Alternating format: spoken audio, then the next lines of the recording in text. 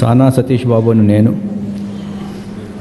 రాజ్యసభ యొక్క సభ్యునిగా ఎన్నుకోబడిన వాడినై శాసనం ద్వారా స్థాపితమైన భారత సంవిధానం పట్ల యథార్థమైన శ్రద్ధానిష్టలను కలిగి ఉందిననియు భారతదేశం యొక్క సార్వభౌమత్వాన్ని అఖండతను సమర్థితుననియు నేను చేపట్టనున్న ఈ కర్తవ్యమును శ్రద్ధాపూర్వకంగా నిర్వహించుననియు దైవసాక్షిగా ప్రమాణం చేస్తున్నాను.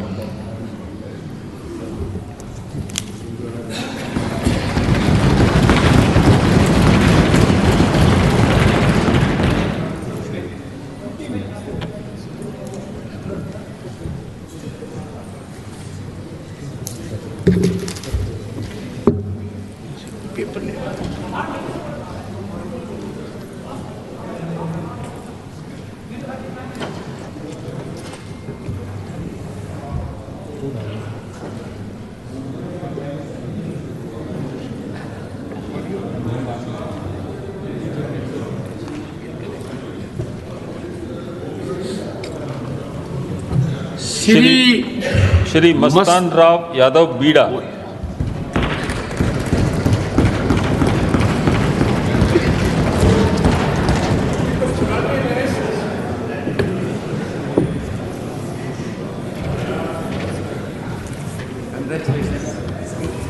English.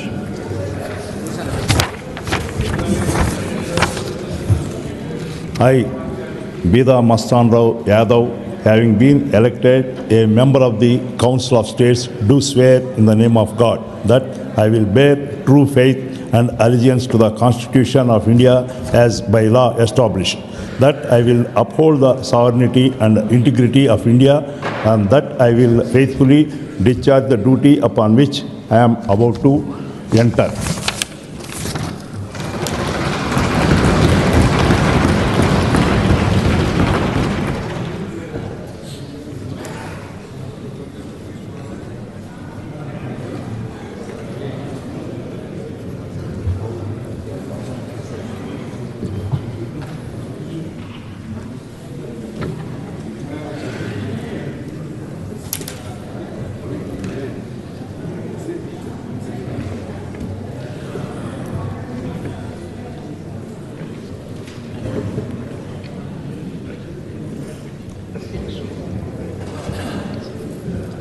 श्री रायगा कृष्णయ్య,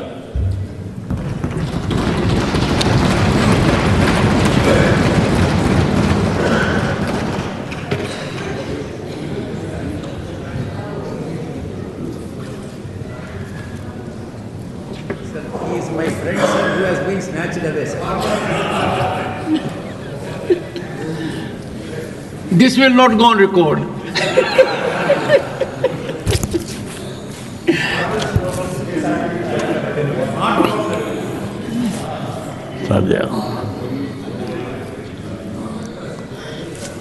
యాగా కృష్ణయ్యను నేను రాజ్యసభ యొక్క సభ్యునిగా ఎన్నుకోబడిన వాడనై శాసనం ద్వారా స్థాపితమైన భారత సంవిధానం పట్ల యథార్థమైన శ్రద్ధానిష్టలను కలిగిందుననియు భారతదేశం యొక్క సార్వభౌమతను మరియు అఖండతను సమర్థించుననియు నేను చేపట్టనున్న కర్తవ్యమును శ్రద్ధాపూర్వకంగా నిర్వహించుననియు దైవ సాక్షిగా ప్రమాణం చేయుచున్నాం.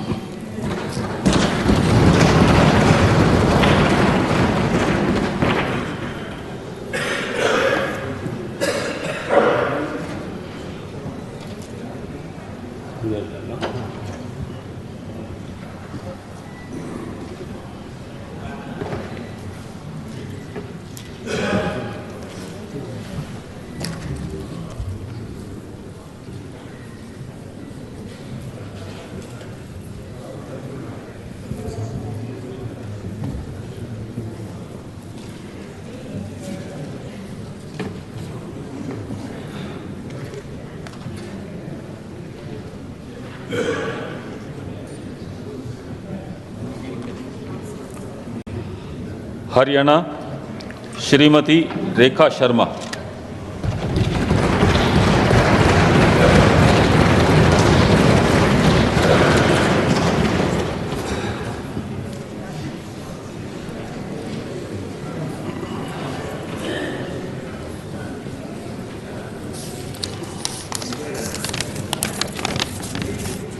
मैं रेखा शर्मा, जो राज्यसभा की सदस्य निर्वाचित हुई हूँ, ईश्वर की शपथ लेती हूँ कि मैं विधि द्वारा स्थापित भारत के संविधान के प्रति सच्ची श्रद्धा और निष्ठा रखूँगी। मैं भारत की प्रभुता और अखंडता अक्षुण्ण रखूँगी तथा जिस पद को मैं ग्रहण करने वाली हूँ उसके कर्तव्यों का श्रद्धापूर्वक निर्वहन करूँगी।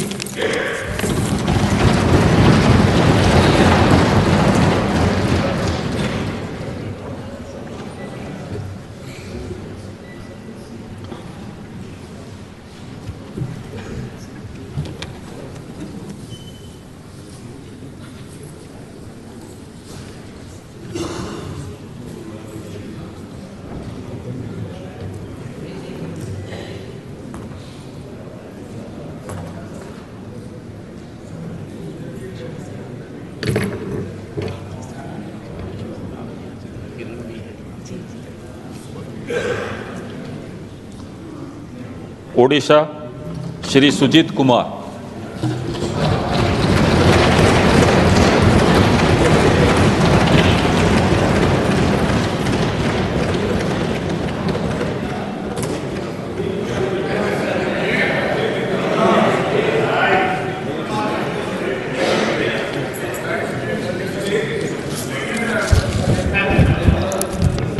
मु सुजीत कुमार राज्यसभार सदस्य रूपे निर्वाचित हुई ईश्वर नाम शपथ करुअछि जे मु विधि द्वारा स्थापित भारत संविधान प्रति श्रद्धा और निष्ठा रखिबी। मु भारतर सार्वभौमत्व और अखंडता अक्षुण्ण रखिबी एवं मु जो पद ग्रहण करने को जाऊँगी ताहार कर्तव्य श्रद्धापूर्वक निर्वाह करी। जय जगन्नाथ, जय हिंद।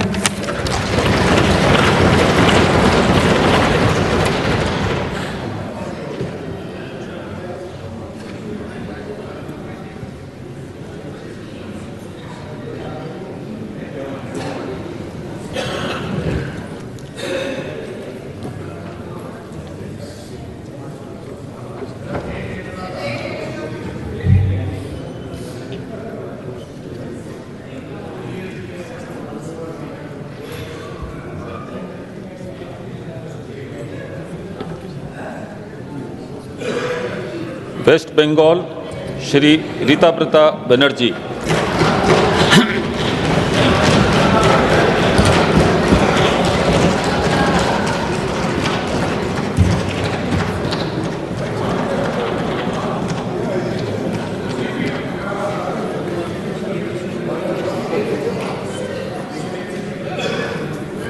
আমি ঋতব্রত ব্যানার্জি রাজ্যসভায় সদস্য নির্বাচিত হইয়া সত্যনিষ্ঠার সহিত প্রতিজ্ঞা করিতেছি যে বিধি দ্বারা স্থাপিত ভারতের সংবিধানের প্রতি আমি অকৃত্রিম নিষ্ঠা ও আনুগত্য পোষণ করিব। আমি ভারতের সার্বভৌমত্ব ও অখণ্ডতা রক্ষা করিব এবং যে কর্তব্যভার আমি গ্রহণ করিতে উদ্যত হইয়াছি তাহা নিষ্ঠাপূর্বক নির্বাহ করিব। জয় Bangla.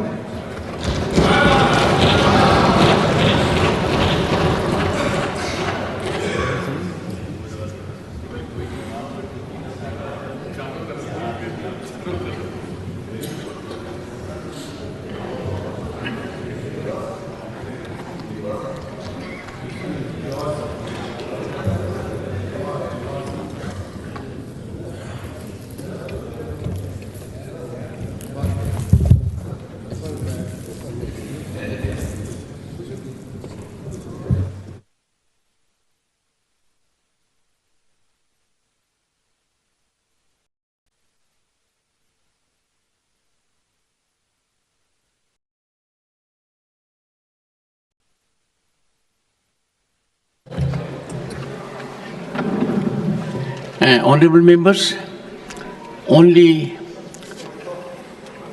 the text of the oath spoken will go on record. Obituary references.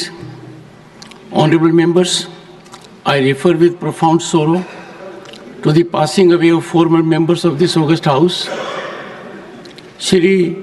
Shri Gopal Vyas and Dr.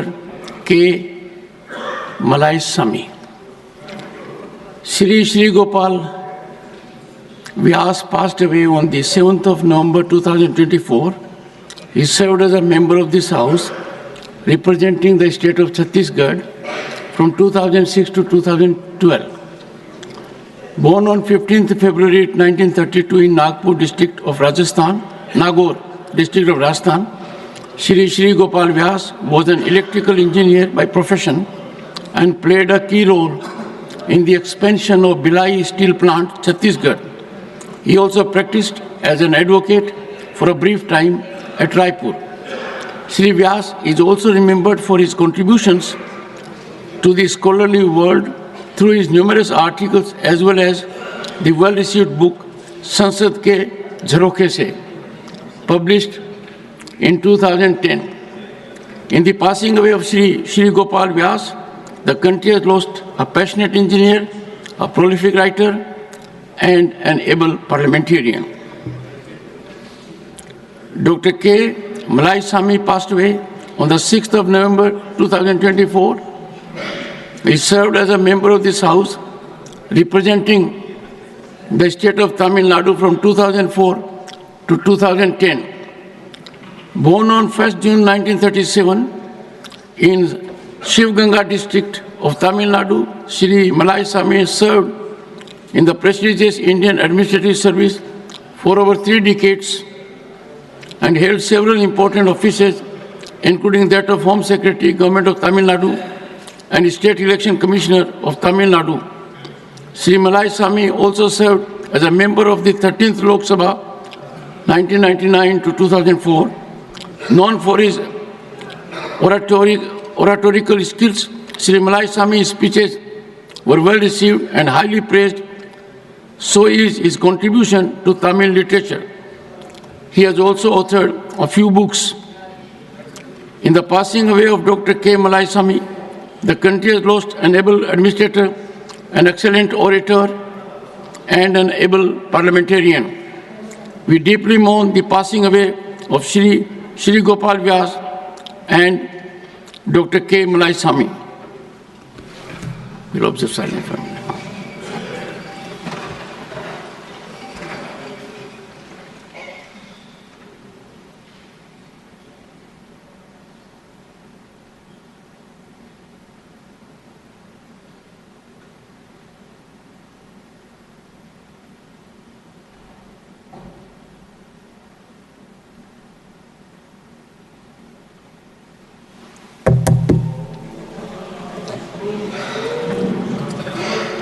Secretary General will convey to the members of the bereaved family our sense of profound sorrow and deep sympathy. Papers to be laid on the table. Shri Kinjpura, Shri Kinj Rapu Ram Mohan Naidu. Thank you. Soothing name. The other day I was just mentioning about Kinjarapu only, sir, in the House. Honorable Chairman, Kinjarapu, sir. Yes. So, Shri Kinjarapu Ram Mohan Naidu. Yes, sir. Perfect, sir. Thank you. Honorable Chairman, sir, with your permission, I rise to lay the papers on the table of the House as mentioned against my name at serial number 1 in the revised list of business for today. Shri Raj Bhushan Chaudhary. आदरणीय सभापति महोदय, मैं आपकी अनुमति से आज की कार्यसूची की क्रम संख्या 2 पर अपने सहकर्मी श्रीपद नायक जी के नाम के सामने सूचीबद्ध दस्तावेजों को सदन के पटल पर रखता हूं। Shri Kiran Rijiju. Sir, on behalf of my colleague Srimati Shobha Karanlaje, I rise to lay on the papers on the table of the House mentioned against her name at serial number 3 in today's list of business. Shri Satish Chandra Dubey. माननीय सभापति महोदय, आपकी अनुमति से मैं आज की कार्यवाही में मेरे नाम के सामने क्रम संख्या 4 पर उल्लिखित कागजातों को सभा पटल पर रखता हूं। Shri Sanjay Seth. With your kind permission, I rise to lay on the table of the House a copy of English and Hindi each of the papers mentioned against my name at serial number 5 in today's list of business. Shri Tokhan Sahu. माननीय सभापति महोदय, आपकी अनुमति से मैं आज की कार्यसूची में क्रम संख्या 6 पर मेरे नाम के समक्ष सूचीबद्ध कागजों की एक एक प्रति हिंदी व अंग्रेजी सभा पटल पर रखता हूं। श्री राजभूषण चौधरी। आदरणीय सभापति महोदय, मैं आज की कार्य व्यवहार की सूची के क्रम संख्या 7 में अपने नाम के सामने उल्लिखित कागजात सभा पटल पर रखता हूं। श्री मुरलीधर मोहोल। माननीय सभापति महोदय, मैं आपकी अनुमति से आज की कार्यसूची में क्रम संख्या 8 पर मेरे नाम के सामने उल्लिखित कागजात सदन के पटल पर रखता हूं। Laying of CAG report, Shri Satish Chandra Dubey. आदरणीय सभापति महोदय, मैं आपकी अनुमति से मैं आज की कार्यवाही में मेरे सहयोगी माननीय पंकज चौधरी जी वित्त राज्य मंत्री के नाम के सम्मुख उल्लिखित कागजातों को सभा पटल पर रखता हूं। Reports of the department related parliamentary standing committee on chemicals and fertilizers, Shri Akhilesh Prasad Singh.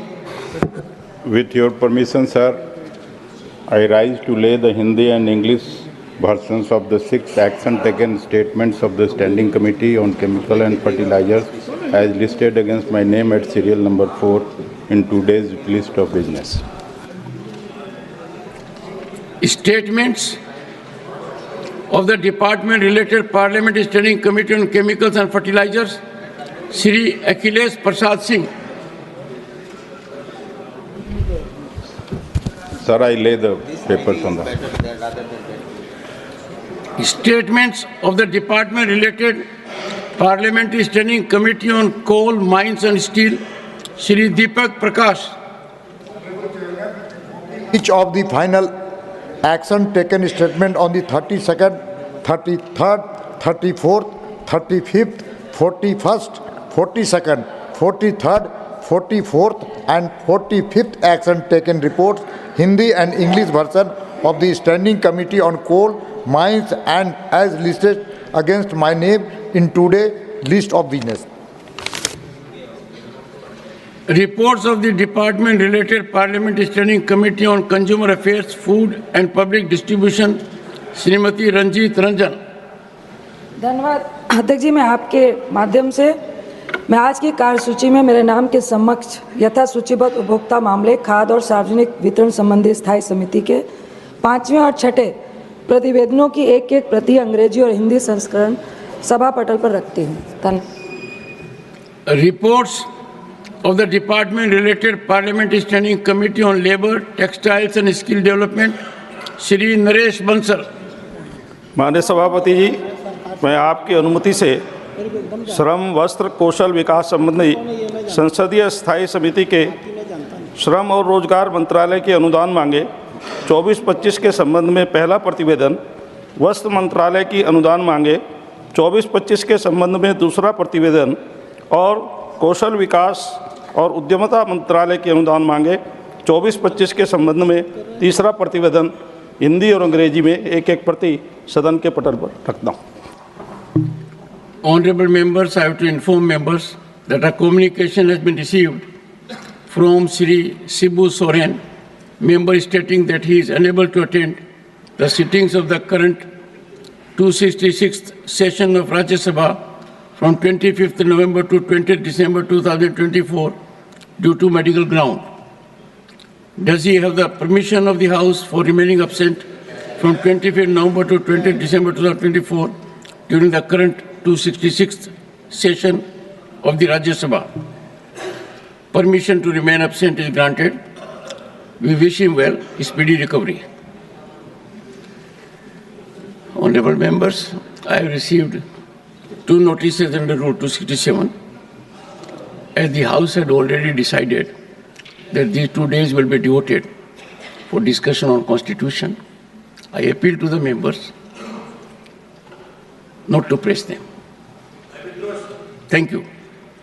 Honorable members, today we commence a 2-day commemoration of a defining moment in our nation's history, the 75th anniversary of our Constitution's adoption on November 26, 1949. This milestone invites us not to just celebrate, but to deeply reflect on our journey and chart our path forward. This Constitution has been the bedrock of the world's largest democracy, testament to the profound wisdom of its architects and the resilience of our democratic spirit. Let our deliberations in this House over the next 2 days reflect the gravity of this occasion.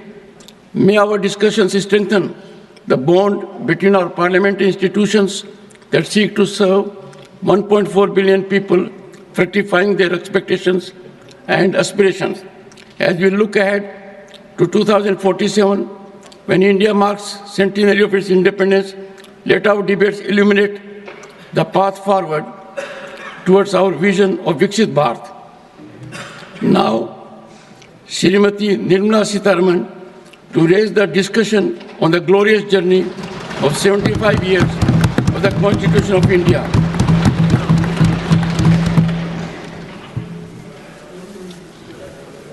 Thank you, Honorable Chairman, sir. Honorable Minister, honorable members, time will not be a constraint. In the Lok Sabha, the debate was fructifying in terms of time as well. I will accommodate as many as speakers who may be keen to contribute. And towards that, we will be increasing the time. I will report that at 2 p.m. today.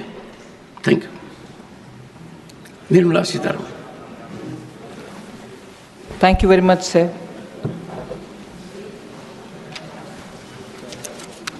So let me first start by thanking the Honorable Prime Minister, the Leader of the House, Shri Jagat Prakash Nadda, my party, and you, the Honorable Chairman, for giving me this opportunity to speak in this discussion, marking the historic occasion of 75 years of our Constitution. I feel very honored, and equally, I feel humbled that this opportunity has been given to me. I thank the entire House and seek your indulgence if I come up with some thoughts which I'd like to share, which any member could have a difference of opinion. But I will start again by paying homage to all the 389 members of the Constituent Assembly, in particular the 15 women who, in less than 3 years together, took up the arduous challenge and prepared in a very challenging environment the Constitution for India, and which has stood the test of time. Until today, we are extremely proud of the way India's democracy is growing. As we mark the 75th year of our Constitution, sir, it is time, I would think, to reaffirm our commitment to build India, that is Bharat, that shall uphold the spirit enshrined in this sacred document. So with those words, I get into telling about the journey that these 75 years have seen of our Indian Constitution, and also to say why India's Constitution and India today stands out in a very separate league of its own. Sir, let me just remind, and I'm sure very many members of this House will know, that post-Second World War, nearly 50 countries, in fact over 50 countries, had become independent and they had their constitution written, but many have changed their constitutions, not just amended them, but literally changed the entire feature of their constitution. But our constitution has stood the test of time, of course yielded itself to very many amendments, and here therefore I would like to have a few words of what Constitution India expert Dr. Subhash Kashyap had to say. While many constitutions of nations framed after the Second World War have floundered and gone into oblivion, our Constitution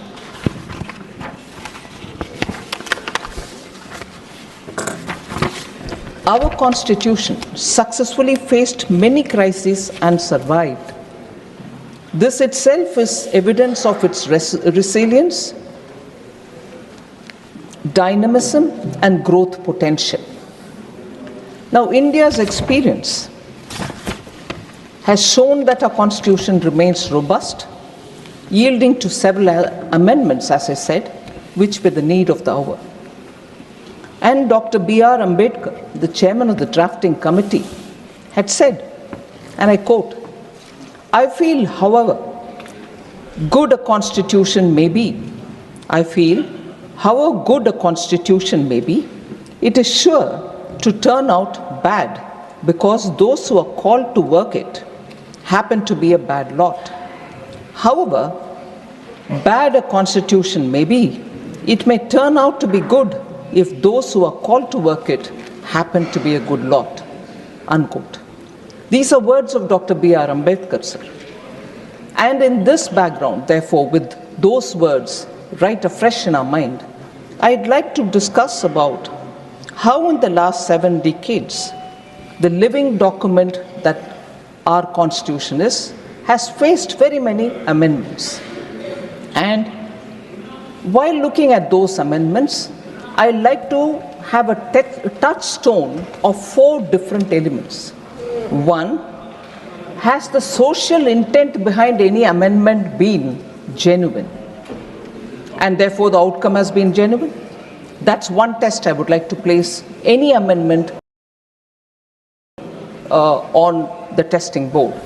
Second, I'd like to see if the economic intent and the economic outcome of any constitutional amendment has actually been bona fide, and has the outcome helped the society at large. Third, I'd like to test it on the ground of process adopted for it, for the amendment itself. And fourth, the constitutional spirit behind such an amendment. Now, if an amendment can go through these kind of tests, we'll be able to see why India's constitution, going by the words of Dr. Ambedkar, if you had good people who are called to work on it, give good outcomes. If you have, I'm using Ambedkar's words, bad people who are brought to work on it happen to give such outcomes which are discussed. So if I move to talking about those amendments which have gone through these 4 tests, we'll be able to see how the intent and the outcome are justifiable, and people in the history books do write about them. Sequentially, because it is the first ever amendment, I'd like to take about the first Constitutional Amendment Act of 1951. So it's been said, and Honorable Prime Minister, while talking in the Lok Sabha, also referred to the fact that there was an interim government in place between 1947, August 15th. The interim government was there before that as well. And it lasted till 17th April 1952, post which an elected government took over the charge. But during 1951, when the amendment for the first Constitutional Amendment Act was passed, it was an interim government and not elected government of India post 1947. Now, this was enacted, therefore, within a year of the commencement of the Constitution. It's worth remembering. In fact, on the issues related to the amendment, or which triggered the amendment itself, which is the freedom of speech and expression, the amendment added 3 more heads to Article 19(2), saying public order could be a cause to restrict freedom of speech, friendly relations with foreign states could be a cause to restrict freedom of speech, or incitement to an offense could also be a cause. These were the amendments brought in the first constitutional amendment. Sir, the Supreme Court of India, even in 1950, 1 year before this amendment, had passed 2 landmark judgments that paved the way for freedom of press under Article 19(1)(a). The Supreme Court had ruled in favor of the communist magazine Crossroads, and the RSS's organizational magazine Organizer. The Supreme Court had ruled in favor of them in 1950. Many high courts also upheld the freedom of expression of our citizens and ruled in their favor. But in response, the interim government thought that there was a need for a first constitutional amendment, and that was brought in by the INC, and it was essentially to curb the freedom. So India, a democratic country, which prides itself even today about freedom of expression, saw the first interim government coming up with a constitutional amendment which was to curb the freedom of speech of Indians. And that is within 1 year of adoption of the Constitution. So, let me say, sir, that is because the first Prime Minister of this country deplored press scrutiny of his government, even as he publicly praised freedom of the press. There was no doubt about it. And he had scrutinized the amending bill himself before approving its introduction in the Parliament. In the Parliament, sir, it didn't go through smoothly at all. The voices which spoke about it, and I will also refer some of the observations made by eminent members, vehemently who opposed it. Sri Shyama Prasad Mukherjee said, you can pass a law, I'm quoting, sir, you can pass a law and say that the entire task of framing, interpreting, and working the Constitution will be left in the hands of Pandit Jawaharlal Nehru, assisted by such people whom he may desire to consult. I would think it was a snide remark, saying, oh, you do it all yourself with the people who you choose to have and not with the approval of the Parliament. That was the extent to which Pandit Shyama Prasad Mukherjee was upset about this amendment. Sir, he also said, you're treating this Constitution as a scrap of paper. You have declared preamble of your Constitution that you have done something unheard of in history, that within so short a period of attainment of freedom, you have trusted the people of this country to draft a Constitution. You have given a charter of rights to them.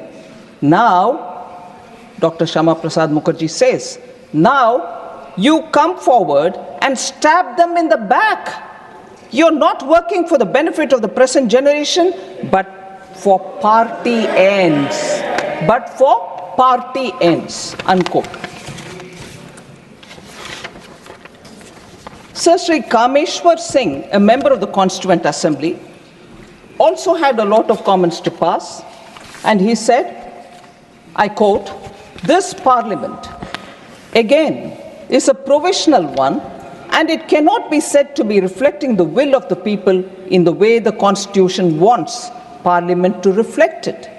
For a government or a Parliament of this kind, it is highly improper to make such fundamental changes in the Constitution without making any reference to public opinion, and that too at the fag end of the strenuous parliamentary session and almost on the eve of a general election, unquote.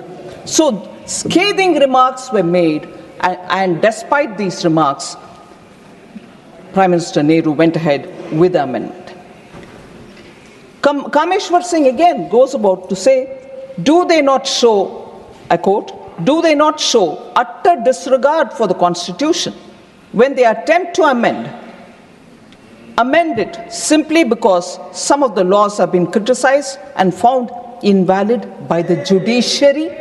Today we hear comments from the Indian National Congress about how the current government is questioning the judiciary. This comment coming from a member of the Constituent Assembly itself says, prior to the First Amendment to the Constitution, which curtailed freedom of expression. The Prime Minister, he furthers, the Prime Minister, I'm constrained to say, that is Sri Kameshwar Singh, the Prime Minister, I'm constrained to say, is creating a bad precedent by sowing the seed of executive despotism, and playing with the supremacy of the Constitution for party advantages, unquote. So there was no doubt this amendment was more raised for the sake of the party or the Prime Minister and the government's image, rather than assuring what the Constituent Assembly had suggested as the Constitution which was going to be adopted. An amendment bill was passed, the Press Objectionable Matter Act, on 23rd October 1951. We know, therefore, the amendment, the intent, the four tests that I was talking about: social impact and intent, economic impact and intent, the constitutional spirit, and the process adopted for the amendment, all of which are questionable, but nevertheless that amendment was undertaken, and we heard how that amendment till today affects the freedom of speech of this country. Now, it is not as if this 1951 amendment happened all in a sudden. Prior to the amendment and post the amendment, we've had recorded action taken by those government that day, that particular government, in curtailing the freedom of speech. So the act was just waiting to happen, because even before it they started it, and even after that they were continuing. What are the examples, sir? Majrooh Sultanpuri and Balraj Sahani were both jailed in 1949 itself. For what mistakes, sir? During one of the meetings organized for the mill workers in 1949, Majrooh Sultanpuri recited a poem that was written against Jawaharlal Nehru, and therefore he had to go to the jail. Sir, he refused to render an apology for the same and was jailed therefore in 1949 along with Balraj Sahni, eminent actor of those days.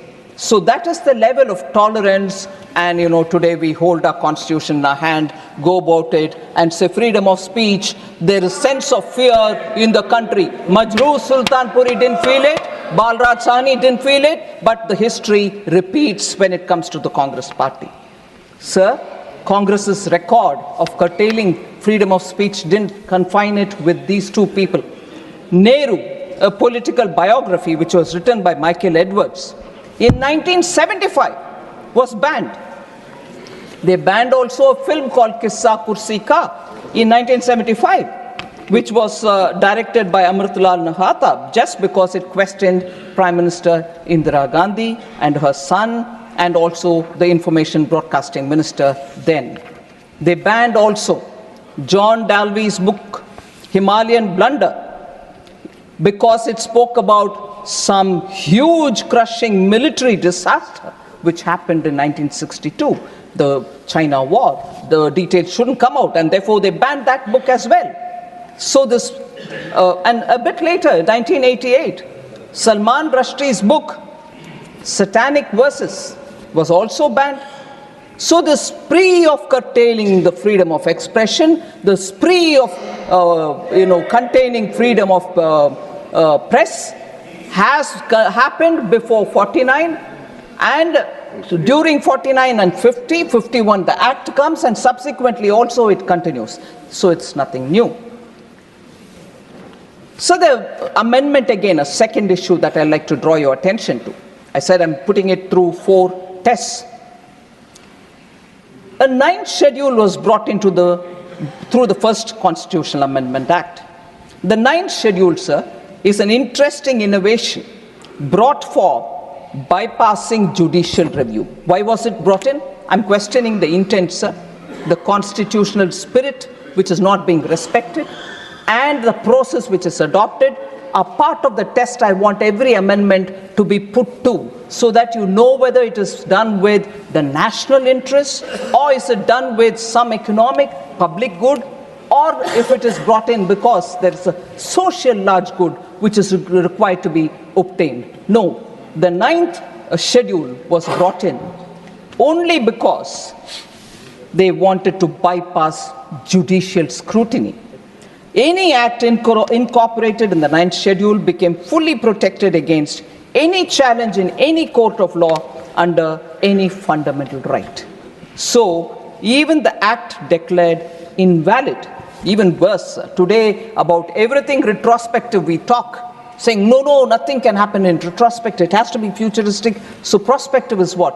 Whether it is taxation, whether it is benefits, whether it is any clarificatory note. But here we go, the act declared invalid by a court becomes valid retrospectively after being incorporated into the 9th schedule. That's the extent to which they went, so that they can bypass judicial scrutiny. And Congress speaks about protecting rights and also on judicial independence, sir. It is shocking. Yes, we'll. Yeah, we'll come. I'll come. Please, sir. Jairamji, take your place. The third point, sir. Please. अच्छी debate चल रही है, सुनिए, आपका जब समय आएगा बोलिएगा, please. SC, ST, OBC, come on. People who sat over Kelkar. Sir, the next instance which I would like to put through is amendment being enacted to, again, the judiciary was held in contempt. They had to be committed judiciary, or else they were not respected at all. Another example, sir. Constitutional amendment was brought in to nullify a judgment that arose in the case of Mrs. Indira Gandhi versus Raj Narayan, wherein the order of the Allahabad High Court setting aside the election of Indira Gandhi was challenged. So, during the pendency of this case in the Supreme Court, the Congress party enacted the 39th Constitutional Amendment Act in 1975. Again, earlier there is a Supreme Court and many other high courts have given clearance, but even then we'll curb freedom of speech, 1951, the First Amendment. Here, a case is pending. Mrs. Indira Gandhi's case is being heard in the court, Allahabad High Court. But no, we are in a hurry. What if the court comes against me? So I come up with a amendment, 39th Constitutional Amendment Act, 1975. Again, valid retrospectively, which added Article 392A to the Constitution. What did it say? It said elections to the President, Vice President, Prime Minister and Lok Sabha Speaker cannot be challenged in any court in the country, and it can be done only before a parliamentary committee. Imagine the extent to which for a person to save her chair, इसीलिए किस्सा कुर्सी का was banned. कुर्सी बचाने के लिए court का verdict आने से पहले ही हम जाकर के अमेंडमेंट करेंगे पार्लियामेंट में। यही है इनके इतने दूर तक जाने वाले विषय, कानून को दुरुपयोग करना, कॉन्स्टिट्यूशनल अमेंडमेंट करवाना देश के हित में नहीं है, प्रोसेस सही नहीं होता, इससे आर्थिक सुधार कुछ होने वाले नहीं है या सामाजिक सुधार भी कुछ होने वाले नहीं है, व्यक्तिगत और परिवारवाद के लिए ही अमेंडमेंट हुआ है। सर, मैं दूसरी और एक उदाहरण देना चाहती हूँ, एक और उदाहरण देना चाहती हूं जिससे सामाजिक सुधार के लिए अगर कोर्ट से एक ऑर्डर आता है उसको भी, क्योंकि हमारे राजनीति के लिए वो उचित नहीं है, इसीलिए सामाजिक न्याय दिलाने वाले कोर्ट के आदेश के खिलाफ आकर के अमेंडमेंट कानून को करते हो हाउस में। इससे बढ़िया उदाहरण नहीं मिलेगा सर शाहबानू बेगम केस में, जहां सुप्रीम कोर्ट ने उस महिला को न्याय दिलाने के लिए एलिमनी देने के लिए, डाइवर्स के बाद जो पैसा मिलना चाहिए वो दिलाने के लिए कोर्ट से जो आदेश आए, the Congress party passed the Muslim Women Protection of Rights on Divorce Act 1986, which denied, it's very important, it denied Muslim women their right to alimony. सामाजिक न्याय, महिला के लिए न्याय मिलना नहीं चाहिए, चाहे वो कोर्ट में से आता है या कुछ और जगह से आता है, हम कानून से उनको नकार देंगे। महिला सम्मान नारी शक्ति बंधन अधिनियम ले आने वाले हमारे पार्टी इधर है। इस सदन में पहला कानून जो पास हुआ वो reservation for women sir, whereas the small benefit a widowed woman would have, a divorced Muslim woman would have got, was also defeated by this act. The constitutional amendment which the Congress party brought in 1986.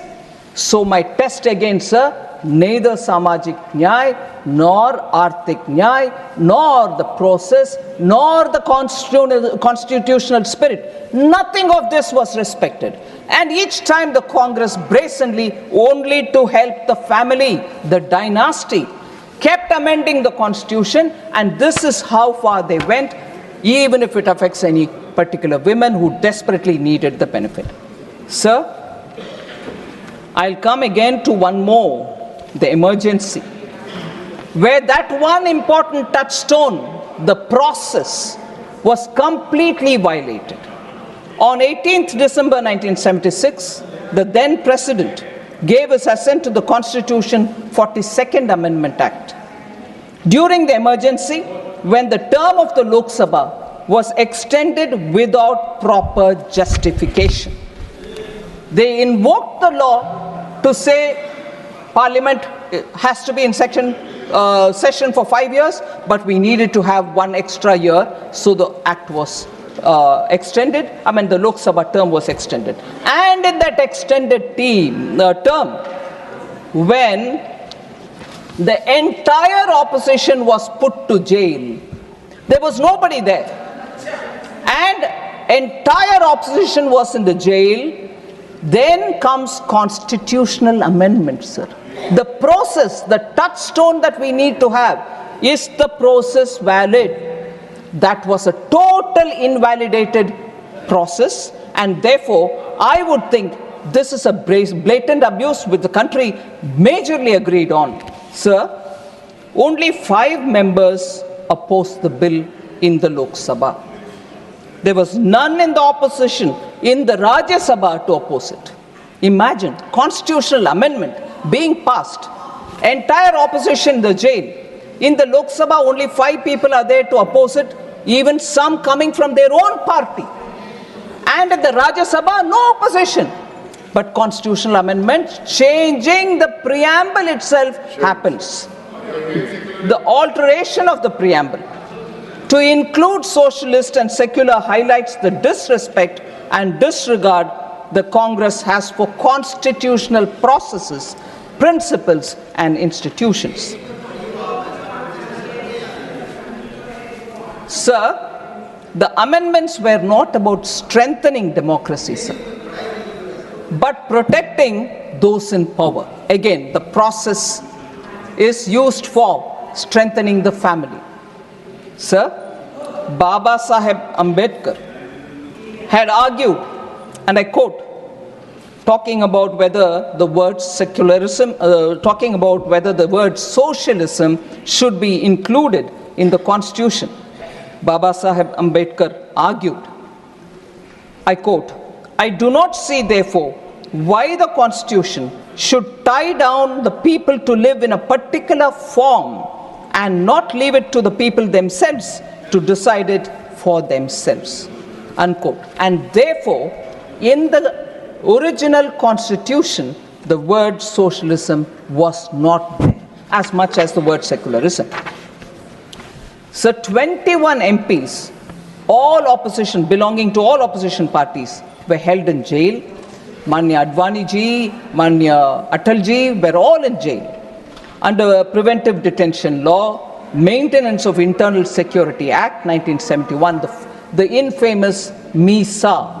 And I know of political leaders who have chosen to have their children named after MISA to remember those black days. And now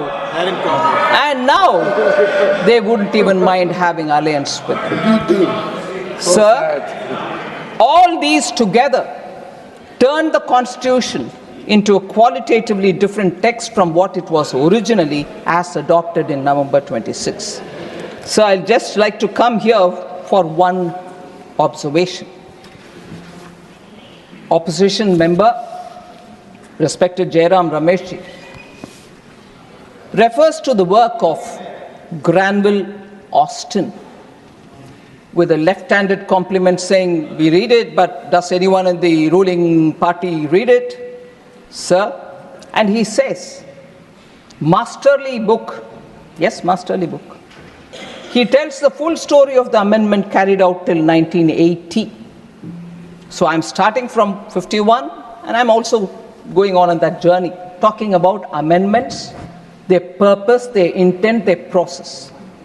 Now, since Jairam Ramesh has mentioned it, and there is some Granville Austin's line that I like to quote back to him. Sir, emergency, 42nd Amendment Act, the landmark Keshwananda Bharati case of 1973, the basic structure, doctrine, whole lot of things. In the words of that masterly Granville Austin, I quote, sir, the important constitutional development of the emergency, other than its very imposition, was the enactment of the 42nd Amendment. Austin says this. And he further says, coming in November 1976, the amendment demonstrates the progression of the Prime Minister, referring to Mrs. Indira Gandhi. I really quote again. Coming in November 76, the amendment demonstrates the progression of the Prime Minister and her government from having near absolute power without a coherent program, other than the protection of her prime ministry to power expressed through fundamental constitutional change. So, unquote. Exactly the point that I'm putting forth about emergency, the way in which 42nd Amendment passed through, how opposition leaders were all in the jail, not one person to oppose in the Rajya Sabha, in the Lok Sabha, just 5 of them speaking against it. When Granville Austin has said this, poor Jairam Ramesh did not mind quoting something else from Austin, but ignored this. Point proves. So the selective. Please आप बैठ जाएं, माननीय शक्ति सिंह जी आप जगह लें please.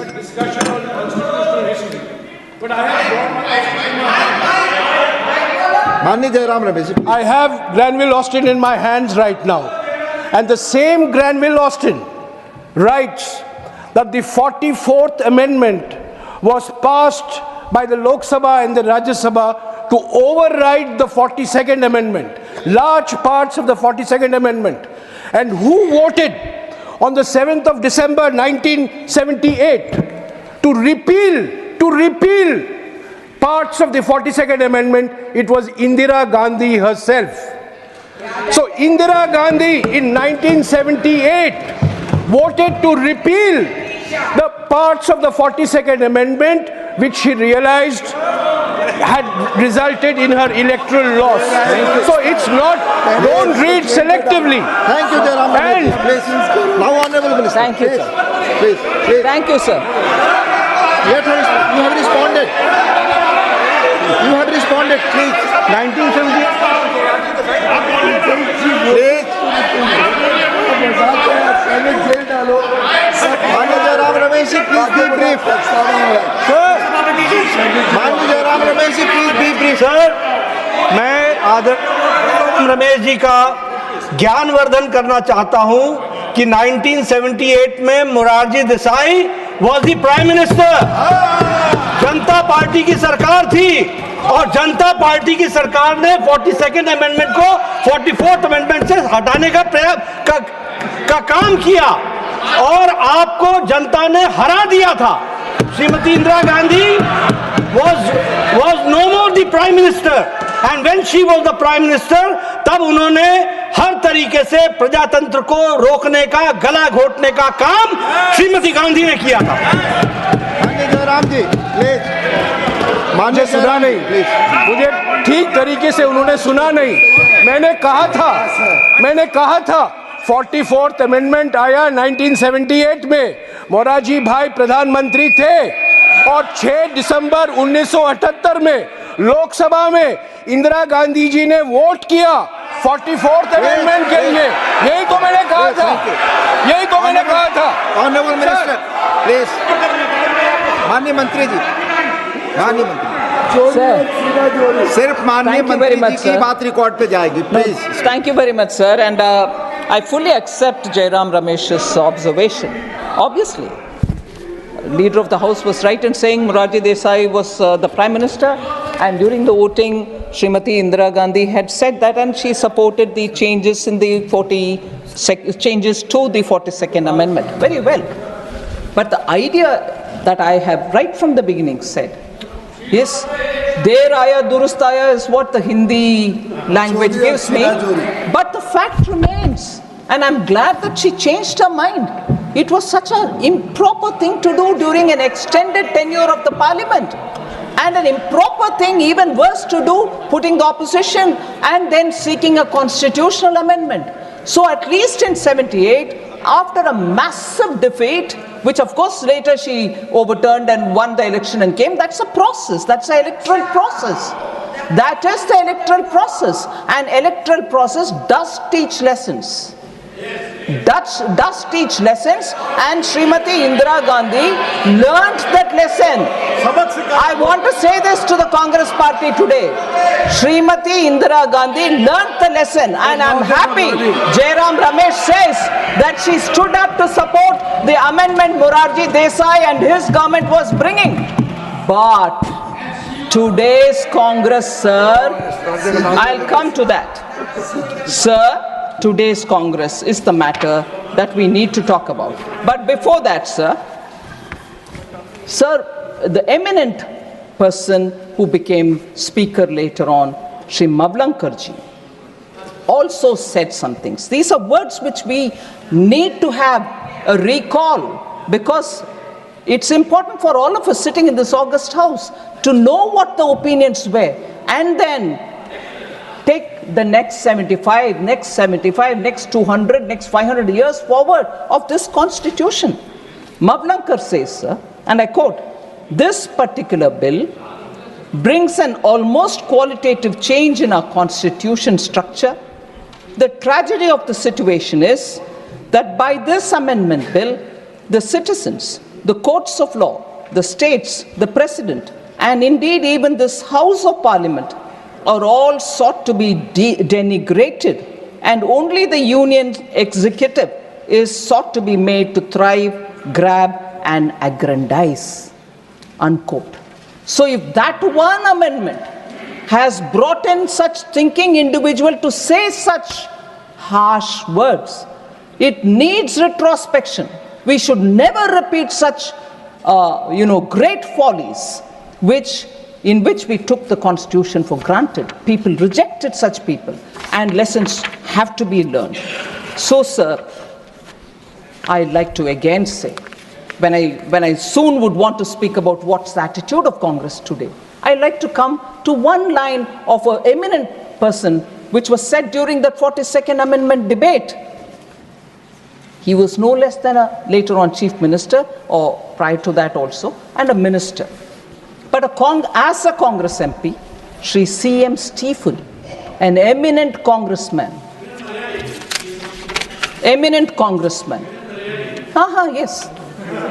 Yes, it might be useful to remember that also. I'll read the quote. It might be useful further.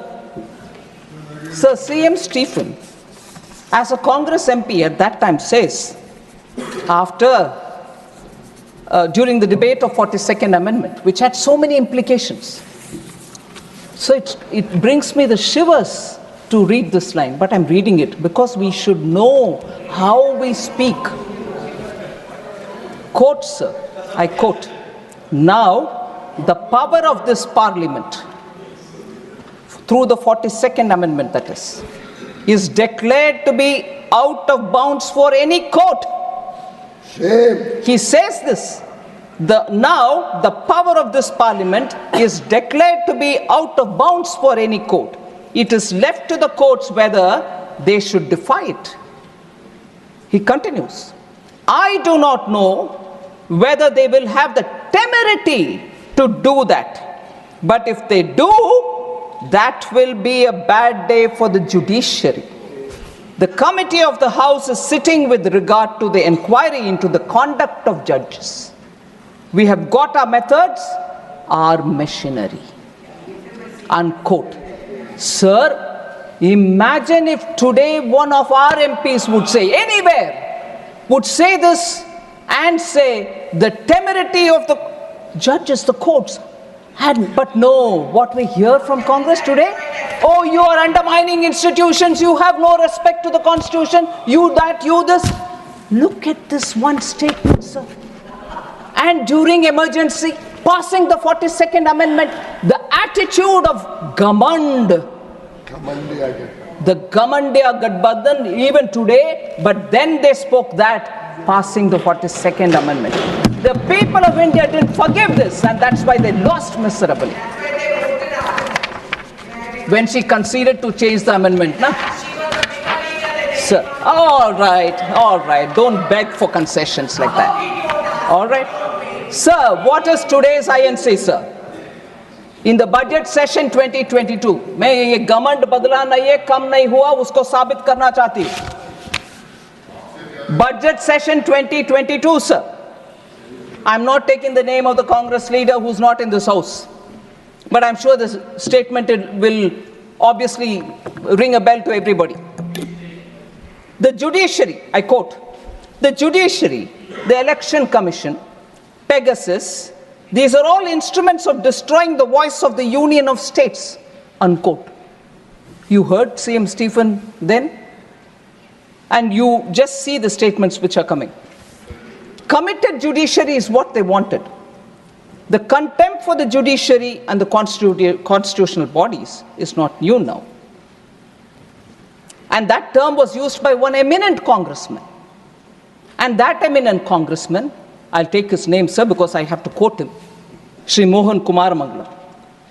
He had said that the government will appoint chief justices based on the government's assessment of their philosophy and outlook, telling the parliament in 1973, I quote, "Certainly, we as a government have a duty to take into consideration," I'm putting it in brackets, "certainly, we as a government have a duty to take the philosophy, the outlook of the judge in coming to the conclusion whether he should or should not lead the Supreme Court at this time." I repeat this quote, sir. "Certainly, we as a government have a duty to take the philosophy and the outlook of the judge in coming to the conclusion whether he should or should not lead the Supreme Court at this time," unquote.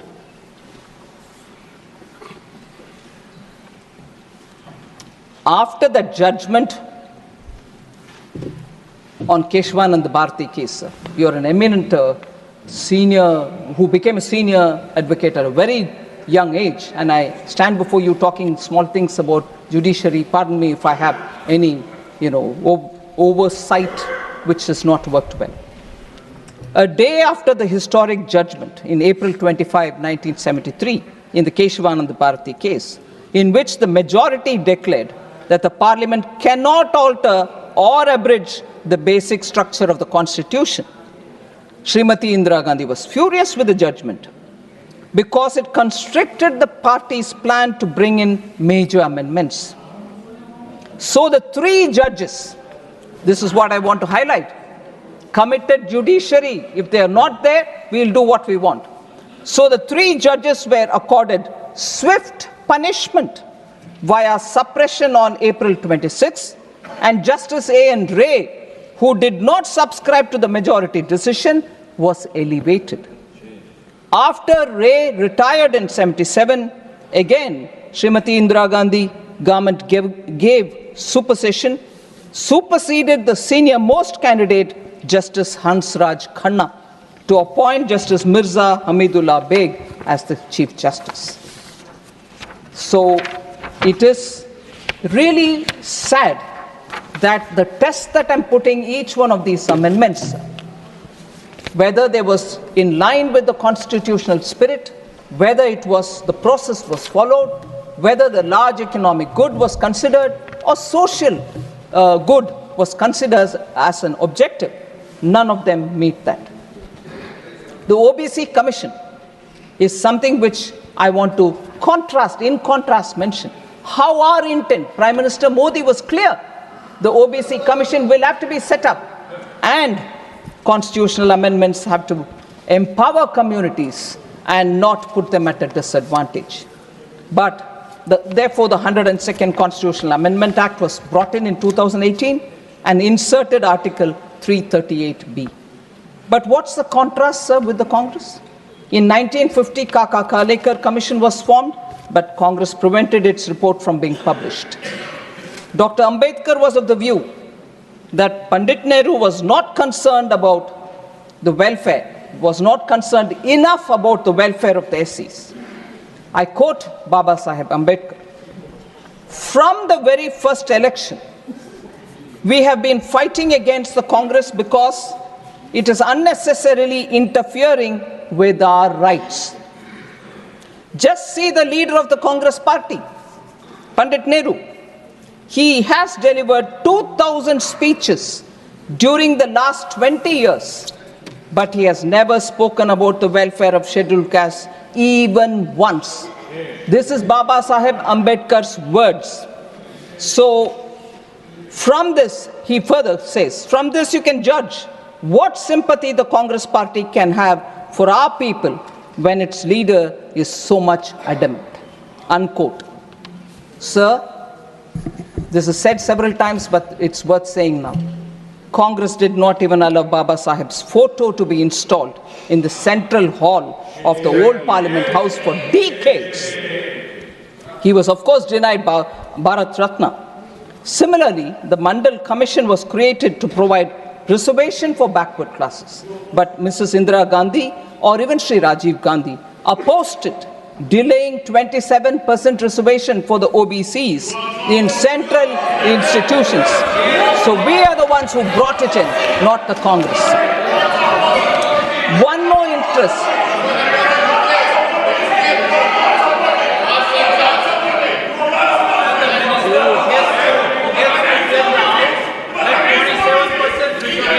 One more instance of how the GST, which was again a constitutional amendment which has to be brought in. Sir, GST related constitutional provisions has never been encouraged prior to its bringing by Prime Minister Modi in 2017. Sir, this started very quickly to trace the timeline, sir. Sri Atal Bihari Vajpayee was the first to suggest during the NDA rule in 2000 to get going with the GST. However, the sincere efforts that he made could not realize or could not see the light of the day. And the 10 years after his tenure, led by the UPA, did not much do to get it on board. Sir, within 2 years after the introduction in the Parliament of the GST related 101st Constitutional Amendment Act was passed and ratified by more than 50 states with effect from 8th September 2016. Just the data will tell you, sir, where the Congress party was. Despite being a coalition comprising of 26 parties, the UPA could not manage to get this GST. Even Congress-ruled states were opposed for the GST to be brought in. That's a lie. 2012. I'll say that as well. I'll say that as well. That will also be said. 3 BJP ruled states. 3 BJP ruled states also opposed. I don't hide facts. 3 BJP ruled states also opposed, including Gujarat. I'm saying that. Sir,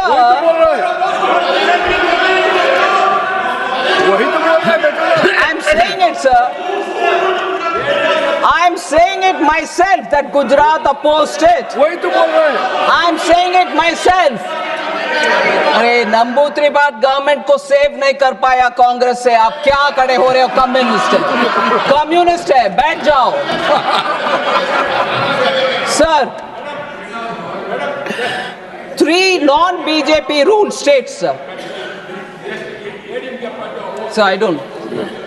3 non-BJP ruled states. I said about Gujarat, now I'm saying non-BJP ruled states, including Congress-ruled Maharashtra, opposed provisions of the UPA's GST. So if they want to first shout about Gujarat, I'm saying it myself. But please do shout about Maharashtra as well.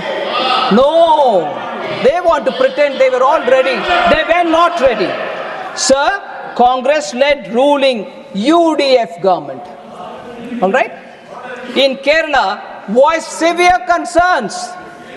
Okay, sir, left front opposes, UDF opposes, Congress is part of the UDF, but no, they will never say that. One Gujarat is what they want to say. And I'll tell you why Gujarat had to oppose also. So, they could not bring the GST amendment. When we bring it, this is how they would like to shout about it. But I'm sorry, I'm not lying, sir. I'm sorry. I will have to demand a written apology from Shri Jairam Ramesh for accusing me of lying, which I never do. And whether it is parliamentary or unparliamentary, first of all, sir, the chair, I trust you will take care of that. But accusing me of lying is now very clear, runs in the Congress blood. Somebody had to go to the court to say sorry. When I was the defense minister, not only did they call Prime Minister Modi as a chore, but they kept calling me that I'm lying. And who had to go and apologize in the court? And now, I wouldn't mind seeing another member going and apologizing in the court, although the word said in the parliament is never taken to the court. Sir, all MPs in the House, when the GST was brought in, and this is also something which the Congress will have to gulp if they can. All MPs present in the House, including those of the Congress, had voted for the GST constitutional amendment, which was brought in by Prime Minister Modi. In fact, I wouldn't mind if Jairam Ramesh once again calls me that I'm lying, but records of the parliament will say it. Jairam Ramesh wanted to move some amendments, but Dr. Manmohan Singh personally asked him not to do so because of the fine consensus that has been arrived in the GST Council. Yes. Sir, I don't lie, records don't lie. Don't jump in a hurry to accuse me that I'm lying. Sir? I will authenticate it. But you authenticate that I'm lying, please. Honorable Minister. Honorable Minister, it's a fair comment by Jairam Ramesh. You need to authenticate it. Yes. And during the course of the day, when I watched the Lok Sabha debates, I frequently came across, please authenticate. It is started in this house. Honorable Minister. Thank you, sir. I will authenticate. And despite the support given by the Congress in passing the amendment, GST constitutional amendment, you have the Congress leader, again not taking name, goes about calling the GST a Gabbar Singh tax. Sir, and therefore, about amendments, I have said some words. Now I just want to highlight... Minister, but if some Gabbar Singh comes and files a suit then? Sir? if some Gabbar Singh in the country comes forward, oh yes, that I have been defamed there. That's right, sir. And the problem, sir, when GST matters come, I will sometime again speak as much as I've done it earlier. Yeah. Congress ministers are sitting and arguing about rates, sir, that they will not know. The GST Council, Congress finance ministers are also sitting and talking about it. So we are marking the Constitution 75th year. I want to just remind again something very, very quickly, sir. When 75 years of Indian independence was marked in 2022, Prime Minister Modi had celebrated it in the name of Azadi Ka Amrit Mahotsav. Throughout the country, every state government participated. Every state government also picked up all the freedom fighters, known, unknown, all of them were celebrated, and there was a lot of discussion all over the country. And recently, sir, Prime Minister also spoke about the 11 oaths that we need to take in the Lok Sabha when he spoke. And in 2022, from the Red Fort, he had announced how Panch Pran, meaning we need to get out of that Gulami Mansikta. We have to get over that and look forward to building this country and taking it forward and so on. But 75 years of Indian independence, Azadi Ka Amrit Mahotsav, 75 years of the Constitution, we are having these wonderful debates in the two houses. Every 25 or 50 years are celebrated, sir. I'd like to remind as to what was the celebration when in 25 years of Indian independence, what did we do? So I'm contrasting this. When the completion of the 25 years happened in 1973,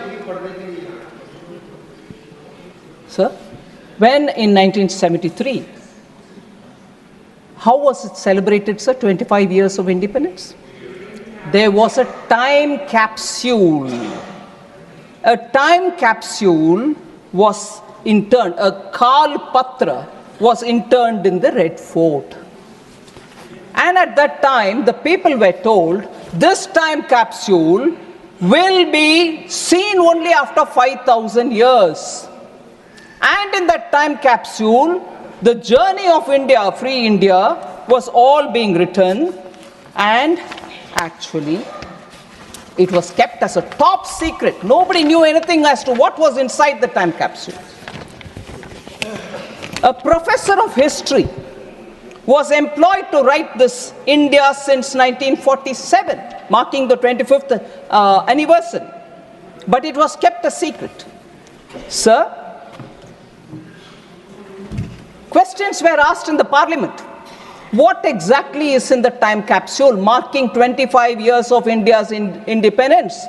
What actually went into that interned? It was a steel and copper made vacuum filled case into which the document was interned, and then it was put into the Red Fort.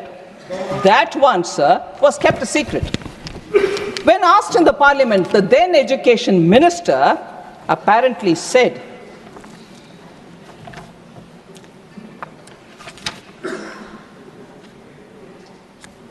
and I'm reading from the book published by an eminent parliamentarian, Ira Sejian. He puts in his book as to what was the reply given by the education minister then. And I quote, before that, the education minister expressed his inability to disclose the said document. What's the document which is in it? No, I can't disclose. And what did he say? I quote, within the limitations of its compass, it was designed to preserve an authentic record of our time for posterity. Having regard to this concept, the question of contemporaneous publications or laying the text of the document on the table of the House does not arise, unquote. The education minister, while he put the time capsule to be preserved for 5,000 years, does not allow the parliament to know what was inside it. That is 1973, 2 years before the emergency was brought.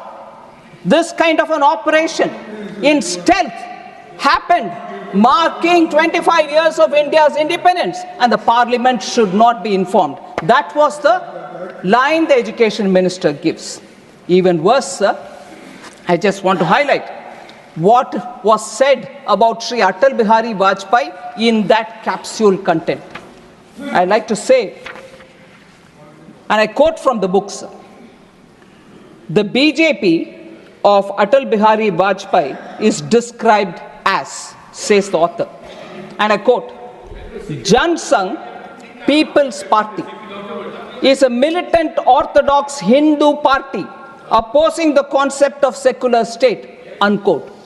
This is what is being said about Atal Bihari Vajpayee in the capsule, about which they don't say in the House. They didn't say it in the House.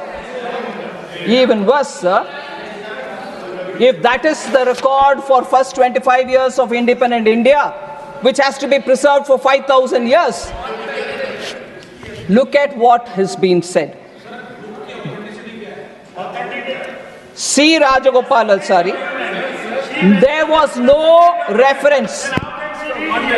There was no reference to C. Rajagopalachari, the first Governor General of this country. To the President of India, Dr. Rajendra Prasad, had no mention in that content.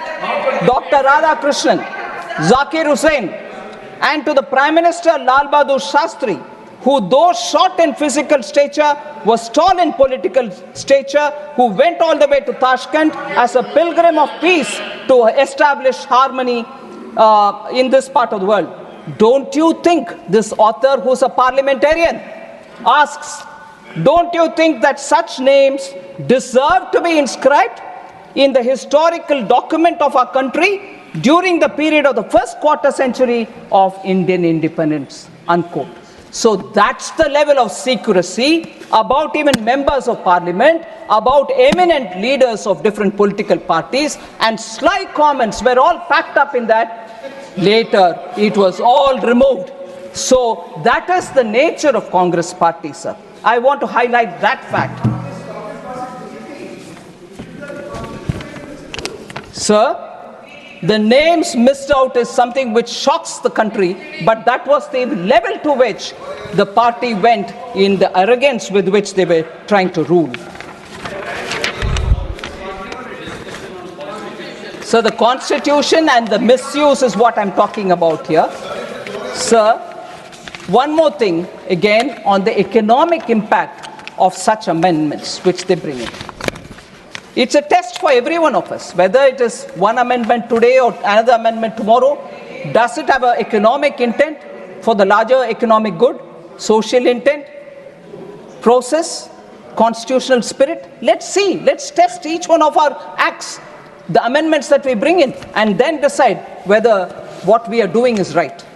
Sir, the Soviet model, which the Congress party copied under Prime Minister Nehru, continued with Indira Gandhi, was a model which did not do any good to this country, sir. C. Rajagopalachari, the socialism, that socialism was refashioned as Mahal Nobis model, the central command and control structure, the license, quota, Raj, were all part of this. And in that, C. Rajagopalachari writes, sir, to the Prime Minister. He says, in an open letter, he says, Nehru came to Madras on Tuesday with all the paraphernalia of Prime Minister of India and attempted to, in a speech, talk about Rajagopalachari and his principles. But here, in Swarajya magazine, he publishes it in 1962, February 17, and I quote from that article. I want an India clear of the atmosphere of fear in which it is now enveloped, 62, where honest men engaged in difficult tasks of production or trade can carry on their occupation without fear of ruin at the hands of officials, ministers, and party bosses. He says that, I want an India where talent and energy can find scope for play without having to cringe and obtain special individual permission from officials and ministers, and where their efforts will be judged by the open market of India. and so on. He goes on, sir. I want the corruption of this permit license Raj to go. He says that. So a member who was part of the Congress party himself writes to Pandit Nehru saying this cannot go on. Your socialism is ruining this country. The license permit Raj could not continue because you are leading to corruption. Sir, periodically Congress questions, hey, BJP, RSS, Johnson, what was your role during the freedom movement? We all know it and we've said it, but I want to ask the Congress, what is your role in the Arctic, India's economic freedom? What is India's economic growth? What is your effort in building economic strength of India? No wonder when we in 21 in our budget, if that is not true, sir, why in 1980 onwards the Congress party itself wants to dump license quota Raj, 91 they want to reform and then take the claim for it saying we are the ones we reformed. You didn't have to reform if it was so good. It was damaging the Indian economy and socialism was therefore brought into the Constitution's preamble through the 42nd Act only to Amendment Act, only to prove that they are doing right thing. Although that was not needed at all because the directive principle of state policy has enough and more. And that is where I want to bring this one particular important observation, sir. The Nehru Development Model written by Arvind Panagaria. Latest book. This will tell you, sir, from an academic perspective also, how the socialism, the control Raj, the license quota Raj of the Congress's 50 years of rule ruined our economy. Though the country did come to terms with its mistake and changed course in 1991, by then it had lost 4 precious decades. Moreover, the history built over these decades continued to haunt its development efforts even after the change of course. For one thing, the base income remained low. Given that the opportunity to grow rapidly had been missed in early decades. Therefore, even an acceleration in growth to 7 to 8% range on a sustained basis could not deliver genuine prosperity for another few decades. Moreover, 4 decades of patronage of socialist ideas and policies came to hardwire Indian politicians, bureaucrats, intellectuals, and even business people in ways that made a swift march to a market economy politically challenging. That's the reality of the policy of the Congress party, which they themselves came, we've reformed the country. They baggaged the country in 50 years, and later they wanted to claim that they are reforming and bringing prosperity to this country, which is not true. So therefore, sir, when Prime Minister Modi gives a call that Arctic, first of all, sir, with all this socialism, 42nd Amendment to changing the preamble, the much promised Garibi Hatao has not delivered by them. If it's not been delivered by them, what did that socialism do to us? So when Prime Minister Modi says Vikasit Bharat 2047, we all should have to work together to make sure that that is done with all of our responsibilities intact and such changes to the Constitution which they brought, which has only brought in decay for the Indian economy. I will not get into the details. Another paper from 2009, sir. Cato Institute Center for Global Liberty and Prosperity. Yeah, we are discussing the Constitution and the mistakes done by the Congress party, as a result of which the Indian economy is suffering, sir. Socialism kills. The human cost of delayed economic reform in India, sir. I'll authenticate this and give it to you to show how Congress party's attempts have only weakened the Indian economy. Sir, we changed that by clearly saying that the budget will now very clearly focus on the Indian economy, and as a result of which we will see a lot of economic growth. I'm not getting into the detail of the budget speech 2021, sir, paragraph 86. Those interested can see the thing. Sir, I'll come to this point about the Constituent Assembly, financial inclusion, economic justice. That is why I argued first, saying this declaration in the preamble, bringing socialism, was not warranted at all. There's enough and more said in the directive principle of states policy. Directive principle of state policy is adequate for us to do all the social, economic justice related activity. But no, the Congress party was doing it for their political agenda rather than for the larger good.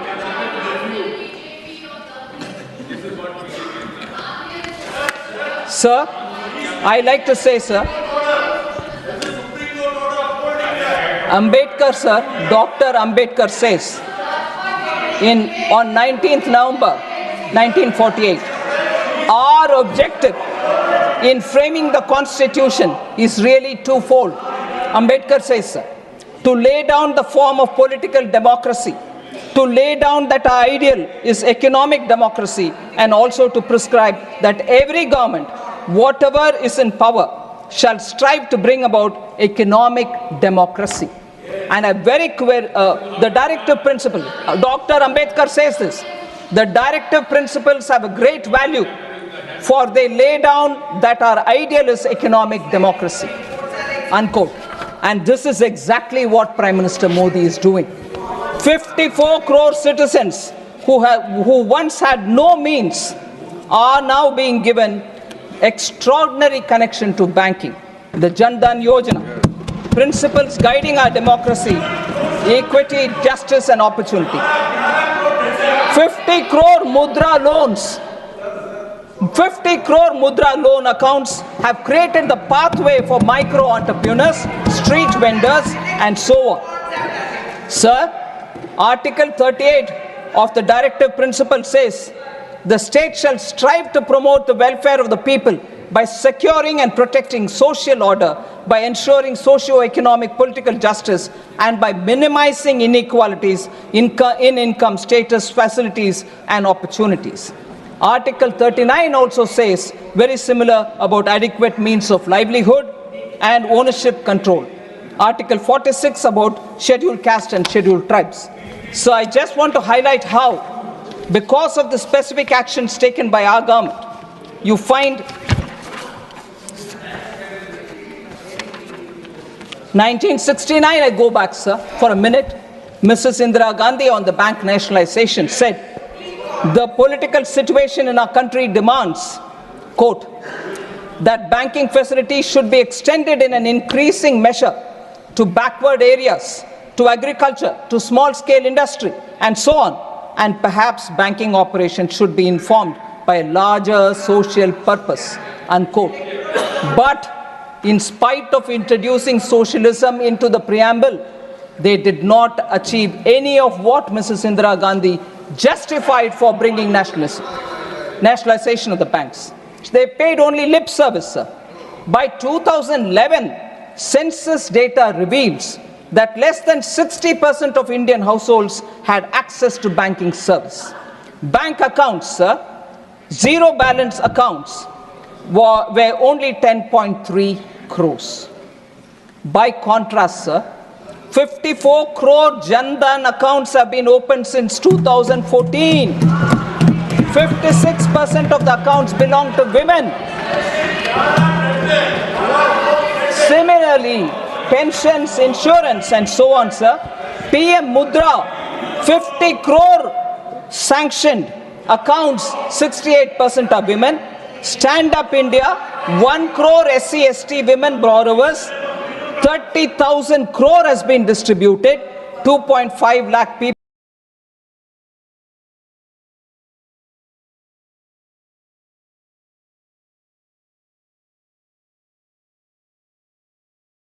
of whom 76% of women are benefiting, only 15 paisa reaches. By bringing in technology and using DBT, Prime Minister Modi made sure that accounts will receive, the beneficiaries will receive their money directly into their account.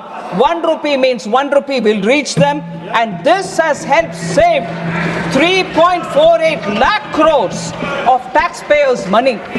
These are very important to say that directive principle of state policy, which has even more things for all of us to do, can bring in poverty alleviation, but not the Nara Garibi Hatao, which delivered nothing on poverty. So lastly, I'll pay my respects to the women who were part of the constitution makers. As I said, 15 out of 385 members were women. I would think you will indulge me when I read the names of these 50 women. Ammu Swaminathan, Annie Mascarenes, Dakshayani Velayudan, Begum Aizaz Razul, Durgabai Deshmukh, Hansa Jivraj Mehta, Kamla Chaudhary, Leela Roy, Malti Chaudhary, Purnima Banerjee, Rajkumari Amrit Kaur, Renuka Ray, Sarojini Naidu, Sucheta Kriplani, and Vijayalakshmi Pandit were the prominent women who were part of the Constituent Assembly, sir. The contribution of these women in the constitution making is immense. I know after that, Pandit Vijayalakshmi Pandit scaled heights in diplomacy. Rajkumari Amit Kaur became the first woman to be a union cabinet minister. Durgabai Deshmukh was the founding member of the Planning Commission. Annie Mascarenes and Renuka Ray served as ministers in their respective state governments.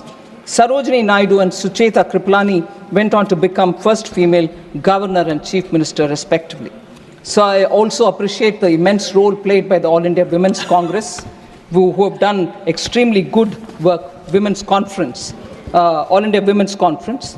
And these women were all celebrated during Azadi Ka Amrit Mahotsav, which we celebrated from 2022. The last observation I'd like to make, sir, it is very interesting that in this House, the first act that we passed is the reservation for women, which was the new act passed in the new parliament. I'd like to reiterate that Bharatiya Janata Party, my party, has always been committed for women and women's participation in politics. Even as early as 1994 in Vadodara National Convention, the BJP very clearly passed that seats must be reserved for women in both parliament and state assemblies. In 1994, sir. Then in 1998, BJP reiterated its commitment for women reservation by introducing it in the Lok Sabha. July 2003, BJP in its national executive in Raipur also passed a resolution to give reservation. 2007, BJP National Executive approved 33% reservation for women. 2008 again, BJP amended its constitution so that its own office bearers will have 33% reservation for women, and I'm glad to say that I'm one of the beneficiaries of that reservation. And BJP has consistently supported women's reservation. In Rajya Sabha 2010, sir, I remember late Shri Arun Jaitley supported passionately to pass that, and in Rajya Sabha it was passed. But curiously, why that didn't go to the Lok Sabha, no one knows. And in the Lok Sabha, I think it was for reasons better known, but what was said in the public was some of the alliance partners were not favoring, and therefore the Indian National Congress did not have the courage to take it into the Lok Sabha at that time. BJP's Sankalp Patra of 2014 supported women's reservation. And again, Sankalp Patra before the 2019 election also very clearly supported. But I want to highlight the fact, sir, that in 84-89, Shri Rajiv Gandhi had 426 members in the Lok Sabha and 159 members in the Rajya Sabha. They did not have the conviction to pass the women's reservation bill at that time. Very clearly, they have been anti-women always. Shahbanu case is a very clear example. Sir, I would highlight the fact that although the credit is being taken for the Panchayat Reservation Act by Shri Rahul Gandhi and the dynasty, it was not him. It was P.V. Narasimha Rao who brought it and passed it on. But even then, it was only a lip service because no financial powers were given. Now, Honorable H.D. Deve Gowda ji, who former Prime Minister, is not here, but in 1996, there was during his time, the reservation bill was brought in. Nothing was supported by Congress at that time. Atal Bihari Vajpayee ji in 98, in 99, in 2002, 2003 brought it. No, the Congress wouldn't support. But the Congress's memory is very weak that they didn't support any of the bill all the time, whether it was Deve Gowda ji or whether it was Atal Bihari Vajpayee ji. And then in 2008, even Dr. Manmohan Singh faltered. They managed to pass it in Rajya Sabha, which I said a minute ago, but did not go to the Lok Sabha for fear of their alliance partners threatening to walk out of the alliance, and they didn't want to lose power, but they wanted to save their kursi only, and therefore did not do justice to the women. Whereas Prime Minister Modi and BJP from the beginning stood by women, made the first change in the party and brought the reservation bill here. And therefore, if anybody is committed to the Constitution, it is BJP, Prime Minister Modi and this government. And therefore, people who are walking with the book in their hand, Constitution, sometimes not knowing that inside there are Kora Kagas, nothing printed. They're not even opening it to see whether it is there. But they're walking around with this book, should know that they are the ones who repeatedly have failed the cause of the Constitution of India. Thank you very much. Honorable members, to accommodate members willing to participate in the discussion and ensure sufficient time, if the House agrees, the lunch hour may be skipped today and tomorrow. And if required, I will take a call to increase the time further. Honorable Leader of the Opposition, Shri Mallikarjun Kharge.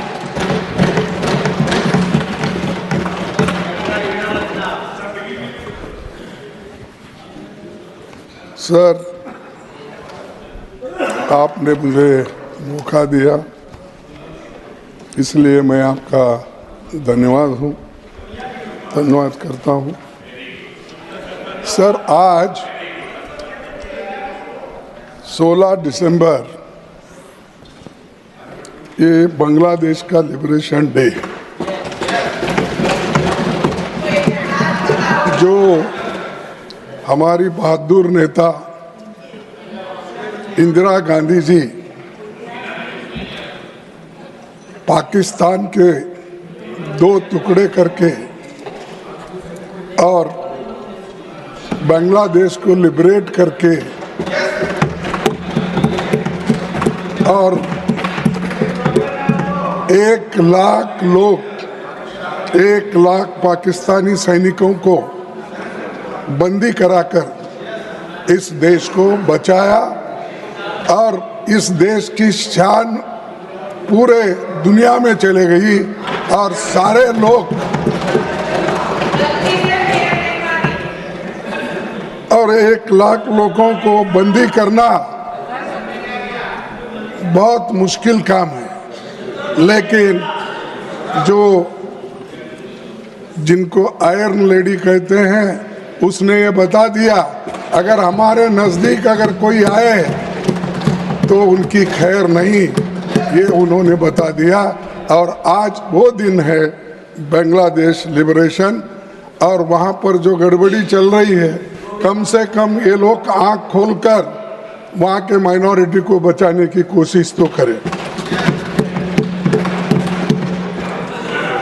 Sir, मैं आपको और एक चीज़ बताना चाहता हूँ और यहाँ से शुरू करता हूँ, ताकि अब कॉन्स्टिट्यूशन हम नहीं पढ़े, अब उनको बताना पड़ता है कि हमको भी थोड़ा थोड़ा पढ़ना आता है। हम नहीं सर, हम तो म्यूनसिपालिटी स्कूल में पढ़े हैं, वो जवाहरलाल नेहरू यूनिवर्सिटी में पढ़े हैं। निश्चित है कि उनकी अंग्रेजी भी अच्छी हो सकती है, उनकी हिंदी भी अच्छी हो सकती है और सभी कुछ अच्छा हो सकता है, लेकिन उनके करतूत क्या है, अच्छे नहीं। सर, मैं आपसे ये कि यहाँ है क्या तो रहेंगे, वो बाद में जवाब देंगे। सर, एक आपको शायरी सुनाना चाहता हूँ। अहमद फराज की मत कत्ल करो आवाज है उसका नाम। तुम अपने अंकितों के नेज़े हर दिल में उतार जाते हो, हर दिल में उतारे जाते हो। हम लोग मोहब्बत वाले हैं, तुम खंजर क्यों लहराते हो। हम लोग मोहब्बत वाले हैं, तुम खंजर क्यों लहराते हो। इस शहर में नगमे बहने दो, बस्ती में हमें भी रहने दो। हम पालनहार है फूलों के, हम पालनहार है फूलों के, हम खुशबू के रखवाले हैं। तुम किसका लहू पीने आए, तुम किसका लहू पीने आए, हम प्यार सिखाने वाले हैं।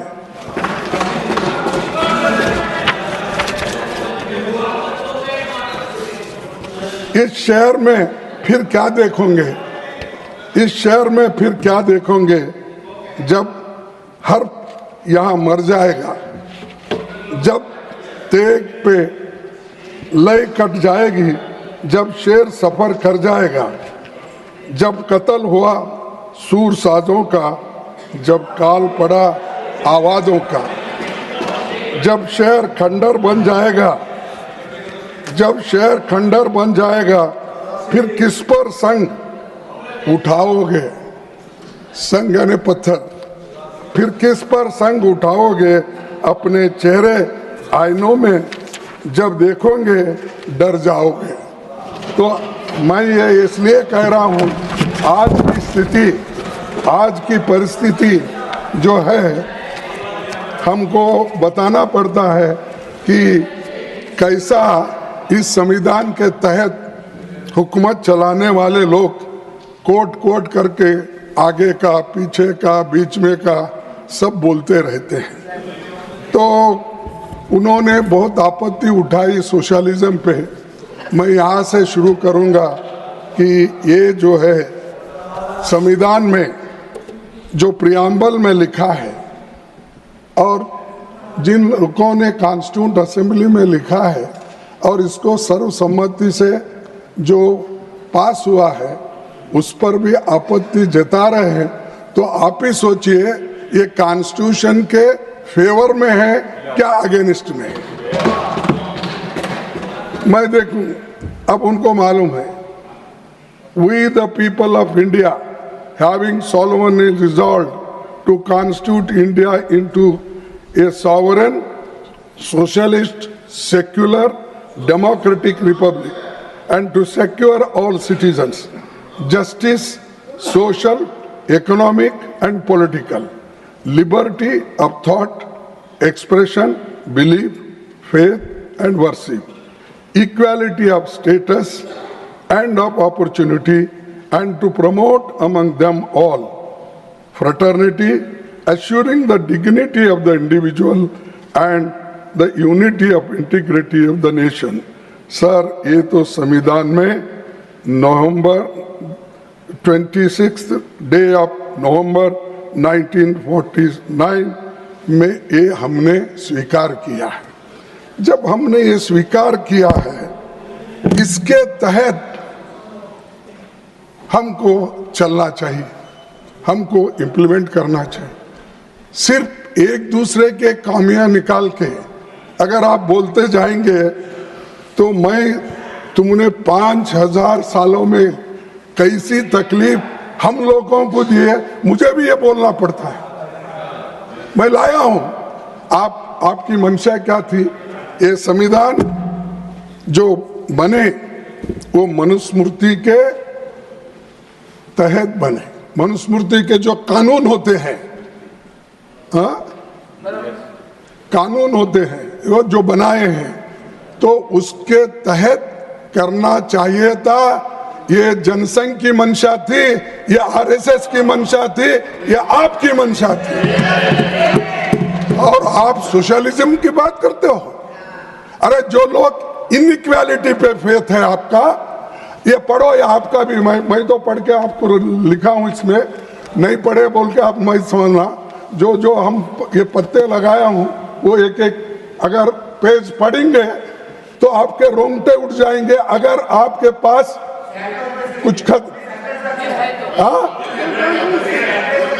अरे एड्रेस उनको अच्छा, उनको ये आपको देखना भी अच्छा नहीं लगता। चलो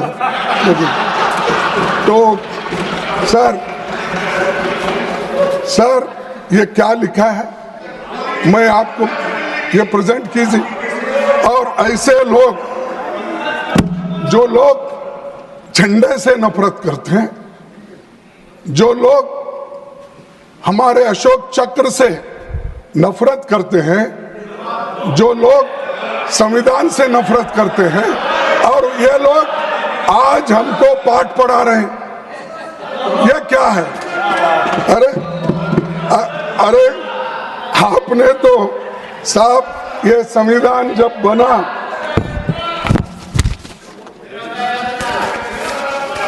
आपने जब ये संविधान बनी सर, उस वक्त संविधान को जलाने वाले लोग लालमय, ये जो रामलीला मैदान में बाबा साहब अंबेडकर और जवाहरलाल नेहरू जी का और महात्मा गांधी जी का पुतला वहां पर रख के इन्होंने जलाए उस दिन, जिस दिन इम्प्लीमेंट हुआ। और अरे चुप बैठो, हो ना, बैठो। हाँ, जलाए सो लोग, हमको संविधान कैसा बचाया और क्या किया। नेहरू जी को गालियां, इंदिरा जी को गालियां, और कहां तक गांधी पूरी फैमिली को गालियां। शर्म आना चाहिए। पढ़ो, आप इतिहास पढ़ो। कॉन्स्टिट्यूंट असेंबली के डिबेट पढ़ने के बाद, संविधान बनने के बाद आप लोगों ने कैसी बातें संविधान के बारे में आपने बोला है, कहा है, आप तो देख लो। लेकिन ऐसे लोग टीका करते हैं। सर और एक मैं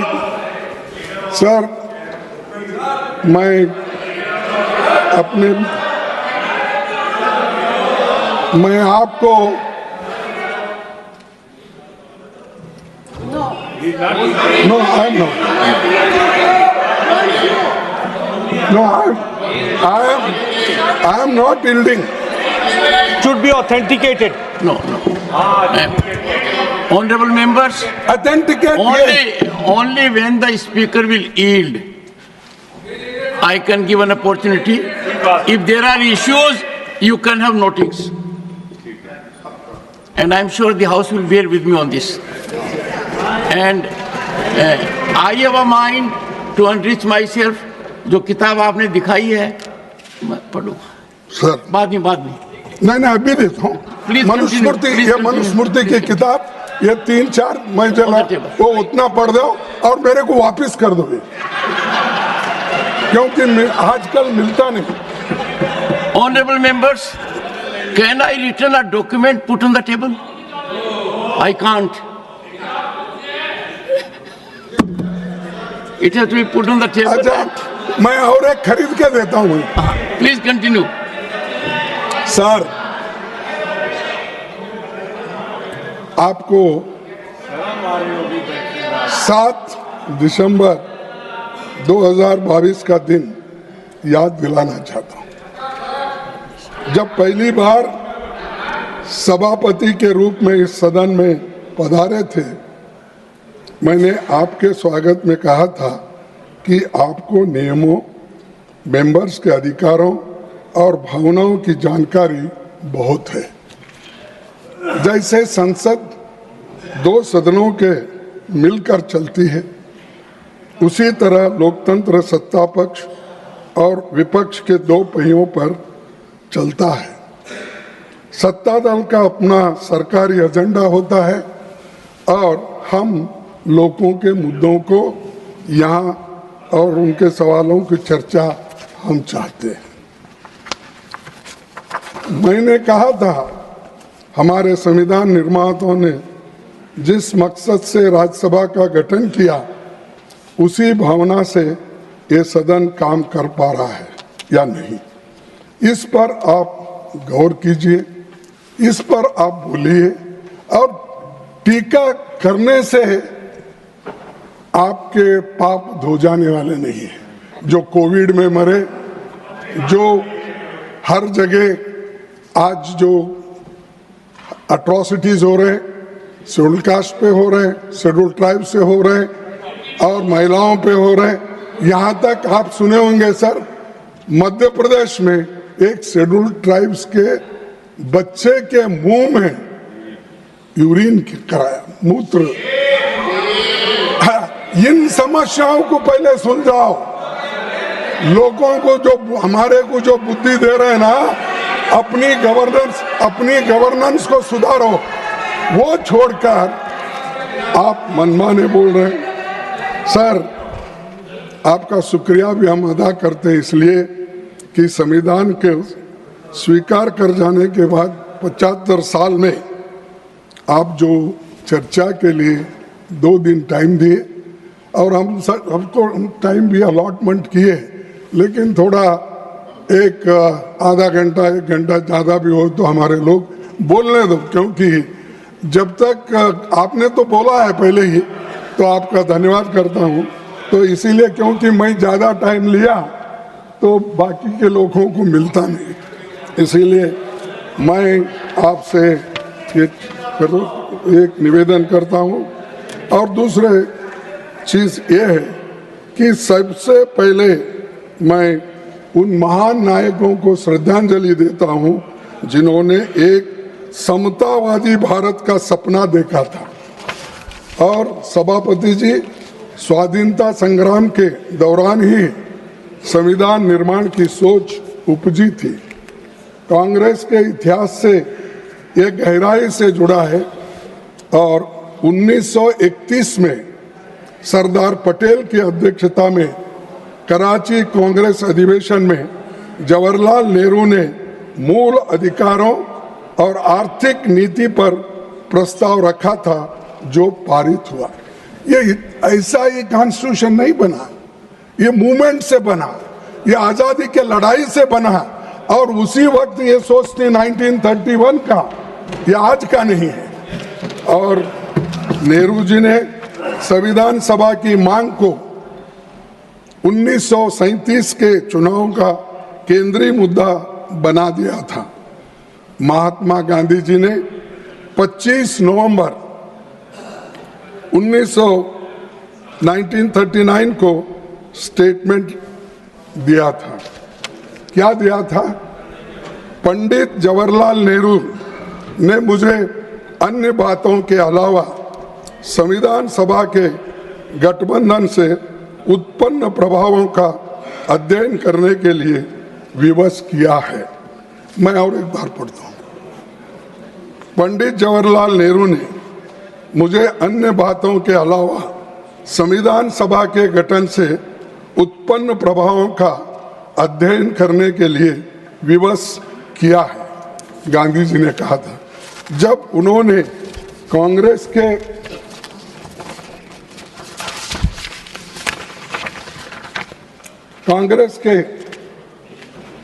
सभापति जी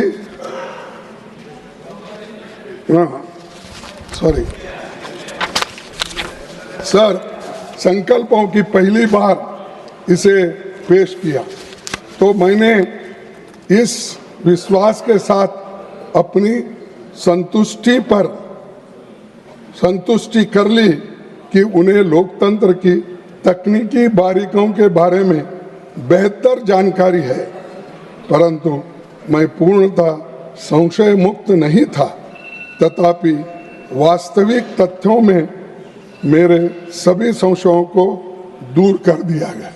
ये महात्मा गांधी जी, पंडित जवाहरलाल नेहरू जी के बारे में और उस वक्त किस ढंग से संविधान बनाना और इसका किस तरीके से काम होगा, ये महात्मा गांधी जी ने स्वीकार किया जो पंडित जवाहरलाल नेहरू जी ने कहा था। तो उनके लिए सुबह शाम क्रिटिसाइज करते बैठते। अरे पीछे कितना काम हुआ इसके लिए, कितने लोग लड़े, कितने सलाहें दिए, ये सब छोड़ो। महात्मा गांधी बोले वो भी नहीं सुनेंगे, नेहरू जी बोले वो भी नहीं सुनेंगे, डॉक्टर बाबा साहब अम्बेडकर बोले वो भी नहीं सुनेंगे, मौलाना आजाद बोले वो भी नहीं सुनेंगे। क्या सुनने वाले हैं? आप तोड़ मोड़ करके यहाँ लोगों को समझाने के लिए आए हो, क्या संविधान के ऊपर चर्चा करने के लिए आए? सर, संविधान की प्रस्तावना में मैं अभी पढ़ा, वो फिर पढ़ने की जरूरत नहीं। इक्वालिटी, लिबर्टी, फ्रेटर्निटी, ये सब मैंने अभी पढ़ा। इन चीजों की ही जरूरत है हमको समानता होना चाहिए, हमको स्वतंत्रता होना चाहिए, हमको बंधु प्रेम होना चाहिए और न्याय होना चाहिए। इसमें ये जो चंद शब्द हमारे संविधान में है और जिसको हमने सभी स्वीकार किया है, लेकिन इस पे भी आपत्ति हो रही है कि सोशलिज्म क्या, फलाना क्या है। यही है कि इकोनॉमिक्स पे बात करें, नेचुरली वो एक्सपर्ट्स हैं, इकोनॉमिक में ज़्यादा एक्सपर्ट्स है और ये जवाहरलाल नेहरू यूनिवर्सिटी के स्टूडेंट हैं, तो नेचुरली जवाहरलाल नेहरू जी के यूनिवर्सिटी से है और वो भी इकोनॉमिक्स में इनकी पढ़ाई हो गई है। नेचुरली वहाँ क्या पढ़े मुझे मालूम नहीं, क्योंकि जवाहरलाल नेहरू यूनिवर्सिटी में सब जितने भी स्टूडेंट्स हैं वो इतने प्रोग्रेसिव है, देश बनाने में उनका बहुत बड़ा हाथ है। चाहे इकोनॉमिक्स में हो, चाहे पॉलिटिकल साइंस में हो, चाहे हिस्ट्री में हो, चाहे एंथ्रोपोलॉजी में हो, चाहे अपना हर सब्जेक्ट पे वहाँ पर बहुत ही उनको मान सम्मान दुनिया में मिलता है। और बहुत से जो जवाहरलाल नेहरू यूनिवर्सिटी में पढ़े हुए हैं वो दुनिया में अपना नाम किए हैं और डेमोक्रेसी पे बहुत बड़ा विश्वास रखते हैं। लेकिन यहाँ अनडेमोक्रेटिक थिंग्स को जो खत्म करने की बात हो रही है, जो डेमोक्रेटिक थिंग्स है उसको खत्म करने की बात यहाँ हो रही, ये कैसा? अरे जो आइडियोलॉजी को आप एक बार स्वीकार करते हो, ये बार बार कैसा बदलता है? आपने तो, अरे चुप बैठो भाई, अब बार बार आप कैसा बदलते हो? मैं एक ही पार्टी में हूँ कम से कम 1969 से आज तक कोई पार्टी नहीं, एक ही सिंबल है मेरा, एक गाय बछड़ा, अब क्या है हाथ। मैं किधर नहीं गए, तो यहाँ घंटे को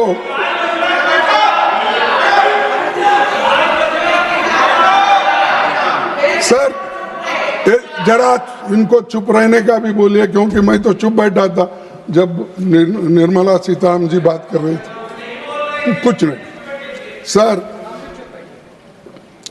पता नहीं कब ये हृदय परिवर्तन हुआ इनका। 224 के चुनावों के बाद हुआ क्या पहले ही हुआ था मुझे मालूम नहीं।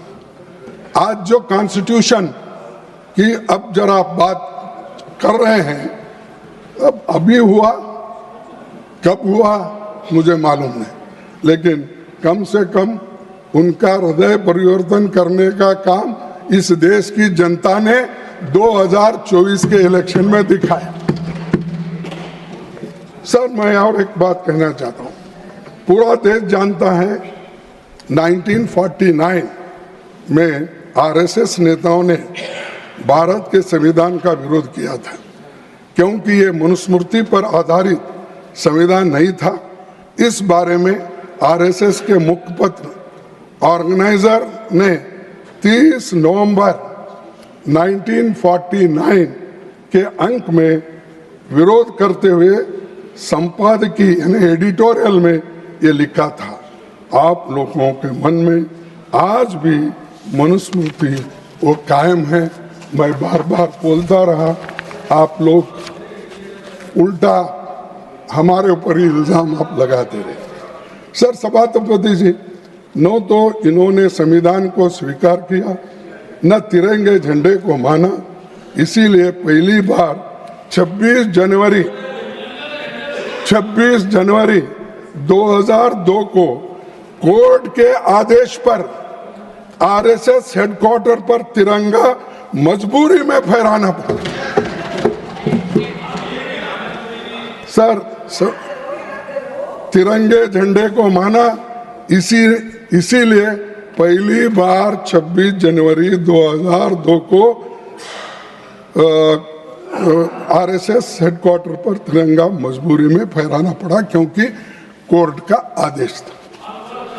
चलिए, कम से कम संविधान के वर्किंग पर चर्चा के लिए तो मान लिया आपने कि अब हम सभी लोग तिरंगे के नीचे ही काम करेंगे।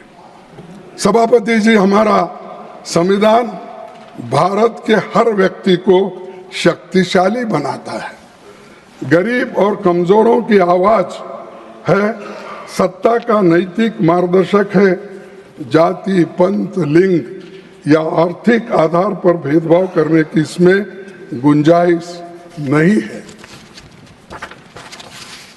लेकिन संविधान पर खतरा बना हुआ है।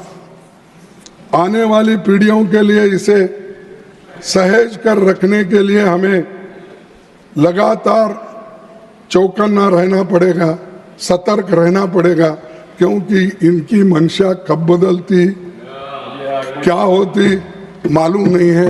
इसीलिए क्योंकि जो लोग 70 साल पहले अपनी पार्टी जो स्थापना की थी और अपना इनका जो मेन सपोर्टर है आरएसएस, ये सब लोग इसके खिलाफ बोलते गए, लेकिन कम से कम उनको अब देश के यानी सुरक्षित रखने का, एक रखने का अब बुद्धि देश के लोगों ने दिया। इसलिए मैं आपके तरफ से, आपके ओर से उनको भी धन्यवाद देता हूं, आपके बदलते हुए नीति को, और जो सम्मान कॉन्स्टिट्यूशन को दे रहे हैं, सम्मान झंडे को दे रहे हैं, सम्मान देश के लोगों को दे रहे हैं, और कॉन्स्टिट्यूंट असेंबली में जो बनाए हैं ये सारी चीजें, उनका भी याद आपको अब आ रहा है। इससे पहले उनको याद ही नहीं था, वो सब डूब गए थे। सर, मैं जब बहुत से शक्तिशाली देशों ने यूनिवर्सल अडल्ट फ्रेंचाइज नहीं था, महिलाओं को वोट का हक नहीं था, तब भारत में महिलाओं के समेत सभी को यूनिवर्सल अडल्ट फ्रेंचाइज का अधिकार अगर किसने दिया, वो कांग्रेस ने दिया, संविधान ने दिया। और ये संविधान अडल्ट फ्रेंचाइज, सर आपको तो मालूम है कि कितने देशों के, आप भी कॉन्स्टिट्यूशन पढ़े होंगे, बहुत से महिलाओं को, या ऑस्ट्रेलिया हो, अमेरिका हो, यूके हो, फ्रांस, वहां पर डेमोक्रेसी की बहुत बातें करते थे, लेकिन डेमोक्रेसी के साथ, संविधान के साथ उनको वोटिंग का पावर नहीं मिला था। ये एक ही देश ऐसा है जिस दिन हमारे को ये मिला, आजादी मिली, संविधान इंप्लीमेंटेशन हुआ, उस दिन से अडल्ट फ्रेंचाइज सबको मिला। गरीब, अमीर, कम से कम काम करने वाले लोग, मजदूर, किसान, सबको मिला। और ये किसकी देन है साहब? ये नेहरू जी की नहीं है, ये अंबेडकर की नहीं है, ये कॉन्स्टिट्यूंट असेंबली का नहीं है। और वहां पर जो कॉन्स्टिट्यूंट असेंबली में इनके मेंबर थे, वो सब चिल्लाते रहते थे। मैं पूरा वो डॉक्यूमेंट्री देखा हूं, आप भी देखिए, 10 घंटे का डॉक्यूमेंट्री है कॉन्स्टिट्यूंट असेंबली का। अगर आप देखेंगे तो आपको पता चलेगा कौन कौन क्या क्या किस उस वक्त बोले हैं, किस क्लॉज पे किसने क्या बात रखी है, किस आर्टिकल पे कितने बहस हो गए। जरा देखे तो मालूम होता है जे कामत जी क्या बोले और फलाना साहब ने क्या बोला और जनसंघ के हमारे नेता क्या बोले, ये सब उसमें मालूम होता है। तो इसीलिए आप जरा वो देख लीजिए, उनको दिखाइए, तो बहुत बड़ा, वो भी राज्यसभा की देन है। क्योंकि वो डॉक्यूमेंट उन्होंने ही बनाया। और उसके बाद वो भी देखिए कि पंडित जवाहरलाल नेहरू जी का डिस्कवरी ऑफ इंडिया, वो भी एक 40 घंटे का है। तो वो भी एक बार देखे तो आपको मालूम होता है दुनिया में पहले कैसी थी, हिंदुस्तान कैसा था, बाद में हम किस ढंग से इतने सिविलाइज्ड होकर काम कर रहे हैं, और क्या वो सामाजिक समानता थी, ये सारी चीजें उसमें आप देखेंगे। ऑर्गेनाइजर में 51-52 के चुनावों के दौरान यूनिवर्सल अडल्ट फ्रेंचाइज के खिलाफ लिखा गया। ये तो सही है ना? अच्छा, पंडित नेहरू ये बोले साहब, उन्होंने कहा अडल्ट फ्रेंचाइज के बारे में 51-52 को उन्होंने बोला, ये कहा Pandit Nehru would leave to confess the failure of universal adult franchise in India. Shall I read?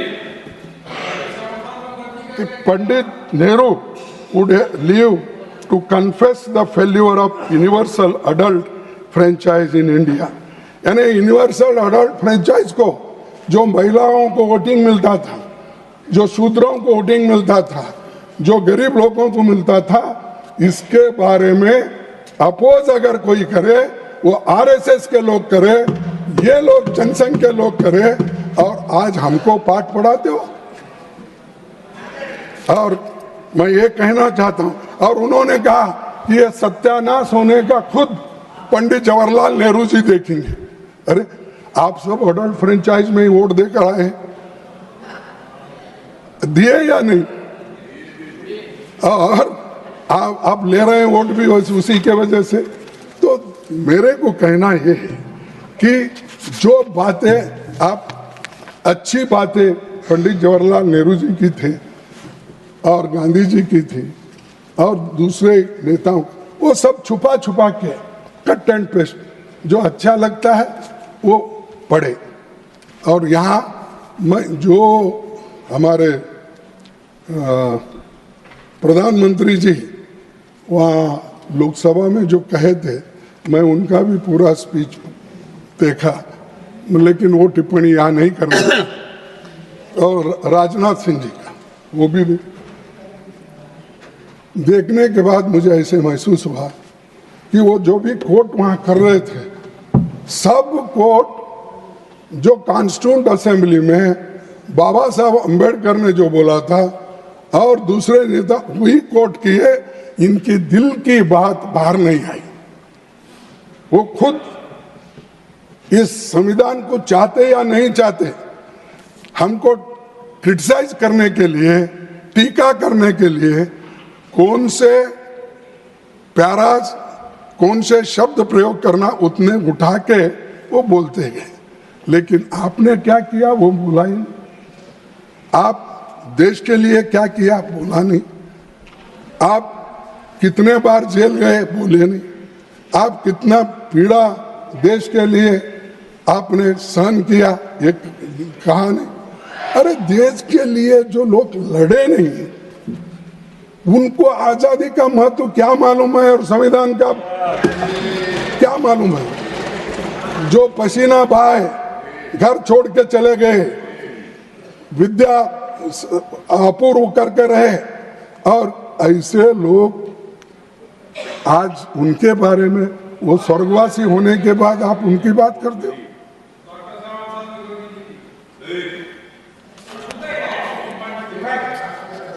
चुप बैठो, तुम अभी जाके तुम्हारे डिफेंस मिनिस्टर के पास सीख के आओ। सर, आज हमको इंट्रोस्पेक्शन करना चाहिए। हमने क्या किया, क्या करना है, और जो वायदे हमने किए थे, हमको बोले। वो प्राइम मिनिस्टर का स्पीच पढ़ा मैं, तो हमको सिखा रहे थे, ये जुमले वाले हैं और ये झूठ बोलते हैं, ऐसा बोल के उन्होंने, अरे भाई झूठे नंबर 1 तो आप ही है। 15 लाख दे तो बोले सर अभी इंतजार कर रहा है, नहीं मिल रहा है। हाँ, और वो लोगों को 2 करोड़ रोजगार देने का बात, वो झूठ है सच है? और किसानों को एमएसपी डबल करने का सर मिला? आपका मतलब असत्य, असत्य, झूठी डिलीटेड। देखो साहब, ये असत्य है, घोर असत्य है, घोर असत्य है। तो ये चीजें पर झूठ नहीं है। हाँ, झूठ का भी आप जब बोले, देखो मैं अपनी गलती को स्वीकार करता हूँ, झूठ नहीं बोलना ये अनपार्लियामेंट्री आपने बताया और है भी, तो मैंने छोड़ दिया उसको। लेकिन इन्होंने बार बार बोले। अब सीताराम जी का भाषण आपने गौर से सुना, मेरे निर्मला सीताराम जी, सॉरी, तो उन्होंने ये कहा इट इज अ लाई, ये पार्लियामेंट्री है, अनट्रूथ, ट्रूथ ये शब्द यूज कर, लेकिन उनको अलाउ कर दिया, मेरे को ठोक दिया।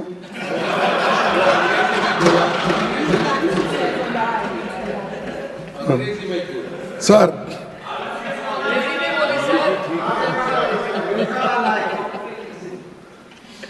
और एक बात वहां पर बोले कि खुद उन्होंने ऐसे स्लोगन दिए और सब वो जुमले, हमारे को वो जुमलों का इल्जाम हमारे ऊपर लगा रहे हैं। तो वो ये जुमले वाले लोग देश को भ्रमित कर रहे हैं और असत्य बातें बोलकर लोगों को धोखा दे रहे हैं। और फिर बात तो यहाँ पर आकर ऐसा बोल देते हैं कि वो क्या हमारे पास बोलते हैं कन्नड़ा में, झूठ 100 बार बोल के, नहीं सॉरी, असत्य 100 बार अगर बोलते गए तो उसको वो सत्य के इसमें हो सकता है। वैसा ये गोबेल्स से भी ज्यादा, गोबेल्स जो झूठ उन्होंने असत्य बातें करते थे उससे भी 100 गुना ये लोग करते हैं। और फिर ऊपर से लोगों को हमको कहते हैं इनने आपने क्या किया, इमरजेंसी में क्या किया, फलाने में क्या किया। नेहरू जी ने कितने बार बोलता हूँ, नेहरू जी ने कैसा किया, क्यों करना पड़ा पहला अमेंडमेंट और किस वजह से हुआ, वो बोलूँगा। सर मोदी साहब का तो 1 घंटा 50 मिनट भाषण हो गया, हमारे फाइनेंस मिनिस्टर का 1 घंटा 10 मिनट हो गया, तो 15-20 उन्होंने कई घंटों से बात करने की भी उनका पहले से प्रैक्टिस है, क्योंकि बजट और जब पेश करते हैं उस वक्त भी बोलते हैं, तो नेचुरली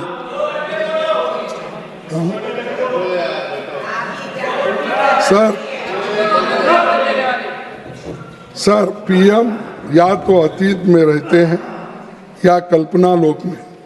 ऐसा लगता है कि वर्तमान उनकी डिक्शनरी में नहीं है। बेहतर होता कि तो वो बता देते कि 11 साल में ऐसा कौन सा काम किया है जिससे हमारा लोकतंत्र और संविधान मजबूत हुआ। डिमोनेटाइजेशन हो, दूसरे हो, सब खत्म करने की बात ही करें, गरीबों को आर्थिक दृष्टि से कुचले। ऐसे लोग हमको पाठ पढ़ा रहे हैं कि आर्थिक मजबूती हमने की। अगर सोशलिज्म की बात करते उसको भी टीका आपने किया। मैडम अगर सभापति जी, अगर सोशलिज्म ये जो है लैंड रिफॉर्म्स नहीं आता, बैंक नेशनलाइजेशन नहीं होता, फूड सिक्योरिटी एक्ट नहीं आता, नरेगा नहीं आता, तो आज गरीब मरते थे। और कोविड में आपको जो आश्रय मिला वो नरेगा से मिला, वो फूड सिक्योरिटी से मिला, और कंपलसरी एजुकेशन एक्ट के तहत जो बच्चों को आज पढ़ाई हो रही, ये है काम। ये नहीं बाद में किस भाषा पे भी ठोको, भाषण करते हो, लेकिन उसका परिणाम क्या है? कुछ नहीं। और ये बात हमेशा वो करते हैं, तो जिससे हमारा लोकतंत्र और संविधान मजबूत हुआ है। और प्रधानमंत्री जी के एक बार फिर सदन और देश के गुमराह करने की कोशिश की और कहा ये जरा सुनिए साहब, 1947 से 1952 के बीच में कोई इलेक्टेड सरकार नहीं थी और वो गैरकानूनी संशोधन ला रहे थे, ये मोदी साहब का कहना है। तो मोदी साहब के लिए मैं उनकी याददाश्त के लिए रिपीट कर रहा हूँ, क्योंकि देश की आज़ादी में ना उन्होंने हिस्सा लिए ना मैं हिस्सा लिया। नेहरू जी लिए और महात्मा गांधी जी लिए, सरदार पटेल लिए, ये लोगों ने जो किया काम उस पर टिप्पणी करने का हमको कोई अधिकार नहीं।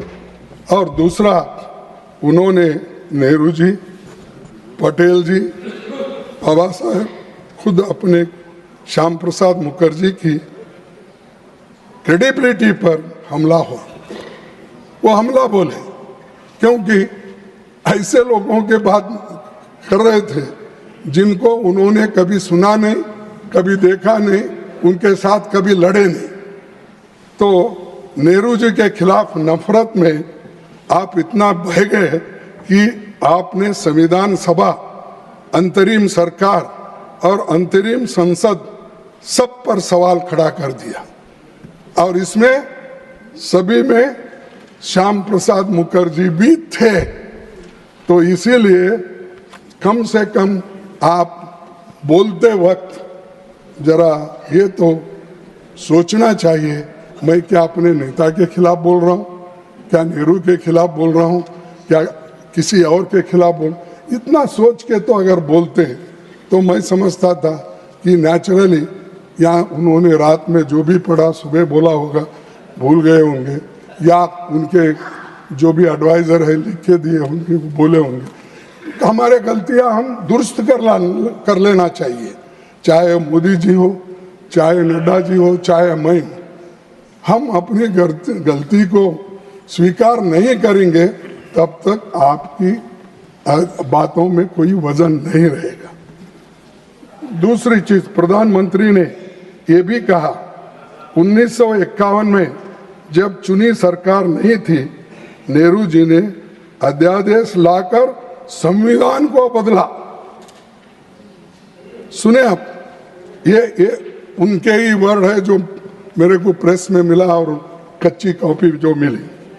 तो मैं उनसे पूछना चाहता हूं क्यों लाया गया। प्रधानमंत्री जी शायद भूल गए कि संविधान का पहला संशोधन प्रोविजनल पार्लियामेंट ने किया था। प्रोविजनल पार्लियामेंट ने किया था, जिसके सदस्य संविधान सभा के ही सदस्य थे, इंक्लूडिंग हमारे श्यामा प्रसाद मुखर्जी।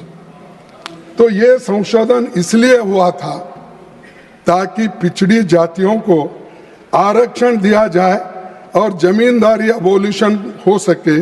मैं सदन को बताना चाहता हूं कि उस दौरान state of Madras versus Champakam Dorairajan मामले में मद्रास स्टेट के रिजर्वेशन के फैसले को सुप्रीम कोर्ट ने खारिज कर दिया था। तो आप बोल रहे ये रिजर्वेशन निकाल दे, SC/ST का निजाम। अरे बाबा, उन्होंने गया, सुप्रीम कोर्ट ने इसको, इस रिजर्वेशन को खत्म करने की फैसला दी, तब ये जो अपना आर्टिकल 15(4) ये आ गया, 15(4) आ गया, उस वक्त आ गया। तो आप वो नेहरू जी के ऊपर ब्लेम रहा। नेहरू जी ने ऐसा, अरे ये तो डॉक्टर बाबा साहब अम्बेडकर का सजेशन था, वल्लभ भाई पटेल का सजेशन था।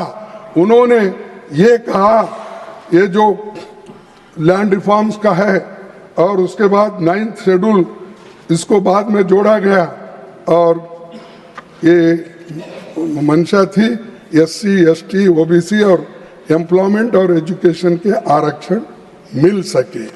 तो इसीलिए इस संशोधन का एक तीसरा पक्ष सांप्रदायिक दुष्प्रचार रोकना भी था। सरदार पटेल जी ने 3 जुलाई 1950 को इस बारे में पंडित नेहरू को विस्तार से पत्र लिखकर संविधान संशोधन की ही समस्या का हल बताया। और एक बार बोलो,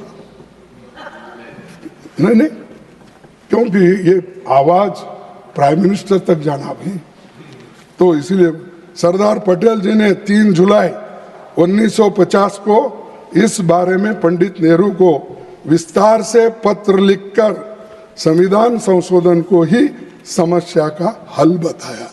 amendment is the only remedy. This is suggested by Sardar Patel and उनका भी अपमान कर रहे, उसको ऑथेंटिकेट करके रख लेंगे। हाँ, सरदार पटेल ने अपने पत्र में कहा था,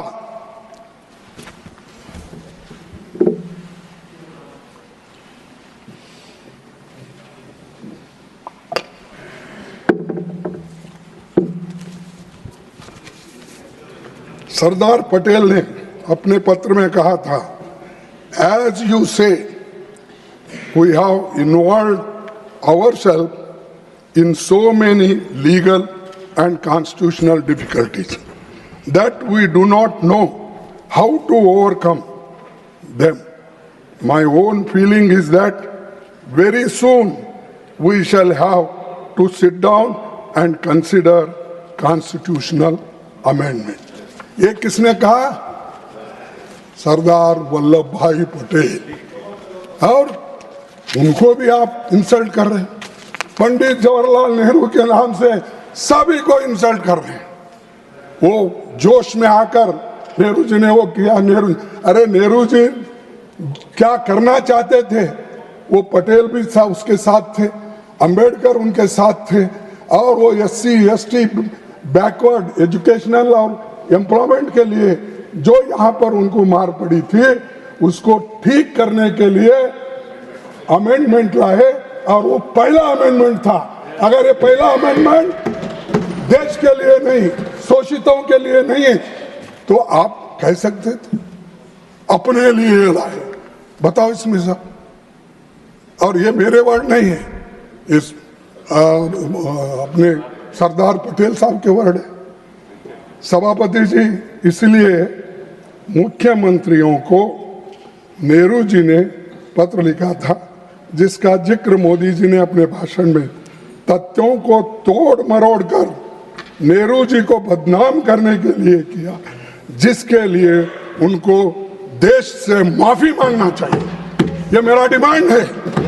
जो सत्य को अगर मोड़ तोड़ के रखते हैं देश के सामने और बदनाम करने की कोशिश करते हैं, इसीलिए उनको इस सदन में, उस सदन में माफी मांगना चाहिए और देश के जनता से माफी। और ये चीजें आप पढ़े तो मिलते हैं, आप कॉन्स्टिट्यूशन इसमें डिबेट में मिलते हैं, लेकिन फिर भी आप गुमराह करते हो लोगों। इस संशोधन पर खुद बाबा साहब ने 2 घंटे सदन में इसे डिफेंड किया था। और एक बार पढ़ो, इस संशोधन पर खुद बाबा साहब ने 2 घंटे सदन में इसे डिफेंड किया था। मैं पूछना चाहता हूं कि मोदी जी को एतराज किस पर है? क्या SC ST पर, क्या OBC पर, क्या आरक्षण पर, और उनका किनके ऊपर एतराज है? अरे आरक्षण को सुरक्षित रखने के लिए, उनके राइट्स को दिलाने के लिए अगर पंडित जवाहरलाल नेहरू जी अमेंडमेंट कराते हैं तो क्या दलितों के खिलाफ हो गए, SC के खिलाफ हो गए, ST के खिलाफ हो गए, आदिवासियों के खिलाफ हो गए? मैं पूछना क्यों ऐसी बातें करके लोगों को असत्य बातें बिठा रहे उनके दिमाग में? आप प्राइम मिनिस्टर हो सकते हैं, आपकी इज्जत करेंगे आपका कुछ, लेकिन ऐसी असत्य बातें जनता के बीच अगर लेके गए, इससे बहुत बड़ा देश को नुकसान होगा। सर, ये लैंड रिफॉर्म्स, आप बड़े किसान हैं, क्षमा चाहता हूँ, या छोटे किसान हैं मुझे मालूम नहीं सर, इसलिए एक मिनट, नहीं हंसने की बात नहीं, मैं कृषक पुत्र हूँ। यानी आप कृषक नहीं हैं, ठीक है, ठीक है, तो मैं तो बस वकील शुरू किया था। मोदी जी के ऐतराज किस पर है? या वो गरीब किसानों को जमीन का मालिक का हक मिलने पर उनके ऐतराज है? क्योंकि लैंड रिफॉर्म्स जो आना, उसके लिए भी गरीबों के तरफ से वो लड़ रहे थे और सरदार पटेल से नाराजगी है। हम कहते हैं कि बीजेपी आरक्षण के विरोधी है और इसीलिए वे कास्ट सेंसस के खिलाफ है। सर, सभापति जी, देश के स्वाधीनता आंदोलन के बारे में मोदी जी को ज़्यादा पता नहीं है, इसीलिए क्योंकि वो इस विषय पे जाना नहीं चाहते, जो उन्होंने उस सफ़र में शामिल ही नहीं हुए थे, तो उसकी बात तो रहेगी। अरे मैं खुद अपने को भी बोल लिया, आपके पिताजी थे अभी, तो 1946 के कैबिनेट मिशन प्लान के तहत कांग्रेस ने एग्जीक्यूटिव काउंसिल में नेहरू जी को वाइस प्रेसिडेंट बनाया था, इसीलिए उन्होंने 1947 में अंतरिम सरकार का नेतृत्व किया। देश का पहला आम चुनाव 51-52 में हुआ, जिसमें नेहरू जी प्रधानमंत्री बने। तब सरदार पटेल जी इस दुनिया में उस वक्त नहीं थे। इसके बाद 1964 तक लगातार नेहरू जी प्रधानमंत्री बने रहे। मोदी जी जैसों के लिए ही सरदार पटेल ने 14 नवंबर, सर इधर जरा ध्यान से, मोदी जी जैसे सरदार पटेल ने 14 नवंबर 1949 को नेहरू जी के जन्मदिन पर लिखे बधाई पत्र मैं पढ़ता हूं, आपकी इजाजत हो।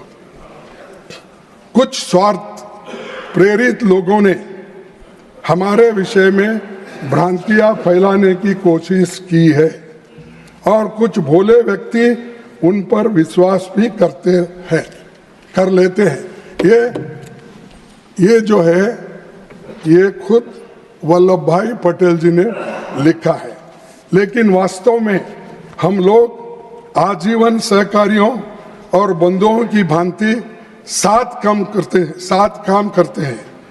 अवसर की मांग के अनुसार हमने परस्पर एक दूसरे के दृष्टिकोण को अनुसार अपने को बदलता है और एक दूसरे के मतभेदों का भी सम्मान किया है, जैसा कि गहरा विश्वास होने पर ही किया जाता है। ये सरदार वल्लभ भाई पटेल जी का उन्होंने लिखा हुआ पत्र है उनके जन्मदिन पर, लेकिन आज उनमें झगड़ा लगाने की कोशिश करते हैं। वल्लभ भाई पटेल नहीं चाहते थे, नेहरू जी वैसे थे। अरे वो उनके खुद के भाषण पढ़ो ना, उन्होंने क्या लिखा है लेटर वो पढ़ो, गांधी जी क्या बोले वो पढ़ो, लेकिन वो पढ़ना छोड़ के सब सुनी जो आरएसएस ट्रेनिंग में वो देते हैं वही बातें यहाँ पर बोलने से फायदा नहीं है। यहाँ संविधान की बात करो और जिनको आप टीका टिप्पणी करते हो उन नेहरू जी का पत्र देखिए, वल्लभ भाई जी का पत्र देखिए, महात्मा गांधी जी का पत्र देखिए। संविधान बनाने के लिए उन्होंने आखिरी में कैसा फैसला लिया, ये सब देखने के बाद अगर कुछ कहते तो मैं कहूँगा बहुत हमको ज्ञान दे रहे हैं, हम कोई छोटे मोटे स्कूलों में पढ़ के आए, बहुत बड़ा ज्ञान हमको यहाँ मिल रहा है, ऐसा सोचेंगे। लेकिन वो सब छोड़ के टीका कर रहे हैं और मैं आपके सामने पूरा सही डॉक्यूमेंट पेश कर रहा हूं। सर, सभापति जी, रक्षा मंत्री जी ने लोकसभा में बोलते हुए कांग्रेस पर संविधान बनाने के श्रेय को लेकर कटाक्ष किया। किसका क्या श्रेय बनता है? बाबा साहब ने खुद कहा है, जिसमें मैं कोट करूंगा, the task of the drafting committee would have been a very difficult one if this constituent assembly has been merely a motley crowd. There would have been nothing but chaos. This possibility of chaos was reduced to nil by the existence of Congress party inside the assembly, which brought into its proceedings a sense of order and discipline. ये बाबा साहब ने, ये बाबा साहब अंबेडकर ने कहा और लोगों ने सुना और ये नमूद हुआ है कॉन्स्टिट्यूंट असेंबली के डिबेट में और उन्होंने ये ओपनली, अब वो भी टीका कर, बाबा साहब का सम्मान नहीं दे, बाबा साहब, अरे तुम तो बिगिनिंग से ही उनका सम्मान नहीं कर रहे। ये तो उन्होंने खुद कॉन्स्टिट्यूंट असेंबली में उन्होंने कहा, अरे तुम तो उनके खिलाफ थे। सर, मैं बीच में मेरे को याद आया, बोल सकता हूँ सर, जब संविधान में तिरंगा झंडा और नहीं, ये जब यहाँ पर स्वीकृत हो गई, जब तिरंगा और कॉन्स्टिट्यूशन ये सब, तो मुंबई के रेलवे स्टेशन पर बीजेपी वालों ने और ये अपना हिंदू महासभा वालों और आरएसएस वालों ने जाकर उन्होंने सैफरीन झंडा दिखाया। तो बाबा साहब अंबेडकर ने कहा, बाबा साहब, अरे जनसंघ भाई, अरे तुम्हारा पहला अवतार, जैसा हमारे धर्म में 10 अवतार होते हैं, तुम्हारा वो दूसरा अवतार और पहला अवतार, तो छोड़ दीजिए उसको। सर, उनको झंडा दी, तब डॉक्टर बाबा साहब अंबेडकर ने कहा, क्या मैं ये सैफरीन झंडे के लिए, इसको देखने के लिए मैं आया हूँ? मेरा झंडा अलग है, तिरंगा झंडा, और ये देश का झंडा ही रहेगा, ये काम नहीं चलेगा, प्लीज हटो बोल के उनको हटकर आगे चले। और ये बॉम्बे रेलवे स्टेशन पे घटना घटी और आज ये बोलते हैं कि अंबेडकर नेहरू जी के खिलाफ थे और संविधान बनाते वक्त उनको सम्मान नहीं। ये तो खुद बाबा साहब अंबेडकर ने कहा कि ये जो मुझे सम्मान मिला और इतना कांग्रेस के वजह से मैं ये घटना बना सका, और वो भी स्मूथली बना, कोई भी इसको उस वक्त डिस्टर्ब नहीं किया।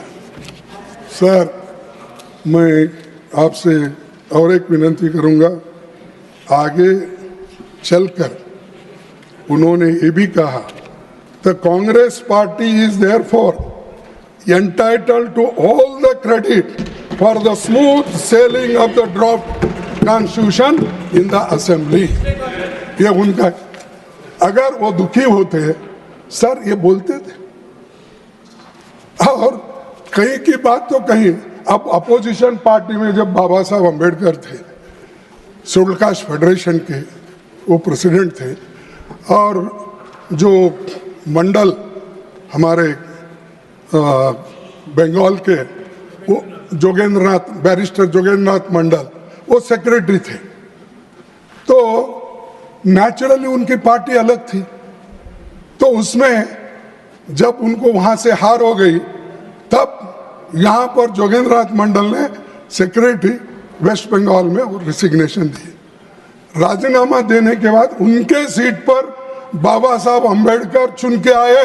तुम्हारी मेहरबानी से नहीं है, तुम लोग वैसा बड़ा बड़ा के ले रहे ना, तुमसे नहीं है। अरे तुम तो उनके खिलाफ थे और आपके जो जनसंघ के नेता थे उन्होंने भी वहीं से चुन के आए थे, श्यामा प्रसाद मुखर्जी। क्योंकि वो जल्दी याद नहीं आता श्यामा प्रसाद मुखर्जी का, क्योंकि कभी ज्यादा नाम लिया नहीं, उनको याद है। लेंगे भाई, लेते वक्त, अब ले रहा हूं ना सर। चेयरमैन साहब, इस सदन के माध्यम से ये देश को बताना चाहता हूं, संविधान सभा में कांग्रेस को प्रचंड बहुमत था। बाबा साहब अंबेडकर को ड्राफ्टिंग कमेटी का चेयरमैन चुना गया। खुद बाबा साहब ने अपने 25 नवंबर 1949 के भाषण में कहा था, मुझे बहुत आश्चर्य हुआ।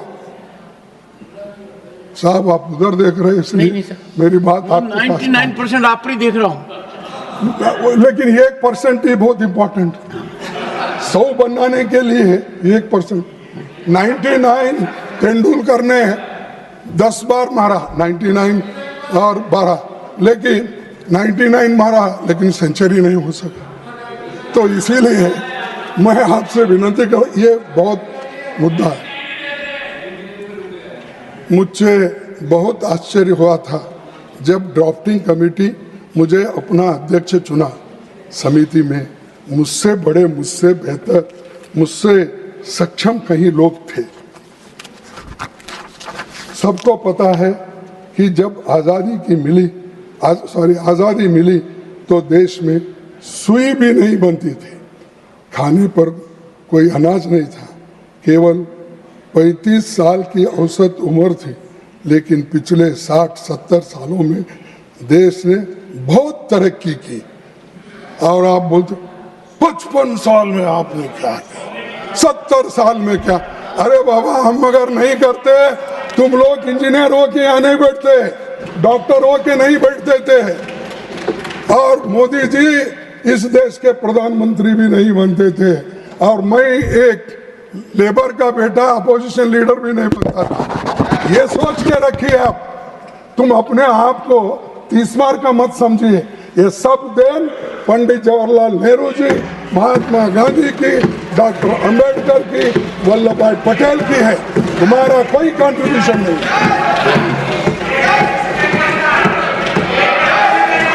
नेहरू जी आधुनिक भारत की नींव रखी। सर,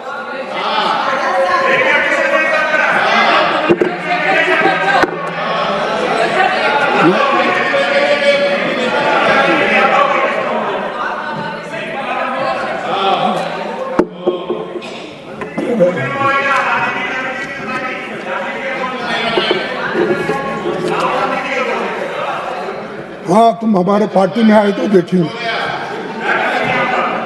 सर, नेहरू जी ने आधुनिक भारत की नींव रखी, शास्त्री जी ने हरित क्रांति की बुनियाद रखी, इंदिरा जी ने देश को परमाणु शक्ति से संपन्न बनाया, सामाजिक न्याय के लिए 20 सूत्री कार्यक्रम दिया, बैंकों का राष्ट्रीयकरण किया, राजीव जी ने संचार क्रांति लाई और पंचायती राज और लोकल बॉडीज का आधार बनाया, जिसको नरसिंह राव ने 73rd 74th संविधान अमेंडमेंट आपको बधाई दे रहे हैं। अरे वो कांग्रेस के प्रधानमंत्री थे, मेरी पहचान हैदराबाद से थी उनकी। नहीं, आपको बधाई दे रहे हैं। अरे मैं ये कह रहा हूँ 73 74 अमेंडमेंट जो राजीव गांधी जी की सपना थी और जो उन्होंने तैयार किया था, उसको आगे लाया गया। और आज जो महिलाओं को रिजर्वेशन मिल रहा है, जो मेयर का हो, जो पंचायत का हो, जो जिला पंचायत अध्यक्ष हो, ये सब जो मिल रहा है मैडम, ये कांग्रेस की वजह से मिल रहा है। ये कांग्रेस ने एक्ट लाया। महिलाओं को क्या करे, महिलाओं को क्या करे, ये करे, उनको अध्यक्ष बनाए, मेयर बनाए, पंचायत मेंबर्स बनाए, तालुका पंचायत मेंबर्स बने, ये बनाए। अगर हमारी सत्ता आएगी तो हम तुमसे भी तेजी से महिलाओं का आरक्षण बिल लाए, इम्प्लीमेंट करें। अरे हर चीज एक ही दिन में नहीं होता, तुम लोग अपोज करें उस वक्त, चलो। और मनमोहन सिंह से हर एक सुधारों का काम किया। प्रधानमंत्री की आधारहीन बातों से इतिहास बदल नहीं सकता। जो सत्य है वो सत्य है, जो असत्य है वो असत्य है। इसीलिए कम से कम वो अपना ध्यान इधर रखिए। हम फर्जी आंकड़ों की नीति नहीं करते।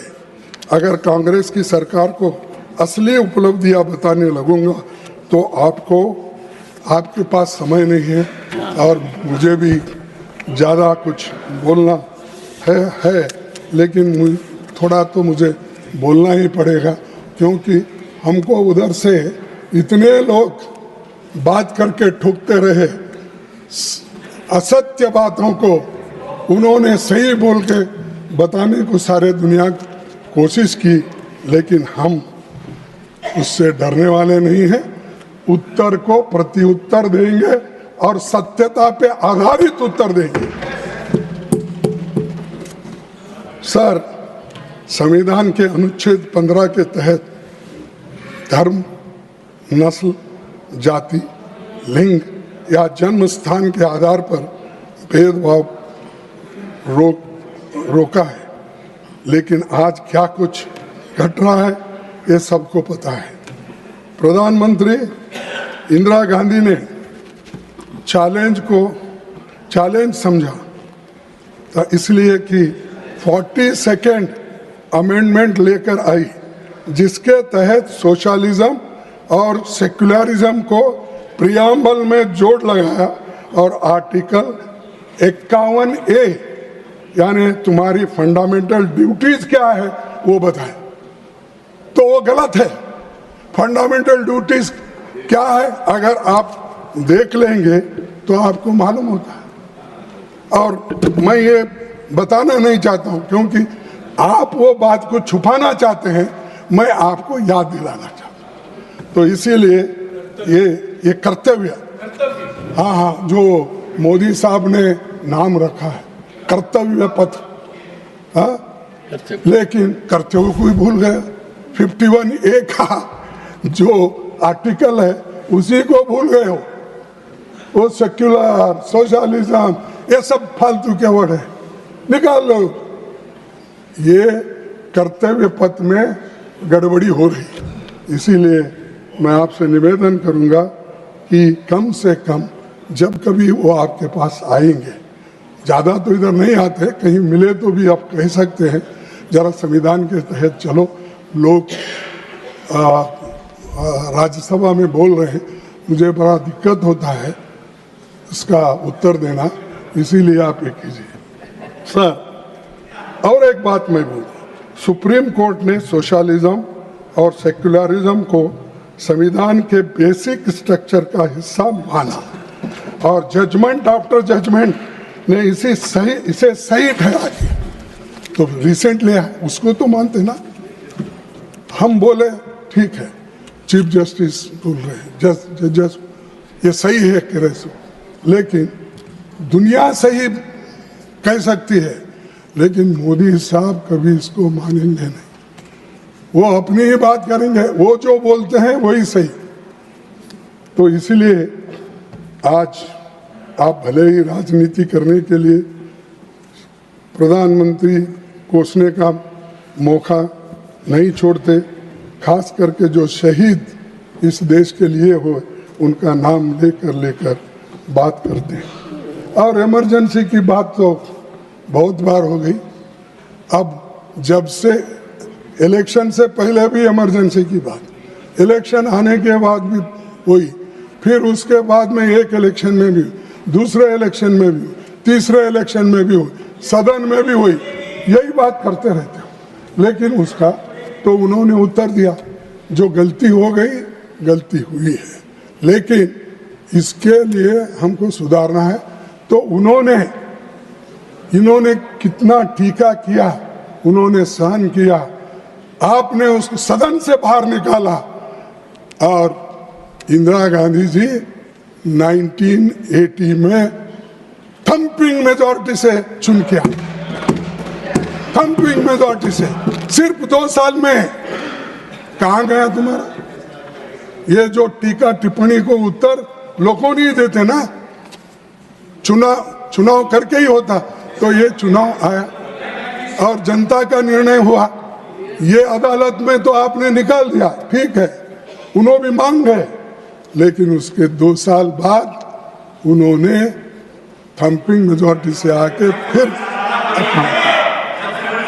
तो ये अरे भाई, सो इसीलिए उन्होंने गलत बताया और उनको सत्ता से बाहर भी रहना पड़ा। लेकिन आज उनको सभी लोग याद करते हैं और इंदिरा जी को सभी लोग मानते हैं। ये लोग, बहुत से लोग वोटिंग को गए होंगे, अब हमारे लोग भी उधर गए हैं, बाहर के भी गए हैं। ये संगम है सर, सामने वाले रोड पर बैठे। हाँ, संगम, ये सामने वाले बैठे तो ठीक है, वो पहले, लेकिन सेकंड, थर्ड, फोर्थ पे जो बैठे हैं ना, वो सब या इधर से उधर गए, उधर से इधर आ गए, या हर पार्टी से वहां गया, क्योंकि ईडी मशीन, सीबीआई। जयराम जी कह रहे हैं कुछ। हाँ, जयराम जी कुछ कह रहे हैं आपको। हाँ, तो हर लोग यहाँ, वो एक वॉशिंग मशीन बड़ी खरीदी है। कौन? हमारे शाह साहब, इतना बड़ी वॉशिंग मशीन करे, आदमी अंदर जा सकता है और क्लीन होके बाहर आता है, अंदर जाके क्लीन होके बाहर आता है। और वो जाके इतना जोर से चिल्लाता है, अरे यहाँ खाया पिया रहा, राज किया, कोई सब कुछ बना। वही यहाँ पर हमको बुद्धि पढ़ाते हैं और उल्टा बयान देते हैं। तो ऐसे लोग इस देश में हैं, ऐसे लोग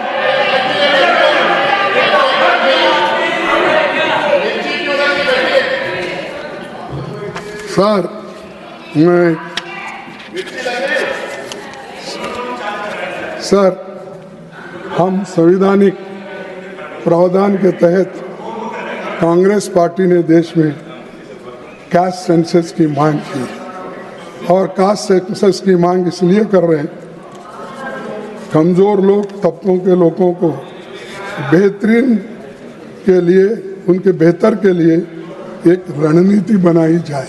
इसीलिए आप, ये जो हमारा माइंड है, ये किसी को खुश करने के लिए नहीं। और ऐसा होता है पॉलिटिक्स में, आज मेरे साथ वोट देते हैं, कल दूसरों को देते हैं। हम देखे हैं 60 साल में कैसा हुआ, क्या हुआ, लोग बदलते कैसे रहते हैं।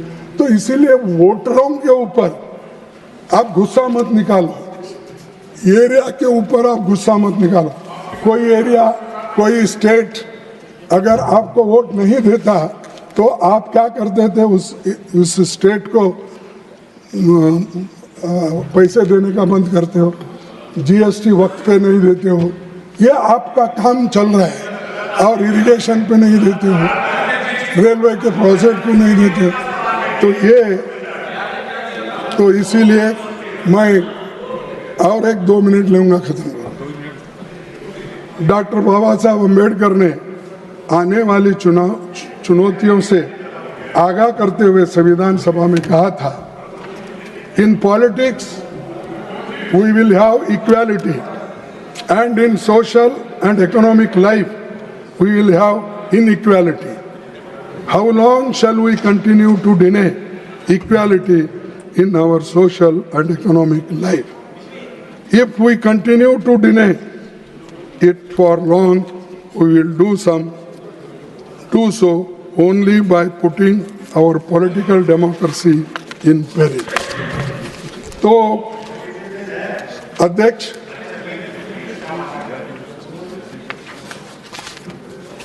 सर, और गरीब बनते जा रहा है, अमीर बनते जा रहा है।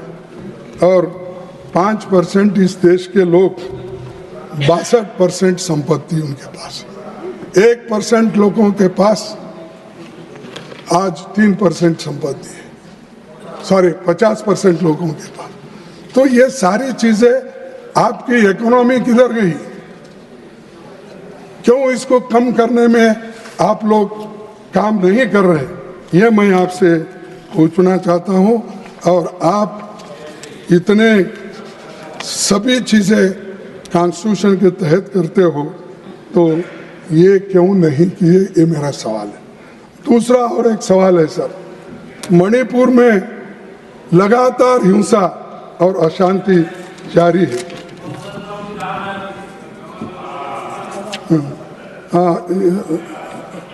हिंसा और अशांति जारी है, लेकिन 1.5 साल में मोदी जी को मणिपुर की हालात का जायजा लेने का समय नहीं मिला। वो पूरे दुनिया में फिर रहे हैं, देश में फिर रहे हैं, इलेक्शन के लिए हर जगह जाते हैं। परसों मैं जब मिले थे तो उस वक्त मैं बोला, मुझे बोले कि कैसे हो? तो ठीक है बोले, शायद नड्डा साहब भी थे वहाँ, तो ठीक है बोले। तो आप बहुत घूम रहे बोल के मुझे बोले। तो मैं बोला साहब अब इलेक्शन में घूमना ही पड़ता है, आप जब गली गली घूम रहे हो, मैं कम से कम दिल्ली में तो फिरना पड़ेगा। तो ये सब जगह जाने का मौका उनको मिलता है, लेकिन मणिपुर जाने के लिए वो तैयार नहीं है। राहुल गांधी खुद गए और वहां से पाद यात्रा निकाली और ऑल पार्टी वाले उसको सपोर्ट करें। जब वो निकलते हैं, आपको तो इतना संरक्षण है, आप क्यों नहीं जा रहे? क्यों इस समस्या को सुलझा रहे हैं? तो मैं आपसे ये बात करने, इसके लिए मैं बात कर रहा था। और ये अशांति कितने दिन चलेगी, कैसा चलेगा, तो ये आप मुझे बताना चाहिए। और इस देश को एक हमने रखा। वल्लभ भाई पटेल जी ने 500 से अधिक रियासतों में बटे देश को एक किया, लेकिन आप क्या कहते हैं? एक है सेफ है। अरे एक है सेफ है, ये सेफ है देश। इसमें कोई अगर कोई अंगार डालेंगे तो वो लोग इसको फोड़ने का काम कर रहे हैं। तो इसीलिए मैं ज़्यादा आपका वक्त नहीं लेता। तो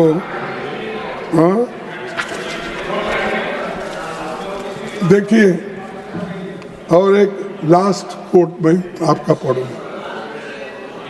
भक्ति in religion may be a road to salvation of the soul, but in politics, bhakti or hero worship is a sure road to degradation and to eventual dictatorship.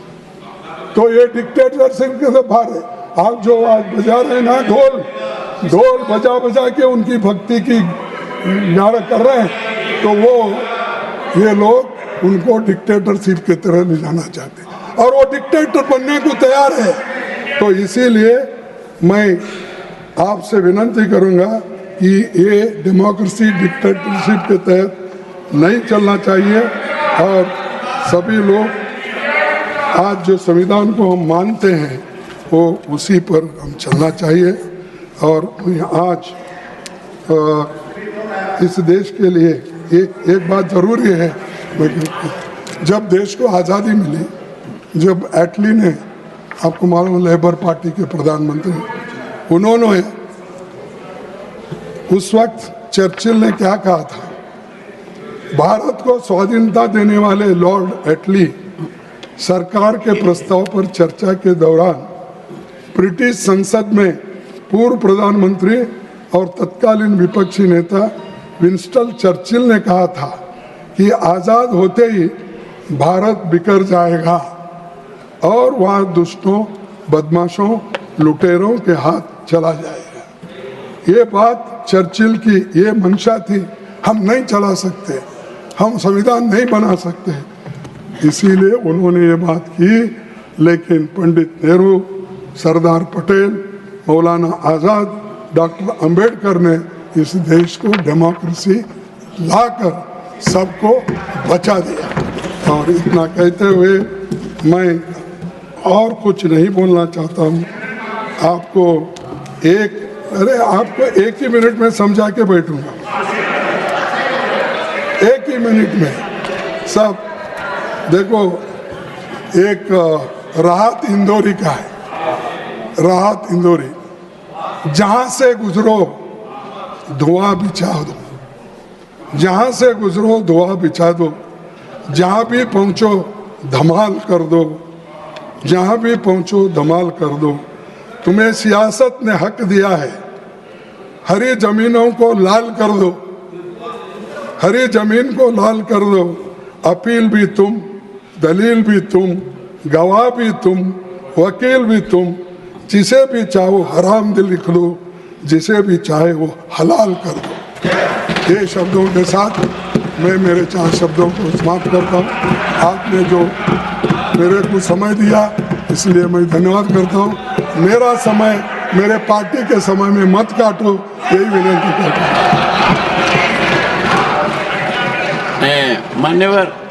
मान्यवर, आपने एक न्यायालय के आदेश की चर्चा की थी झंडे संबंधित, उसकी प्रतिलिपि सदन के पटल पर रखते हैं। देखिए क्या परफेक्ट टाइमिंग है। निर्मला जी ने 79 मिनट्स लिए, आपने भी 79 मिनट्स लिए। परफेक्ट है। Shri Saket Gokhale. Thank you so much, sir. Sir, on Saturday, Prime Minister Modi presented 11 resolutions. I call them 11 jumlas during his speech on the Constitution in the Lok Sabha. But the problem is that PM Modi needs to be reminded of the basics.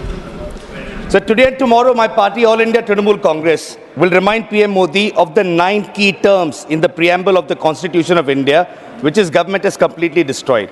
These are: we the people of India, sovereign, socialist, secular, democratic, republic, justice, liberty and equality. Sir, I will speak today on justice for just 3 minutes because injustice has been the hallmark of the Modi government. Sir, I want to ask, how will PM Modi defend his record on justice to the following people? The 21 lakh Manrega workers of Bengal who have worked but haven't been paid since 3 years because Modi's government has withheld Bengal's dues. Why? Because his party lost the election. Bilkis Bano, whose rapists were forgiven and released by this government. Umar Khalid, Khalid Saifi, and numerous others who have spent years in jail only because they dared to criticize Modi and Shah. The 750 farmers who died outside the borders of Delhi only for protesting for their rights. Laws which were later taken back by the Prime Minister. The people of Manipur who today, as we speak, as I speak here, sir, are seeing their homes burn and their families die every day. Sir, I've had the personal privilege of experiencing justice under this government. I was locked up in a jail in Gujarat for 155 days in a case related to a tweet and a 500 rupee money laundering case. But then I found out what real justice means when my leader Mamta Banerjee sent me to this august House of Parliament where my oppressors have to see my face every day. So Mamta Banerjee understands justice and is committed to it. Social justice, as the preamble says, Mamta Banerjee brought schemes like Lokhir Bhandar and Kanyashri. That Lokhir Bhandar was brought a long time ago. Ab ye copy kar rahe hain, Ladki Behna, it was started by Mamta Banerjee. So social justice through measures like Aparajita Bill to give justice to women who face violence, but that has not yet been passed. I don't know why the finance minister was so embarrassed even after prompting when she said women's reservation bill, Hamari Sarkar ne 98 mein. Why didn't she mention that it was Honorable Mamta Banerjee who had brought the bill in 1998? Sir, our constitution guarantees social, economic and political justice to the people. Where is social justice when minorities are subjected to atrocities every day? And when the Prime Minister ran a poisonous communal campaign during the Lok Sabha elections? Where is economic justice when our youth have no jobs and families have no money left? thanks to rising prices and inflation. The Honorable Finance Minister can at least do the least and reduce taxes on the middle class, sir. Where is political justice when opposition leaders are threatened using CBI and ED, and when the corrupt ones who go through the BJP washing machine become squeaky clean? So the PM loves to talk about previous governments and their record of 70 saal. I have to admit that our Prime Minister has been very successful on one front. Sir, हमारे यशस्वी प्रधानमंत्री नरेंद्र मोदी जी ने, the way he's destroyed the constitution in 10 years, previous governments couldn't do for 70 years. So Modi does not care about justice, but the people of India do. Which is why it was poetic justice when his party BJP was recently reduced to 240 seats in the Lok Sabha. People destroyed his arrogance and his party. And I want to from here, sir, with my hand on the Constitution, promise the Prime Minister that he will again be reminded of the meaning of justice, which is in our preamble, when his party BJP, which has deprived and defamed the people of Bengal, will be routed out again in 2026 under CM Mamata Banerjee. Thank you, sir. Thank you. Honorable Tiruchi Sivaji.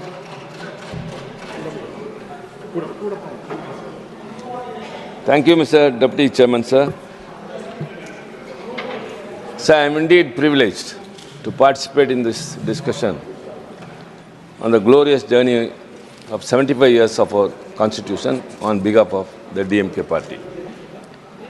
Sir, our Constitution is a unique and enduring document which has withstood many crises and the test of time.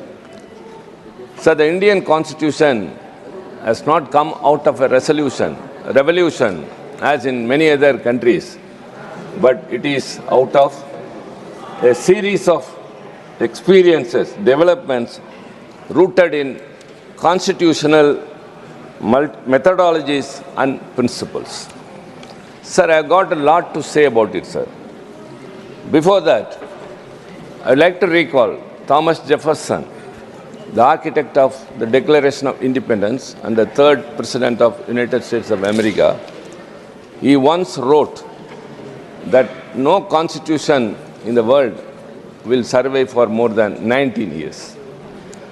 Later, the same theory was reaffirmed by 3 researchers on an empirical study which has come out in the Endurance of National Constitutions.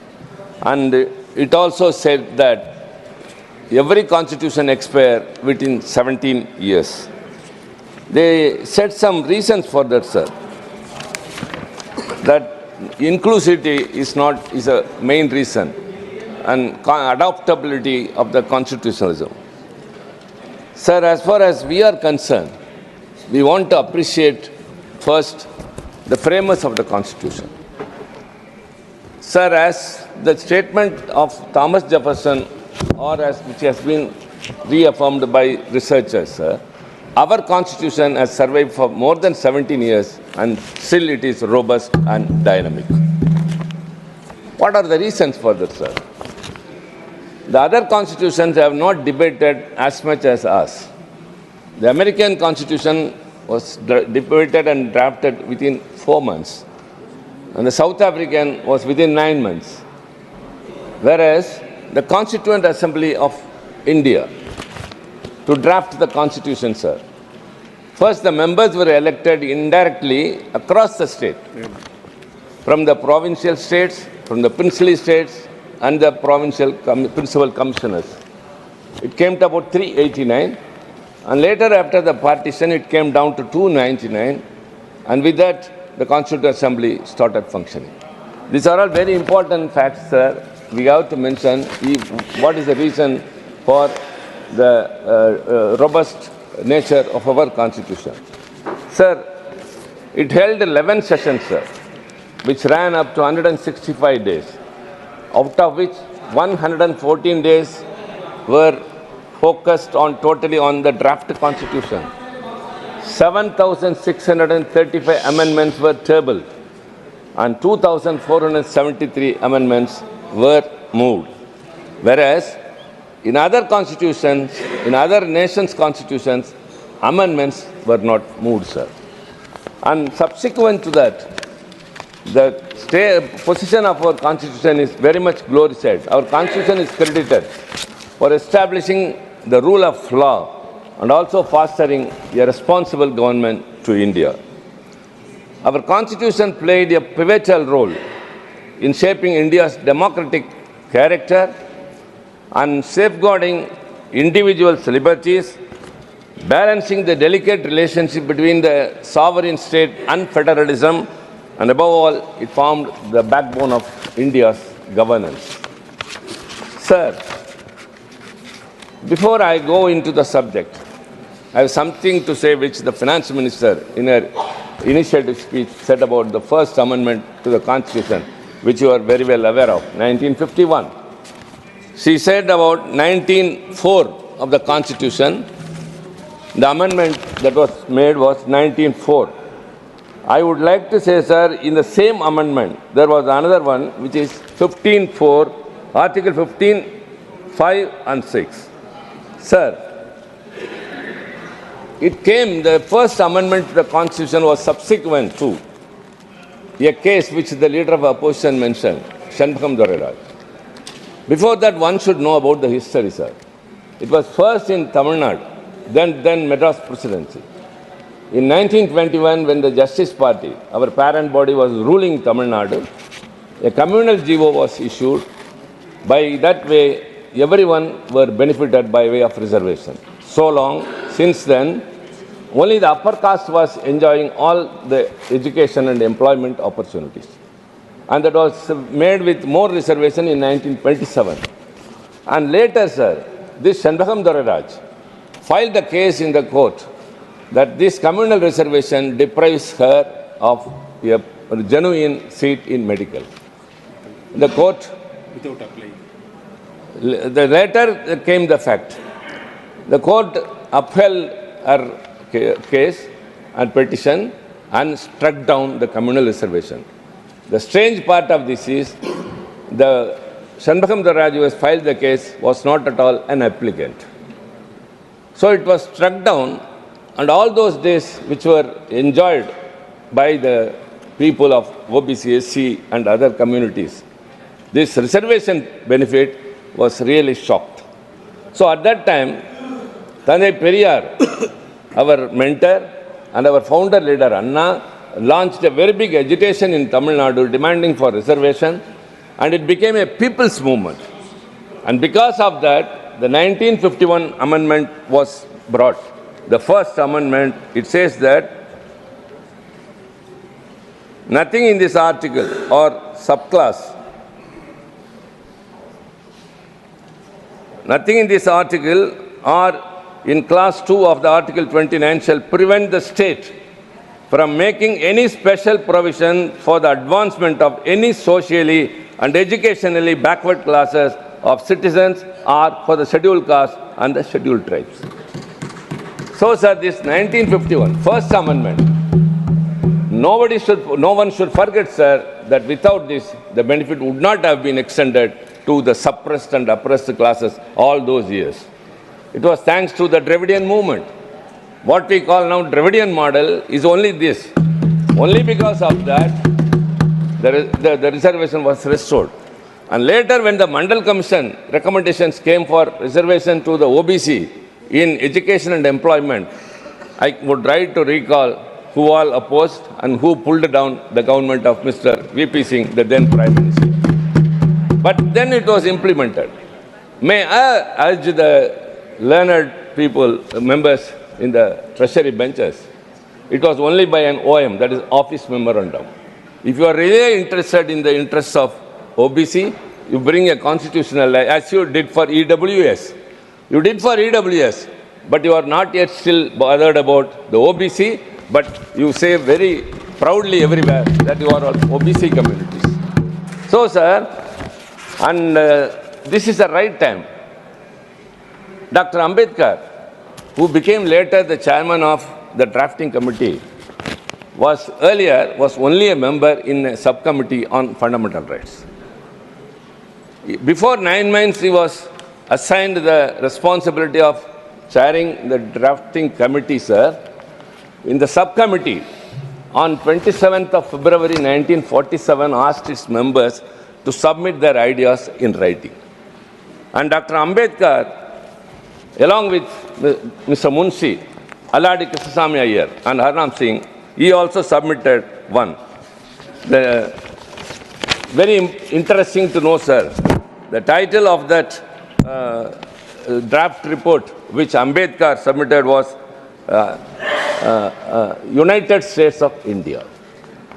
His language was reminiscent of America's Declaration of Independence.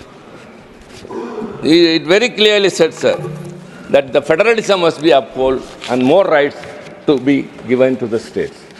But on the day of adoption, Munshi's draft was adopted by the committee, and Ambedkar was not also there. It was not present. Later, he tried his best to implement what all was in his mind in the United States of India. So ultimately, Dr. Baba Saheb Ambedkar's intention was to strengthen the states. There is no explicit term federalism in our constitution, but the very first in the preamble says, India, that's Bharat, shall be a union of states. That itself is very emphatic. And later, he became the chairman of the drafting committee, and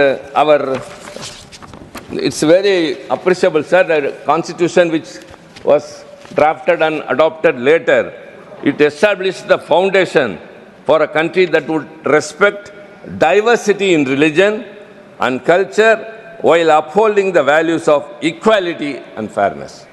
These are to be kept by the ruling party today. The nation's dedication to diversity and tolerance is demonstrated by the Indian Constitution, which protects the rights of linguistic and religious minorities. Additionally, the Constitution preserved unity among many religious communities by guaranteeing that the state would not favor any one religion. Sir, underscore, the Constitution guarantees that the state would not favor any one religion over another by supporting the secularism ideal.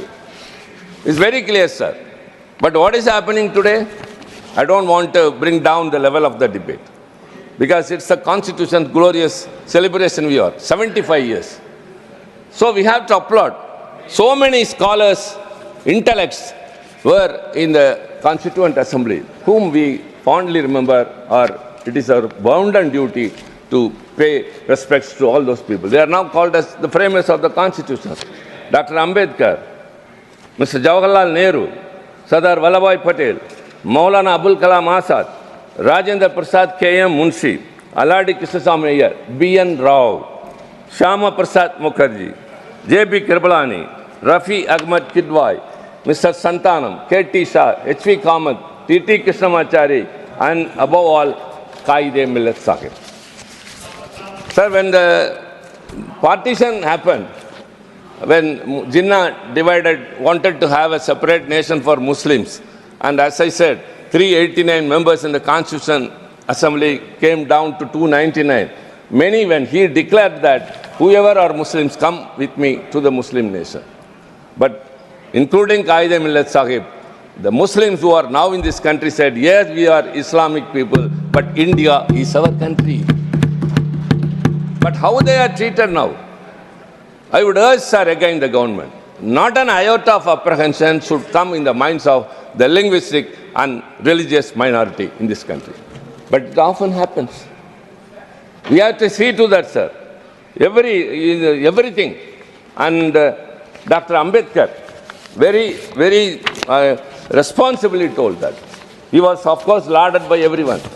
Pattabhiram Siddharamaiah told that, when speaking about Dr. Ambedkar, he said, what a steamroller intellect he has brought into this Constituent Assembly, which is irresistible, indelible, and unconquerable. And Dr. Rajendra Prasad, the chairman of the Constituent Assembly, very clearly said that if at all the best thing the Constituent Assembly has done is that we have made Dr. Ambedkar as the chairman of the drafting committee. And what he said, sir, Dr. Ambedkar, he was also very much responsive. He appreciated each and everyone. The leader of opposition quoted someone. And Dr. Ambedkar very clearly says, I quote, sir, Sir Aladi Krishnamaya, Dr. Ambedkar said, I came with no greater aspiration than to safeguard the rights of the interests of the scheduled caste people. I had the least remotest idea that I would be entrusted with such a big responsibility. There are people bigger, better, and more competitive than me in this assembly. But they have made me. They have entrusted the responsibility. They have chosen me as the chairman of the drafting committee. And he continues to say, sir, and he says very much about S.N. Mukherjee, Sundarnath Mukherjee. The West Bengal people should be happy about it. The Surendranath Mukherjee, he said, the task of the drafting committee would have been a very difficult one if this Constituent Assembly has been merely a motley crowd, a tessellated pavement without cement, a black stone here and white stone there, with each member or each group was a law unto itself. In that respect only, he is appreciating the Congress. It is because of the discipline of the Congress party that the drafting committee was able to pilot the Constitution in the Assembly with the sure knowledge as to fate of each article and each amendment. My job is not to be a spokesperson, sir, but I call a spade a spade. We have got many things, but we call a spade a spade. And Dr. Ambedkar shared the credit with each and everyone. He said party discipline, in all its rigidity, would have converted this assembly into a gathering of yes men. Fortunately, there were rebels. There were Mr. Kamath, Mr. Deshmukh, Mr. Sidwa, Professor K.T. Shah, and Pandit Hridayanath Kunsu. So when he appreciated those who supported, at the same time, he also mentioned those who were rebels, who spoke against. That is dissent, that is democracy. So that has emerged in those days itself. Sir, the Constitution has very great qualities. I don't want to go into that. I got something else.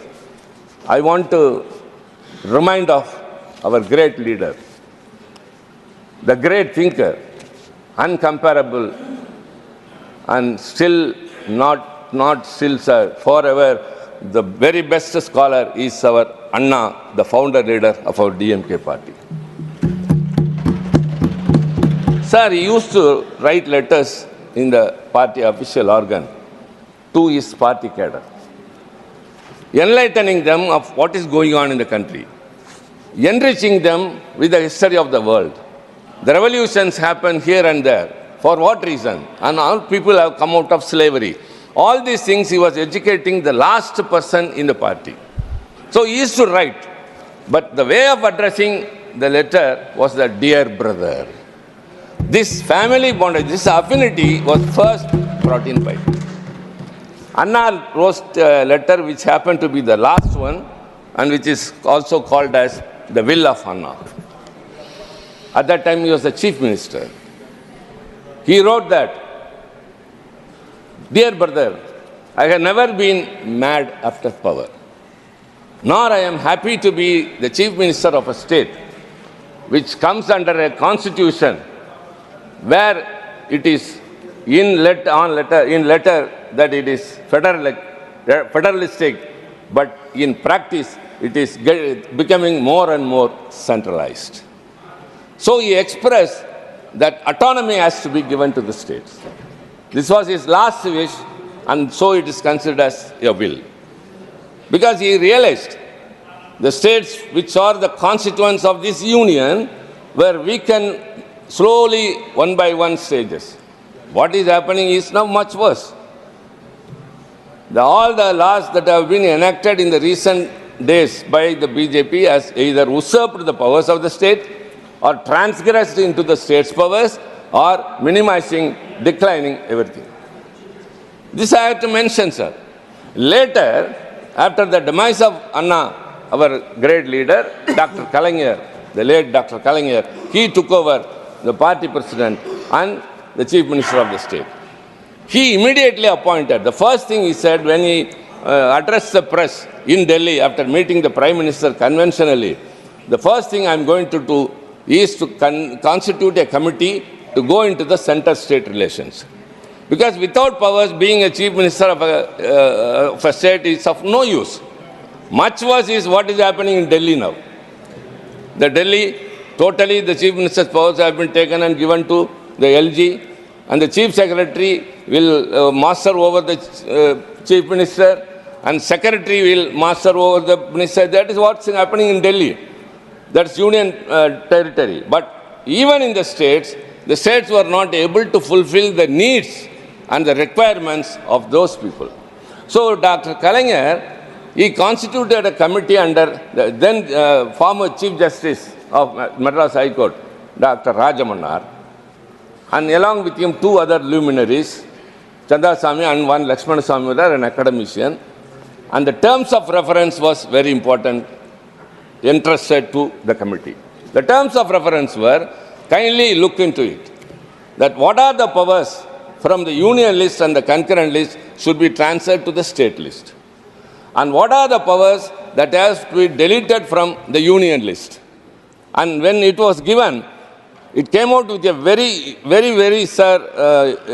important report. It came out.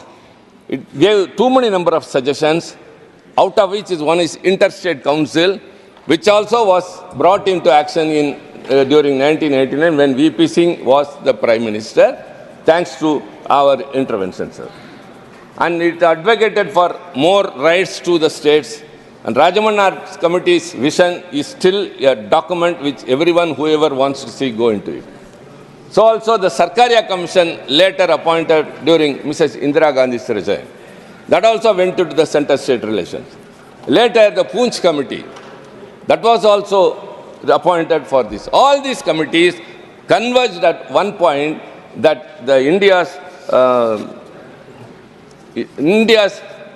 individuality lies in diversity. They identified, the Poonch Commission, Sir, Justice Rajamanar Committee called for greater autonomy to states, including financial independence and a re-evaluation of centrally sponsored schemes. I think learned ministers are here, other members who are also learned are here.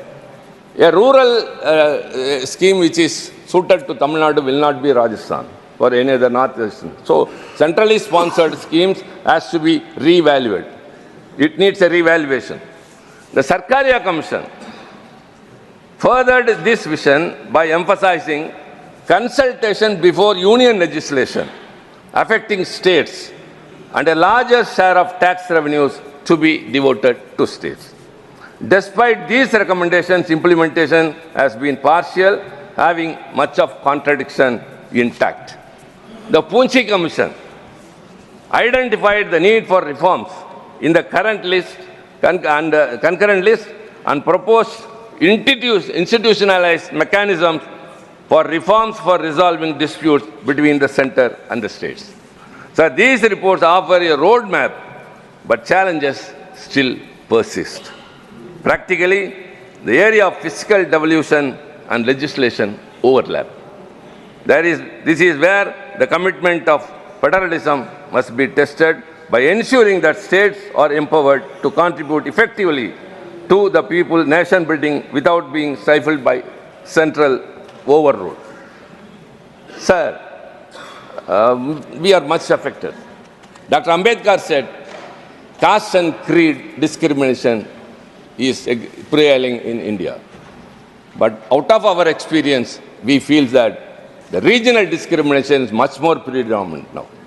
Stepmotherly attitude is shown to the states.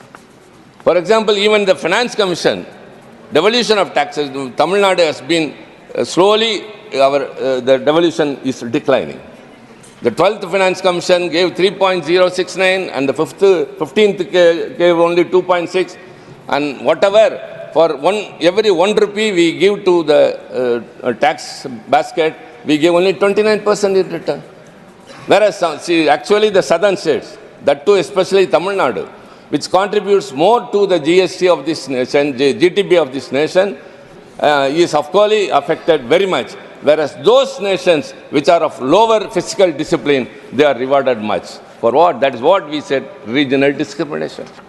I don't want to mention any particular state because our friends are here from various other states, but we feel that the northern states are shown more favoritism, showing lower fiscal discipline, whereas Tamil Nadu, which is performing very well in every, for example, in the higher education, the enrollment ratio overall in India is 28, whereas ours is 52%. So in every area, every sphere, the Tamil Nadu is doing very well, but we being victimized by the union government. So also, sir, the borrowing restrictions imposed under Article 293 undermines the autonomy of the states, discourages fiscal discipline and stifles regional growth. In these situations, sir, we want to say that these things has to be revived. It's high time, sir. Even the very important is language policy, a sensitive issue that needs recalibration. Tamil Nadu's consistent opposition to the imposition of Hindi is not about rejecting a language, but about preserving its linguistic diversity. The two-language formula adopted in Tamil Nadu has fostered inclusivity without compromising on national unity. Sir, during the Constituent Assembly debates, though there was no subcommittee as like other things for language, but it happened to show that when many proposed for Hindi to continue. Before independence, the official language of India was only English. But later, after the independence, the Constituent Assembly, they debated it, and a section of the members supported Hindi, and a section of the members supported English. And when it came to equality, Dr. Rajendra Prasad, who was then the chairman, cast his vote, and by that, Hindi became the official language. And very importantly, article, the language.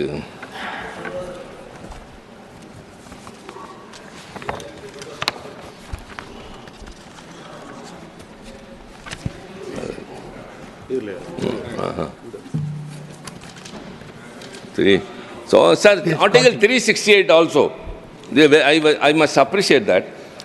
It is the amending provision.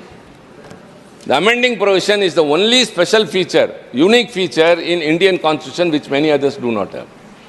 And because of that, so many amendments have been done. And that amendments are being done to meet the need of the day.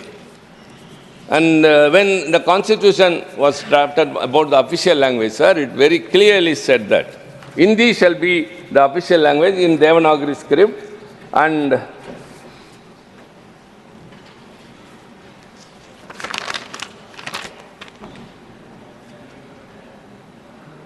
notwithstanding anything in this article, Parliament may be law provide for the use after the set period of 15 years, the English language or the Devanagari form of numerals. So it said that after 15 years of the enactment of the Constitution, English will go off, and then only Hindi will be the official language. Sir, again, our founder leader Anna, who this house was benefited by his presence as a member from 62 to 67, he spoke very much about the language policy, and the Official Languages Amendment Act 1963 came, and it declared that the official language, the English shall also be the official language, as long as the non-Hindi speaking people accept it. Sir, whereas this government is totally thrashing all those things, what the Constitution has assured, it is not enough that you celebrate a Constitution Day in the Central Hall, which you have deserted. And it is not enough if you have a debate in both the houses of Parliament. It must be not only in letter, in spirit also it must be. When it has been assured, India is a country of complexity. It is multilingual, multicultural, multi-regional, multi-religious. Whereas you want to bring everything one nation, one election, one nation, one ration card, one nation, all, everything. One. But only this Parliament divides the Lok Sabha and the Rajya Sabha. The central hall, which used to unite the members of both the houses, is now totally, we are deprived of that. A new member who has come to the Lok Sabha will go off after 5 years without having acquaintance between the Rajya Sabha members and the Lok Sabha members. Why, when you are trying to unite each and everything, why you are dividing the members of parliament from Lok Sabha and Rajya Sabha? That's what I say. It's not just celebrating the constitution. All the schemes which are implemented by this government are either in Hindi or in Sanskrit. Learned ministers, Puri is here, my dear brother Yadav is here. Kindly tell. Bhupender ji, you know better. It says that any bill or anything should be in English, the constitution says. But who authorized you to name the nomenclature of every scheme that you bring or every bill you bring, either in Hindi or in Sanskrit? We enter into the parliament. Now that we are accustomed, we are spelling out, pronouncing it, but we do not know the meaning. Makar Dwar. What is it? What is it? Wherever we go, we see only Sanskrit letters, we see only Hindi letters. See, India is a union of states, don't forget. Don't forget. In the 8th schedule of the Constitution, there are 22 languages, and all those languages should be respected. And no one language should dominate the other. The Tamil is the ancient language in this world. It's the hoary language. When you say Sanskrit and Tamil are ancient, or they are classical languages, Sanskrit is not a spoken language. It's only in books. It is in Vedas. Whereas Tamil has a rich history of literature, grammar, and everything. And 8 countries have Tamil as the official language. Why you are denying this? Showing this partiality. Why you are treating us like that? This stepmotherly attitude, that's what I said in my outside itself. Not even a iota of apprehension should creep into the minds of the linguistic minorities and religious minorities. You are in power. You are in power. But you have to treat the whole of India as one in your outlook, not in names. You are imposing. That's what we say. We are not against one language, not to reject Hindi or any other language. Don't impose that. In Tamil Nadu, we are bilingual, only Tamil and English. If anybody wants to learn any other language, let them.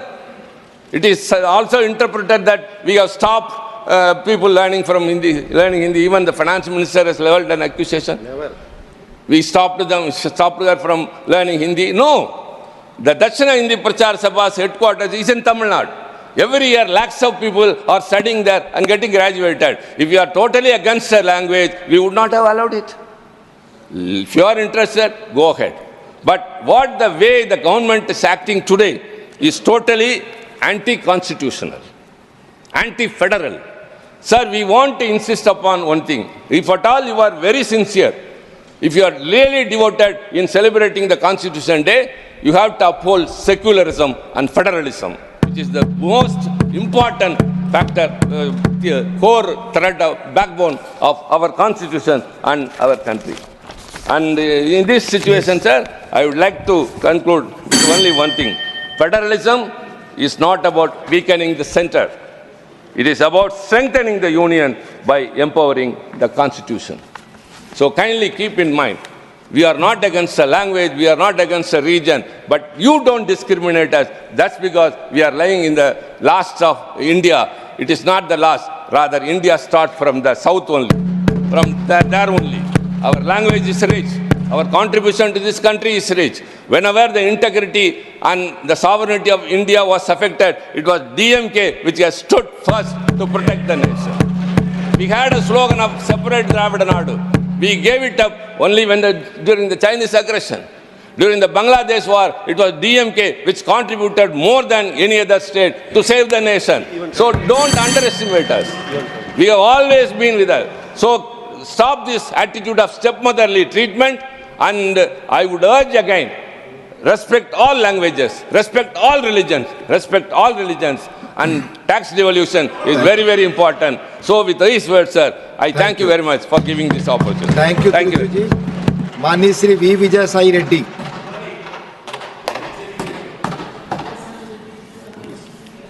Thank you. Thank you, Deputy Chairman, sir. I'm quite opposite to you, sir, and center neutral. मेरा ध्यान आप ही पर है, आप please बोलें. Sir, we are neither that side nor this side, sir. Yes. No, not. Please address this. Under the towering leadership of Dr. B.R. Ambedkar and contributions made by the eminent Telugu members like Bhogaraj Pattabhi Sitaramaya, Moturi Satyanarayana, Durga Bhai Deshmukh, and N.G. Ranga. Sir, the Constitution has become a beacon of hope for an ordinary citizen. It empowered the individuals to demand accountability, guaranteed equality before law, and upheld the right of dissent. Sir, now the constitutional aspects and legal aspects will be spoken by my colleague Niranjan Reddy, and I would like to focus on the unconstitutional actions that are being undertaken by NDA partner Telugu Desam Party, sir. Sir, the subject is not Telugu Desam Party, but the constitution debate. Unconstitutional actions that are being undertaken by one of the alliance partners of NDA. Sir, this is about the constitution only, sir. Please, sir, please. Sir, one of the youngest member, junior member of Telugu Desam Party in Lok Sabha has made an allegation against our earlier Chief Minister, Mr. Jagan Mohan Reddy, that he has diverted 86,000 crores for personal use. This is the allegation what their alliance partner has made. I would like to give a clarification, sir. That is SC funds. Scheduled caste funds have been diverted for personal use. Please. Personal use. Sir, where is the number coming from? What is this number? And what is the sanctity this number has got? First of all, whether it is factually correct or not, that is to be inquired into, sir. How did she reach the figure of 86,000 crores? Sir, TDP in Lok Sabha, sir, his turn will come. Please. And he can speak whenever his turn comes, sir. TDP in Lok Sabha is talking about, sir, आपका समय जा रहा है. आपका समय जा रहा है. Please. Sir, TDP, Telugu Desam Party, which is alliance partner of NDA, is talking about the violation of directive principles of state policy. Directive principles of state policy under Article 46. Sir, I would like to know from Telugu Desam Party members and also from NDA, because they are all NDA alliances. Do they know about the DPSP, Directive Principles of State Policy? They are not justiciable, and they are not implemented, and you can't go to the court for the violation. First of all, we have not violated, Jagan Mohan Reddy ji has not violated any Directive Principles of State Policy, and this allegation is false and incorrect. This is what happens when you govern the state without reading the Constitution. That is applicable to TDP, sir. Sir, Article 46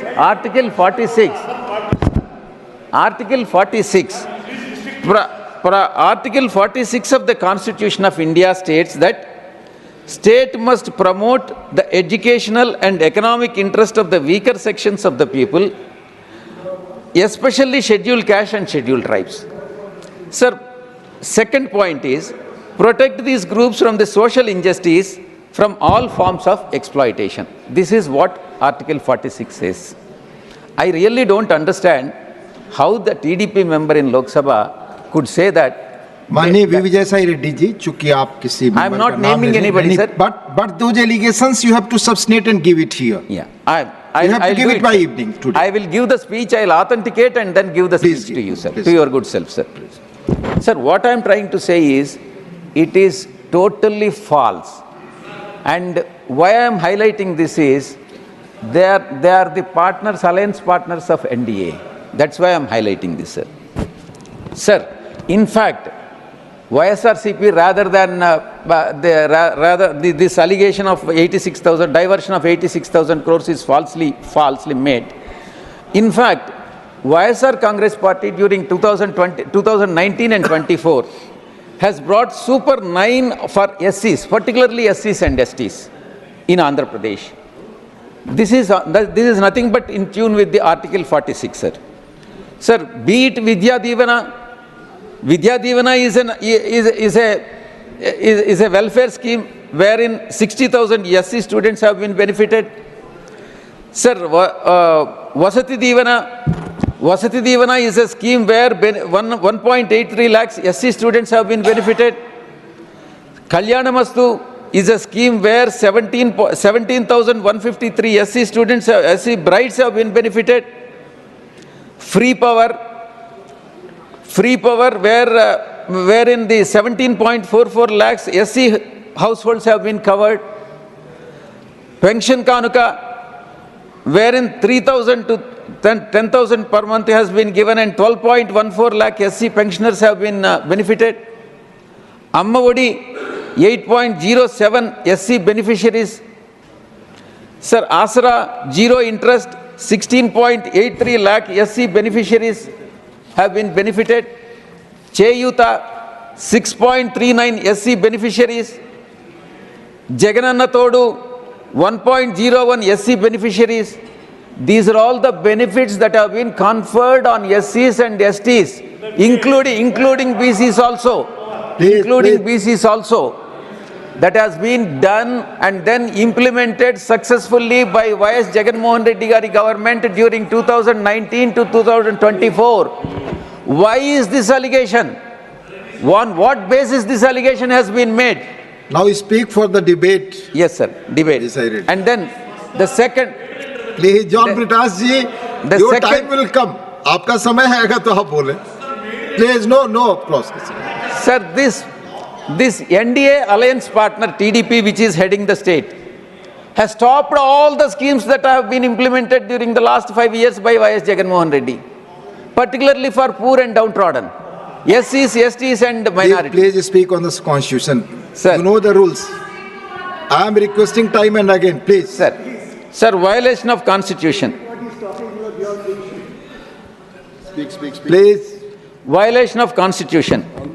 Sir, they say when the arrest has been legally made and the court has sent him to judicial custody, the erstwhile leader of opposition and the present chief minister of Andhra Pradesh, the court has sent him to judicial custody. It is not the government. Government has filed the case.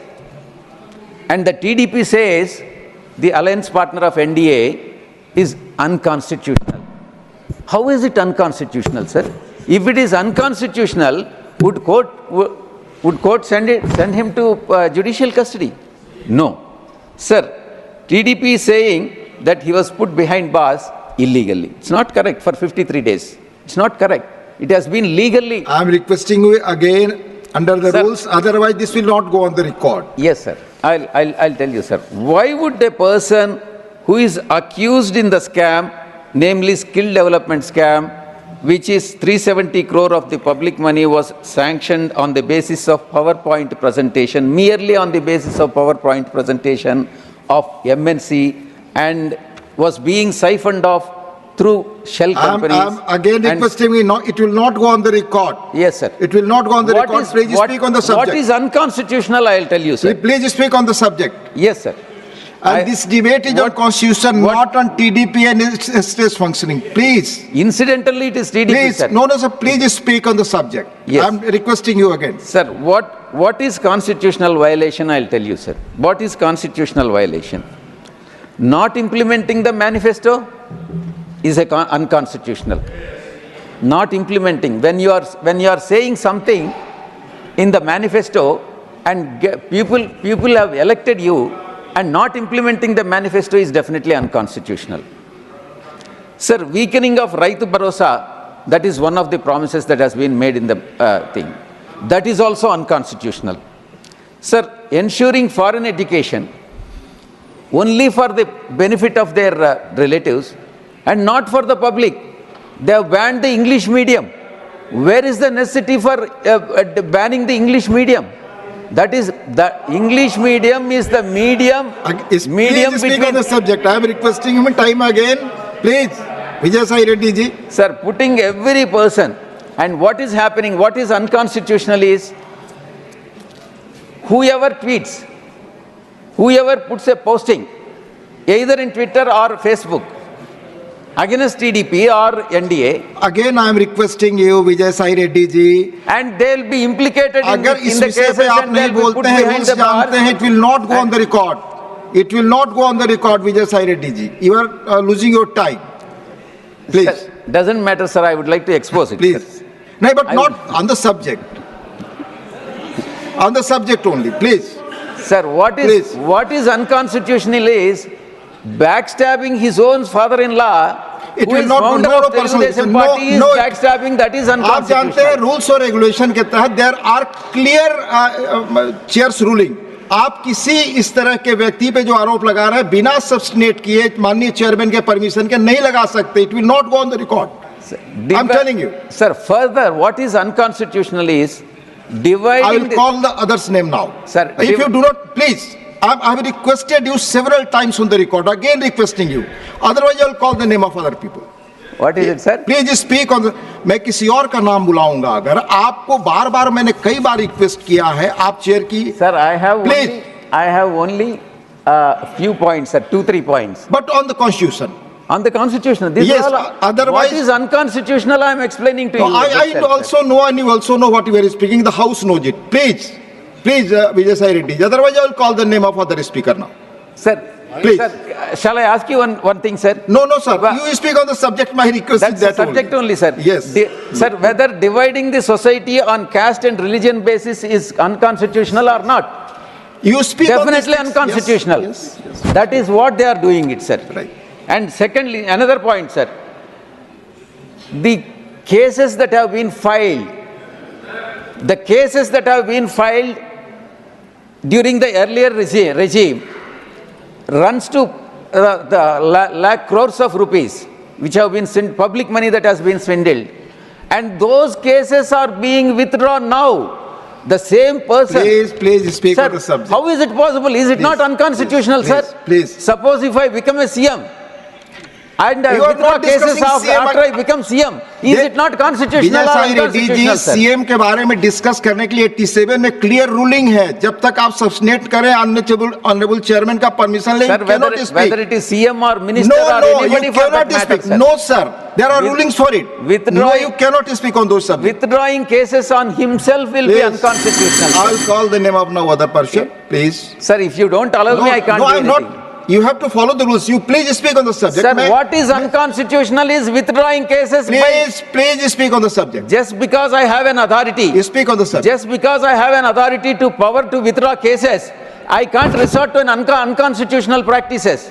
Vijay Sai Reddy ji, you speak on the subject, please. Sir, if it is not subject, sir, if your good self feel that it is not a subject, no, sir, there are rulings, there are rules and procedure. Thank you, sir. Thank you very much. If you feel that it is not a subject. No, I am not feeling. आप जो कर रहे हैं house की rulings है, rules है, please, you are not following those.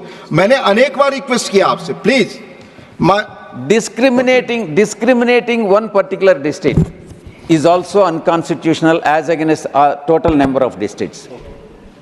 And sir, not being able to control and increasing the women crime against the women is also unconstitutional. That is what is happening in the state. I am not referring to anybody particularly. Sir, and when the floods have come in Vijayawada, the statement that has been given by the state government is that all of a sudden it has come and we have 24 hours advance notice. However, we thought that evicting so many people in one go in 24 hours or 48 hours time is impossible. Therefore, we have allowed them to stay and so many people have died. It is a natural calamity. Is it constitutional? That is not what is constitutional, sir. And every effort should be made by the government Be it 24 hours, whether we have 24 hours or 48 hours, to the extent possible. You have government machinery on your hand. To the extent possible. If not all the citizens, every effort should be made. That is what the Conclude, Constitution Vijay is. Sahi ji. Your time is already over. Thank you very much. Thank you. माननीय श्री देवासी सामंतराय जी, आपका term आएगा तो आप बोले please please please no. माननीय देवासी सामंतराय, सिर्फ आपकी बात रिकॉर्ड पे जाएगी, no other talk, not going on record, please take your seat. So my light is not yet on. Yes, it's on. No, sir. See, it's already on. Two mics are on. From here I am seeing, please. Miss That's not mine, Sri sir. Devasi Samantray. That is not mine. You can come to that. No problem. No, I can't move from my seat. Please, please. Thank you, sir. कम से कम मेरा right light तो जला दिए. Please. Sir, I thank you. I thank the chair for this opportunity to speak on the Constitution of India. At the outset, we all know here that it was based on the diversity and the multiplicity of this country, from north to south, from east to west, many languages, many habits, many food habits, many forms of art. And in this journey, it starts with Pandit Nehru. Today, we have Honorable Prime Minister Narendra Modi ji. In between, there have been other prime ministers. Many governments have come and gone. At the outset of this debate on Constitution, I've been hearing the Lok Sabha speeches, the Rajya Sabha today also. It's basically a boxing round between the Congress and the BJP. And here all the other regional parties have been forgotten. So there have been black spots in this journey of our Samvidhan. Okay? You spoke about the black spot during the emergency. It was unconstitutional. That many agree. And in return, the leader of the opposition was justifying all this. In this, where this federal structure was forgotten, this multiplicity was forgotten, this diversity of this country was forgotten. So while we are discussing in this journey where we have reached, how we are going to take forward this journey in 75 years, how this country has progressed towards making us stronger, to making the poor safer. If you see, as on today, we speak about emergency, but today there is a pseudo-emergency in India. These so-called constitutional watchdogs have become pet dogs. Anybody can be behind the bar without any justification. जो बोल रहे हैं सुन लीजिए.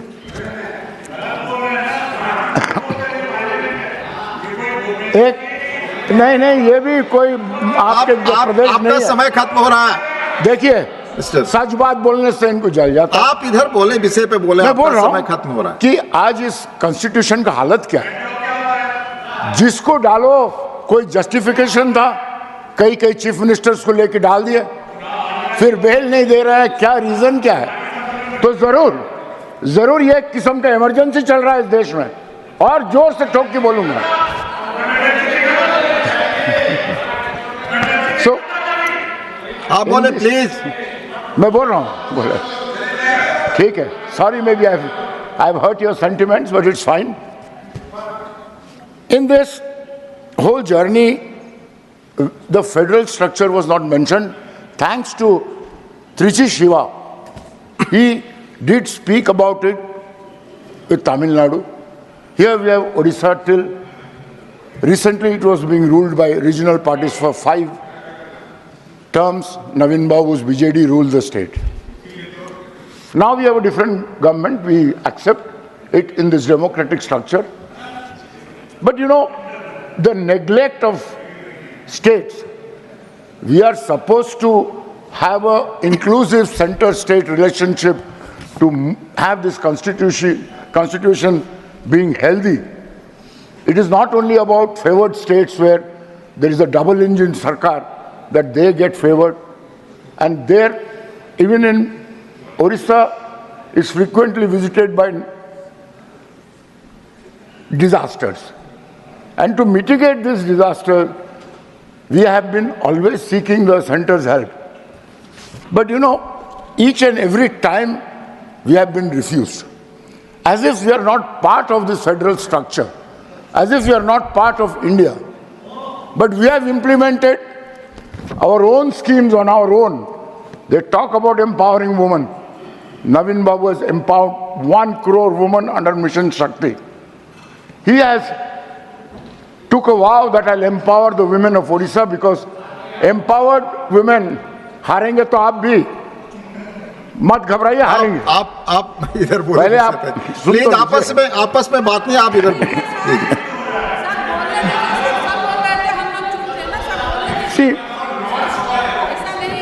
Sir please speak. Sir ये जब अपने chair पर बैठकर प्लीज ना कमेंट करें, प्लीज आप बोले। When we spoke about empowerment of women, we proved it also. Not only empowering them through Mission Shakti, even in the 3-tier panchayat system, Navin Babu brought a 50% reservation for women. And no mention of the empowerment of women. And today, I don't know, the parliament has approved the 33% reservation for women. If it will see the day of the light of the day, I don't know. So these are my observations in this journey of our Samvidhan, which somewhere has gone out of the track. And none of us are willing to address it. I think finally, ultimately, cutting across party lines, who has achieved what, who has done what, who has corrected the constitution, I think it is our responsibility of the members of both the houses to keep this constitution healthy and vibrant and for India in its diversity and multiplicity. Thank you, sir. Thank you, माननीय देवाशीष जी।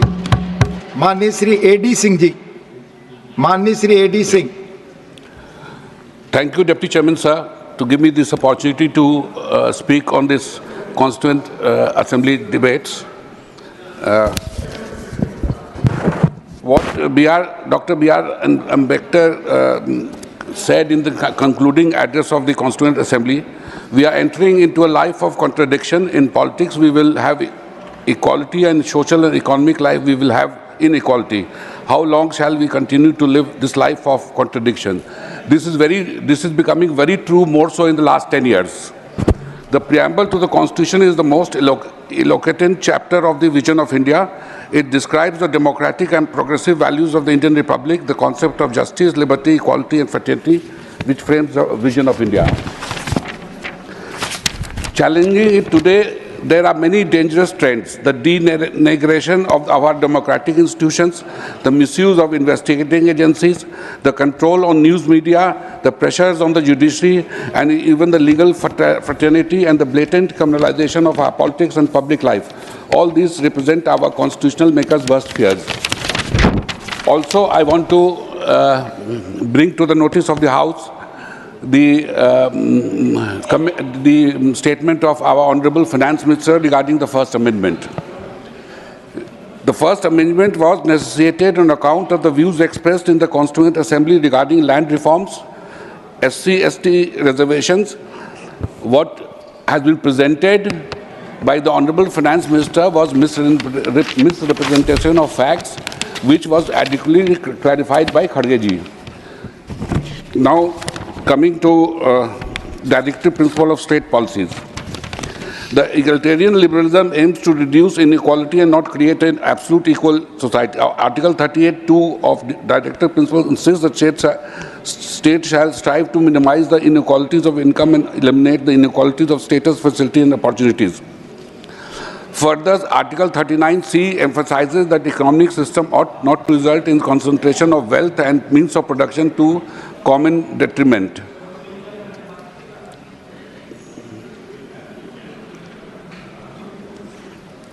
Please continue. Further, I want to bring to the notice of the House that how the Act of 1991 regarding the places of worship have been violated.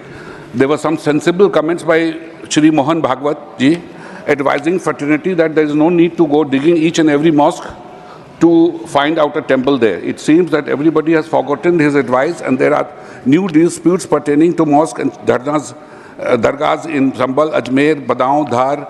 The places of worship Special Provision Act of 1990 has put a full stop on questioning any place of worship as it existed on 15th August 1947.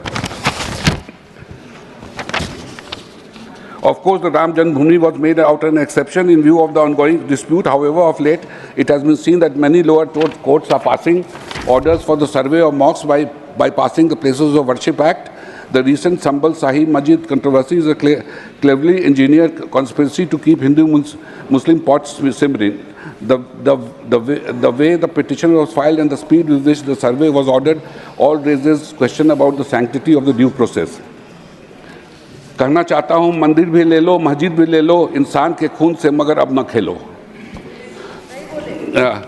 Regarding Viksit Bharat, what the treasury benches have always repeated. Now I just want to know the Viksit Bharat relates to India or Bharat, because we have two Bharat, we have two sections of the people.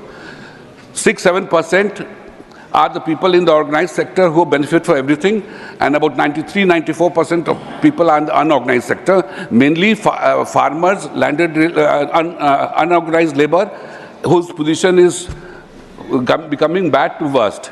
And if you see the number of billionaires which are increasing in India, I think it has reached from 9 to about 120 today. So what are we doing for upliftment of the 94%? Zero. I don't think any effort is by just doling out 5 kg anaj. I don't think they want employment. They don't want free anaj. I can tell you in my state of Bihar, because of that anaj, we are not finding workers having any desire to work. So I don't know how will we become Viksit Bharat. Maybe the Viksit Bharat relates to 6 to 8% of India, and the rest is becoming poorer and poorer, and the gap between the wealthy and the poor is increasing day by day. Another thing I wanted to bring to your notice that the way the government is behaving is only dividing the society, and I do not know what will happen in the future. The way the minorities are feeling too left out, they are in absolute fear, and they don't have the support of any authority where they can go to there. And so one last point I want to bring to the lower level of judiciary has to be advised to take the cases fast, and so that the lower level judiciary can give judgments, whichever case, civil or criminal. Because I find that lower of the judiciary, what they can do in 1 or 2 years, it takes 10-20 years for the cases to come to an end. I'll give an example. Please conclude now. One last point. I'll give an example. My family has filed a partition suit in 1991. Nothing has happened till now. Not that I am affected in the sense that this is the way. Thank you, Mani D. Singh ji. Thank you. Thank you, sir. Mani Honorable Sri G.K. Vasan. Honorable Deputy Chairman, sir, thank you for giving me an opportunity to participate in the discussion of the 75th year of the glorious journey to the Constitution. Sir, we should not forget that it has taken more than 2 years of hard work and dedication for our leaders, scholars, philosophers, and people from different walks of life to give us this precious Constitution. Sir, our Constitution has given the power to our people to elect their own representatives and be governed by popular governments. As a result, sir, today we have a stable government in the country, elected for the third term under which the Constitution is safe and secure. Sir, Winston Churchill once said, "No constitution will hold India together because of its divisions, differences based on religion, caste, community and language." His thoughts and thinking has completely proved wrong, sir, because we are proud as a countryman. We stand united after 75 years of adoption of Indian Constitution. Sir, India is growing stronger day by day. We are becoming a guiding star and source to other nations, even leading nations of the world. Sir, this is possible only because of our leaders. The Constituent Assembly was constituted from leaders of all parties from various states. All the leaders had a national look. That is the reason drafting committee had given an excellent and extraordinary document to the country. Sir, our leaders examined two important aspects before drafting constitution: stability and accountability. Sir, I would like to say the chairman of the drafting committee, Dr. Ambedkar, and his colleagues, we should thank them for an excellent and great contribution, sir. We should also thank the team and members of the drafting committee, sir, for the dedicated work. Sir, finally, sir, I would like to say the committee's objectives were food to the starving poor, clothes to the needy poor, to provide shelter to the homeless, to provide equal opportunity to all the people in the country, sir. I am sure, sir, keeping in mind the government today is functioning, and it is all our public, sir, to uphold the spirit of Constitution, which is the most sacred book of the nation. That is the ultimate homage we can pay to the framers of this wonderful Constitution. Thank you, sir. Thank you माननीय जी के भाषण जी. माननीय श्री हरदीप सिंह पुरी जी. Honorable Deputy Chairman, sir. Sir, I was born 2 years and 2 months after our Constitution was adopted. As India grew under the canopy of a protective Constitution, so did my generation. The first to be born in independent India, for us the Constitution is sacred. I cannot think of any occasion in my professional life, going back more than 50 years, which could even remotely rival the solemnity and the honor of being asked to speak in this august house to discuss the glorious 75 years of the Constitution. For this, I shall remain eternally grateful to the Honorable Prime Minister and the leadership of my party. Sir, this discussion must start with paying a tribute to the visionaries of the Constituent Assembly. They produced a constitution that drew upon our history, our culture, our civilizational experience of 7,000 years, ensuring that it was not overpowered by a mindset born of 190 years of colonial rule. The framers of the Constitution, therefore, sir, deserve our eternal gratitude. Democracy was not imported in India in 1947. India has had democratic traditions from way back to the 6th century BC in places like Vaishali, which was the capital of the Republic of Vaji. One of the oldest democracies, the mother of democracies, our democracy, sir, predates the Westphalian order by a very long period. In the run-up to and after independence, there was no shortage of the prophets of doom, those who prophesied that India was bound to fail. The Honorable Leader of Opposition today recalled statements attributed to the then Prime Minister Winston Churchill. I have similarly come across a statement by Claude Auchinleck, the former Commander-in-Chief of the British Indian Army. He wrote in 1948, and I quote, "The Punjabi is as different from a Madrasi as a Scot is from an Italian. The British tried to consolidate it, but achieved nothing permanent. No one can make a nation out of a continent of many nations." So when I was going through this statement, I was reminded that this gentleman and Prime Minister Winston Churchill perhaps were the linear progenitors of the spiritual guru of the young leader of the Congress party, who prophesied that the young same Patroda. I am referring to the spiritual. I have not taken anybody's name.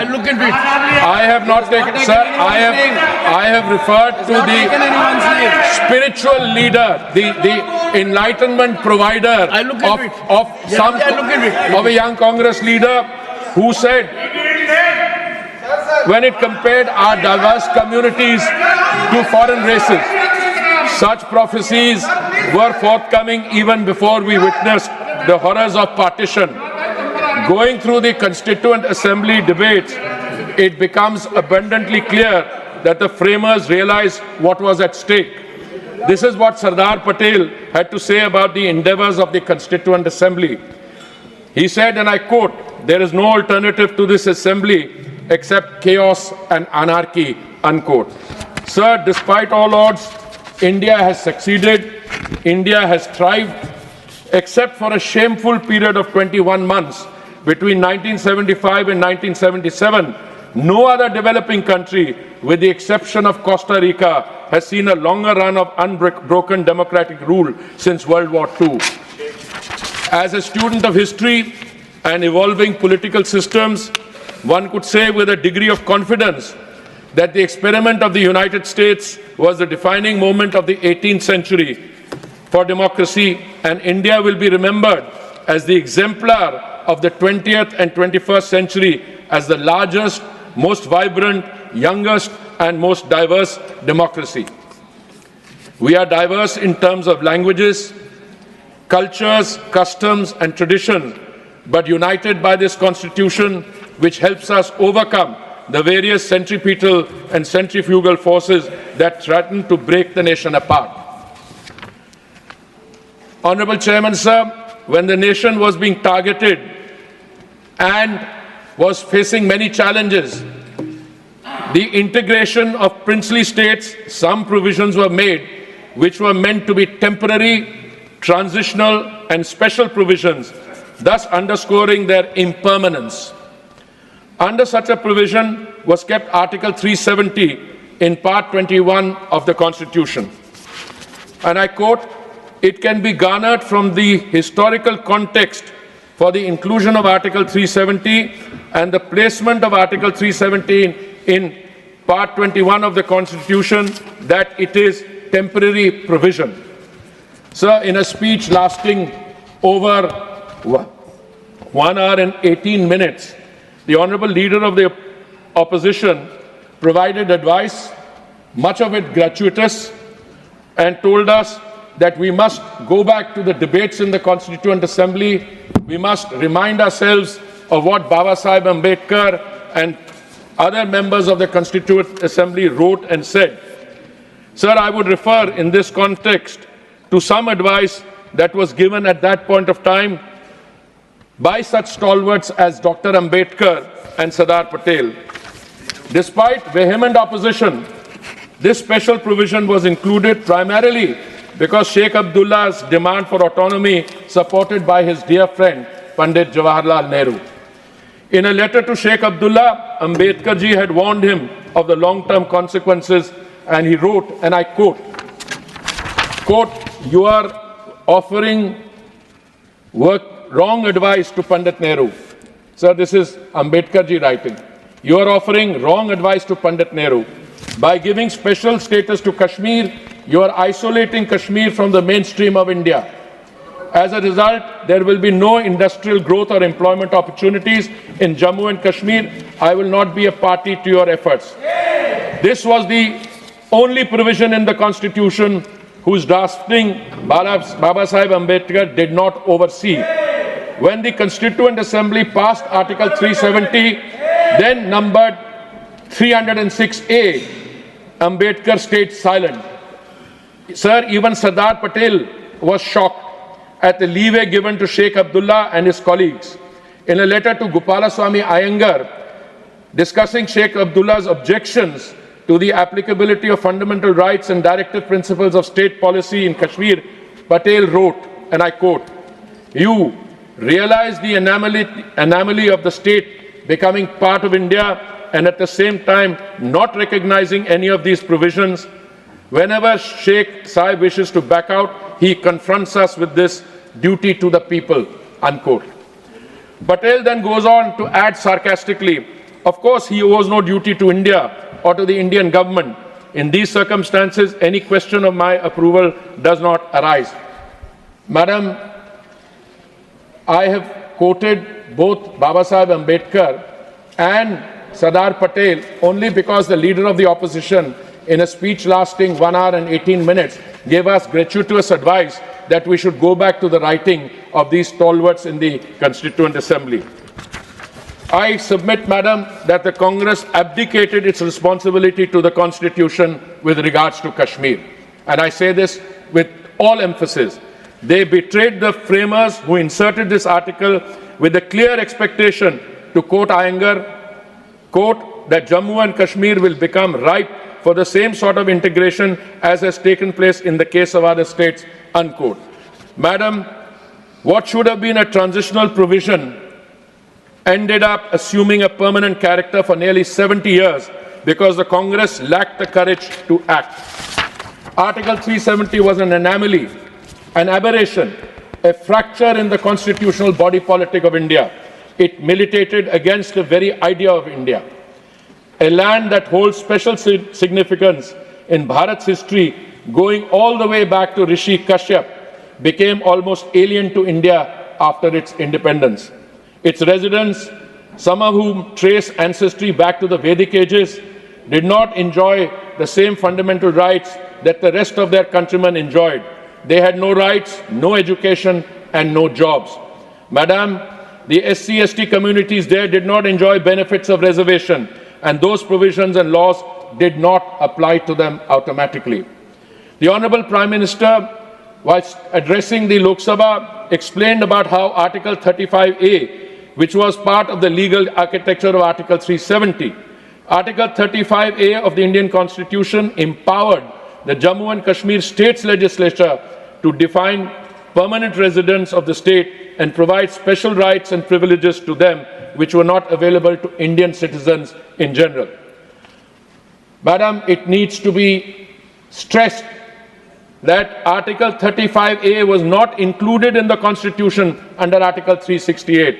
It was implemented quickly and quietly by a presidential proclamation in 1954 without being tabled in Parliament. Under the separate Constitution, permanent residents could purchase land and immovable property, vote and contest elections, seek government employment, and avail themselves of other state benefits such as higher education and health care. Non-permanent residents of the state, even if Indian citizens, were not entitled to these privileges. The provisions facilitated by Article 35A and the state's permanent resident laws were criticized over the years for their discriminatory nature, including the hardships imposed on immigrant workers, refugees from West Pakistan, and the state's own female residents who could lose their permanent resident status by marrying out of the state. The industry of brokers who claimed to be representatives of J&K enabled a culture of stone pelting and corruption. Government schemes remained unimplemented. We used to call Kashmir paradise on earth, but how many could even visit against the backdrop of constant terrorist activity? Sir, as a Foreign Service officer who was part of diplomatic missions to many countries, and I was also stationed in Geneva and New York, I would often see India's image get tarnished because of the Kashmir issue. Countries with terrible human rights records deign to lecture us. On 5th August 2019, President of India, Shri Ramnath Kovind ji, issued a new presidential order whereby all the provisions of the Indian Constitution were made to apply to the state without any special provision. This implied the state's separate constitution stood inoperative, including the privileges granted by Article 35A. Madam, it took the indomitable courage and resolve of the Honorable Prime Minister, Shri Narendra Modi ji, to abrogate this article of the Constitution, which though intended to be temporary, was made de facto permanent by appeasement politics. Only Prime Minister Modi could have dared to do so. Before he took the final decision of 5th August 2019, many of the so-called representatives of the state had dared him, saying that if anyone even touches Article 370, aag lag jayegi. Leaders had tweeted, and I quote, "Long after the Modi government is a distant memory, either J&K won't exist or as a part of India, or Article 370 will still exist." This was regarded as inconceivable by them, and yet the Honorable Prime Minister demonstrated how this long-standing aberration was finally removed. Sir, what the Prime Minister did was truly beyond imagination. The BJP had declared the abrogation of Article 370 in their manifesto. Lots of preparations and consultations had been done before the actual historic decision, including field visits by many people who provided feedback, and that entire story will also emerge before too long. It was a very big bet, but we delivered, as it has always been part of our core philosophy as a party. Shri Shyama Prasad Mukherjee had said, "You cannot have two sets of constitutions, one for one nation, ek rashtra, ek nishan, ek vidhan." With the abrogation of Article 370, Bharat has become whole again. एकीकरण ही नहीं, भारतवर्ष की संपूर्णता हुई. A historic wrong was corrected and the country was finally united in body, letter and spirit. The decision was also upheld by the Honorable Supreme Court and is now irrevocable. Madam Speaker, this historic action is already bearing fruit. Now every citizen of the two union territories enjoys his and her fundamental rights and receives myriad welfare benefits, including upward social mobility from reservation. The same Lal Chowk in Srinagar, which was once the hub of stone pelting, is now a vibrant public space. Tourism in the region has reached an all-time high, with more than 15% annual growth rate observed in the tourism sector in the last 3 years. Free and fair elections have taken place with an elected government now in place. Madam, the old stone pelting imagery of Lal Chowk also reminds us of dreadful refrain in the late 1980s and early 90s. Ralev Galev, Ya Chalev, which meant convert, die or leave. Subjected to genocide-like conditions, Kashmiri Pandits were forced to flee. Those who stayed were dragged out of their homes and ruthlessly murdered. There has been a lot of talk about the constitution being a Suraksha Kavach. Were these Kashmiri Pandits not a minority? Where was this constitutional shield then? Where was the Nyay when Kashmiri Pandits were hounded out of their homeland of nearly 5,000 years? Madam Chairperson, today the Congress Party, it says, portrays itself as the savior of minorities. But do they expect us to forget that they ran camps for forced sterilization of Muslim men in Old Delhi during 1976? In furthering their policy of divide and rule, like our colonial masters, the Congress engineered communal riots where so many Muslim brothers and sisters lost their lives. Did these poor people have no constitutional rights? My advice to the so-called defenders of the Constitution would be to realize that a sincere apology may serve you better than carrying unopened copies of the Constitution in your pocket. Madam Chairperson, from the Preamble of the Constitution to Part 3 on fundamental rights, ample provisions have been provided to protect the interests of minorities. Our Constitution does not discriminate between citizens on the basis of religion. That is the position of the BJP as well, which regards all Indians as citizens and not as certain identities that can be manipulated, divided, or bought. Like the Honorable Prime Minister mentioned in his speech in the Lok Sabha, the Congress overturned the Supreme Court decision on the Shah Bano case because they felt it might appeal to the hardline elements of the Muslim community. They pandered to the revanchist and anti-progressive elements of the Muslim community. In reality, they failed our Muslim sisters and brought a regressive law which would not have passed muster in any Islamic country of the world as well. This was completely against the letter and spirit of the Constitution.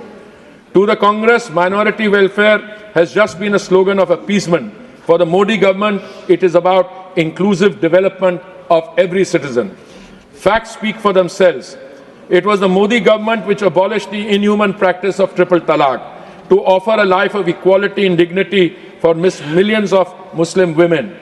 The Modi government has provided employment and self-employment opportunities to crores of minority communities. The minorities have immensely benefited from various schemes of the central government. Anywhere between 22 and 37% beneficiaries of the Mudra Yojana, Jan Dhan Yojana, Ayushman Bharat, Kisan Samman Nidhi, Ujjwala Yojana and the Swachh Bharat Mission belong to minorities. In some regions, up to 60% of the benefits have been received by the minority community directly.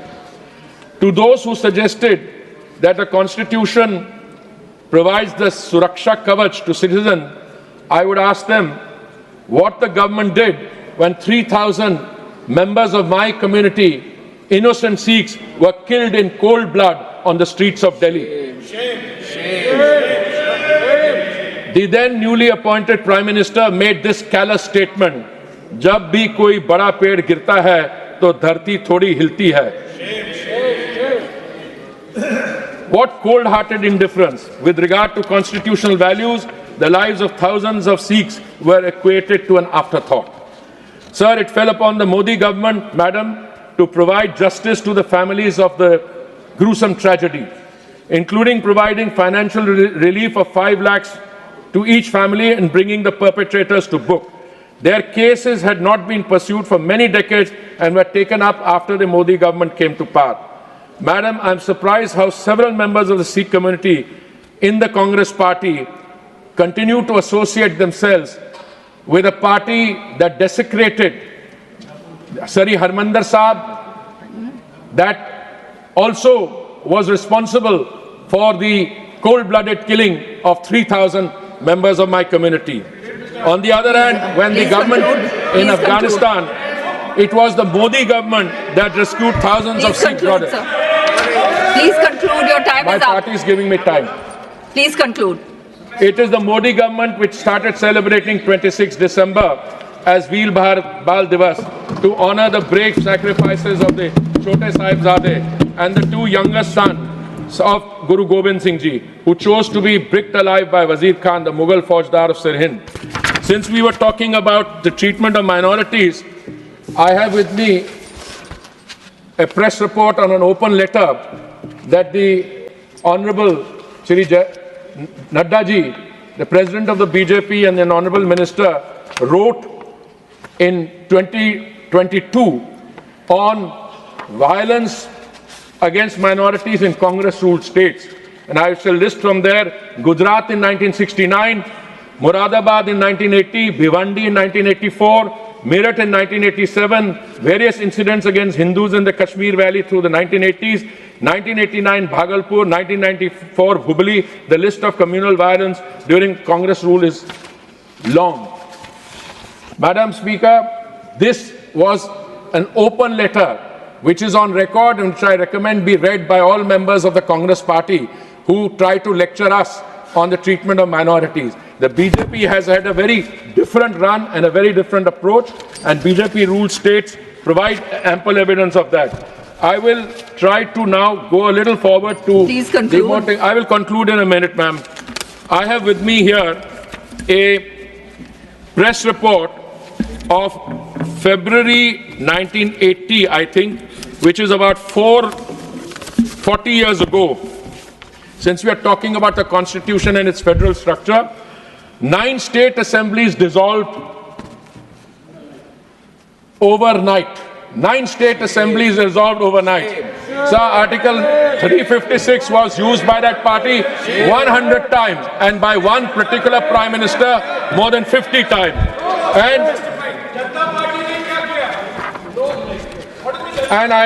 Since we are now ready to listen to some introspection, and we should, I have before me a book, PMO Diary, Prelude to the Emergency, and I will just read out what the author says in this book. The author was a very distinguished civil servant, Shri Bishan Tandon, who served in the Prime Minister's office as a Joint Secretary, and he said, and I quote, "A cloud of fascism and dictatorship is hovering over the country. The Prime Minister will not flinch from anything to maintain herself in power. This could prove to be a big danger to our democracy. Individual liberties can be quashed." This is one of their own writing. And I want to conclude finally, ma'am. The Honorable Leader of the Opposition gave us gratuitous advice, including on the First Amendment, and he said we should go behind what is said. I did some research in the time between when he spoke. He seemed to say, almost in this nature, that what my senior colleague, the Finance Minister, said about the curtailment of the right to freedom of speech is not correct. I would suggest to him to read the first constitutional amendment bill in 1951, which has a clear intention to curtail the right to freedom of speech. Whatever may be the reasons he quoted or what went behind it by the Honorable Leader, what was done was to curtail the rights, freedom of speech of citizens very clearly. In Article 19, they wanted a clause to give effect to this curtailment, and this is what they achieved. And the excuse being given today by the distinguished Honorable Leader of Opposition was they were made to do it because of the Supreme Court. You could have gone to the Supreme Court and say that democracy and freedom of speech is fundamental and you should be able to resist it. There are occasions when we are also asked by the Supreme Court to do things. We stand our ground when it is important. Please conclude your time. There is a provision. I will make these papers available to you whenever you want. Thank you, ma'am. Thank you. Shri Mukul Balakrishna Vasnik, this is his maiden speech. Thank you ma'am कि जो आपने इस महत्वपूर्ण विषय पर मुझे बोलने का मौका दिया। पहले के कुछ वक्ताओं को मैंने सुना, सत्ता दल से 2 वक्ताओं ने अपने विचार यहाँ पर रखे। संविधान के प्रति उन्होंने अपने बयान में आस्था जाहिर की, जिसकी वजह से मुझे बेहद खुशी हुई। लेकिन जिस तरह से उन्होंने अपनी बातें यहाँ पर रखी, उससे मुझे कुछ परेशानी भी होती है। भारत के संविधान के निर्माण में जो आज सत्ता दल में बैठे हैं, उनका दूर दूर तक के कोई संबंध नहीं था। भारत के स्वाधीनता के संग्राम में जो आज सत्ता दल में बैठे हैं, उनका दूर दूर तक के कोई संबंध नहीं था। लेकिन आज जिस तरह से वो यहाँ पर अपनी बात कर रहे हैं, ऐसा लगता है कि संविधान भी उन्होंने ही बनाया, भारत की आज़ादी भी उन्होंने ही हासिल करी। मुझे खुशी हुई कि डॉक्टर बाबा साहब अंबेडकर के लिए कुछ अच्छे बोल उन्होंने यहाँ पर किए हैं। मुझे इस बात की भी खुशी हुई कि सरदार पटेल का नाम भी यहाँ पर बड़े सम्मानजनक तरीके से सत्ता दल के साथियों ने यहाँ पर लेने का काम किया। लेकिन मुझे इस बात की हैरत हुई कि देश के प्रथम प्रधानमंत्री जवाहरलाल नेहरू के संदर्भ में जब उन्होंने अपनी बात कही, चाहे वो निर्मला सीतारमण जी हो, चाहे जिस ढंग से हरदीप पुरी जी ने अपनी बात कही, उससे मुझे इस बात की हैरत हुई कि नेहरू जी के बारे में इतनी घृणा और इतने द्वेष भरे विचार सत्ता दल में क्यों इस तरह से नजर आते हैं। क्या जवाहरलाल नेहरू ने बहुत बड़ा अपराध किया था कि स्वाधीनता के संग्राम में उन्होंने 9 साल से अधिक का समय भारत की जेलों में काटा?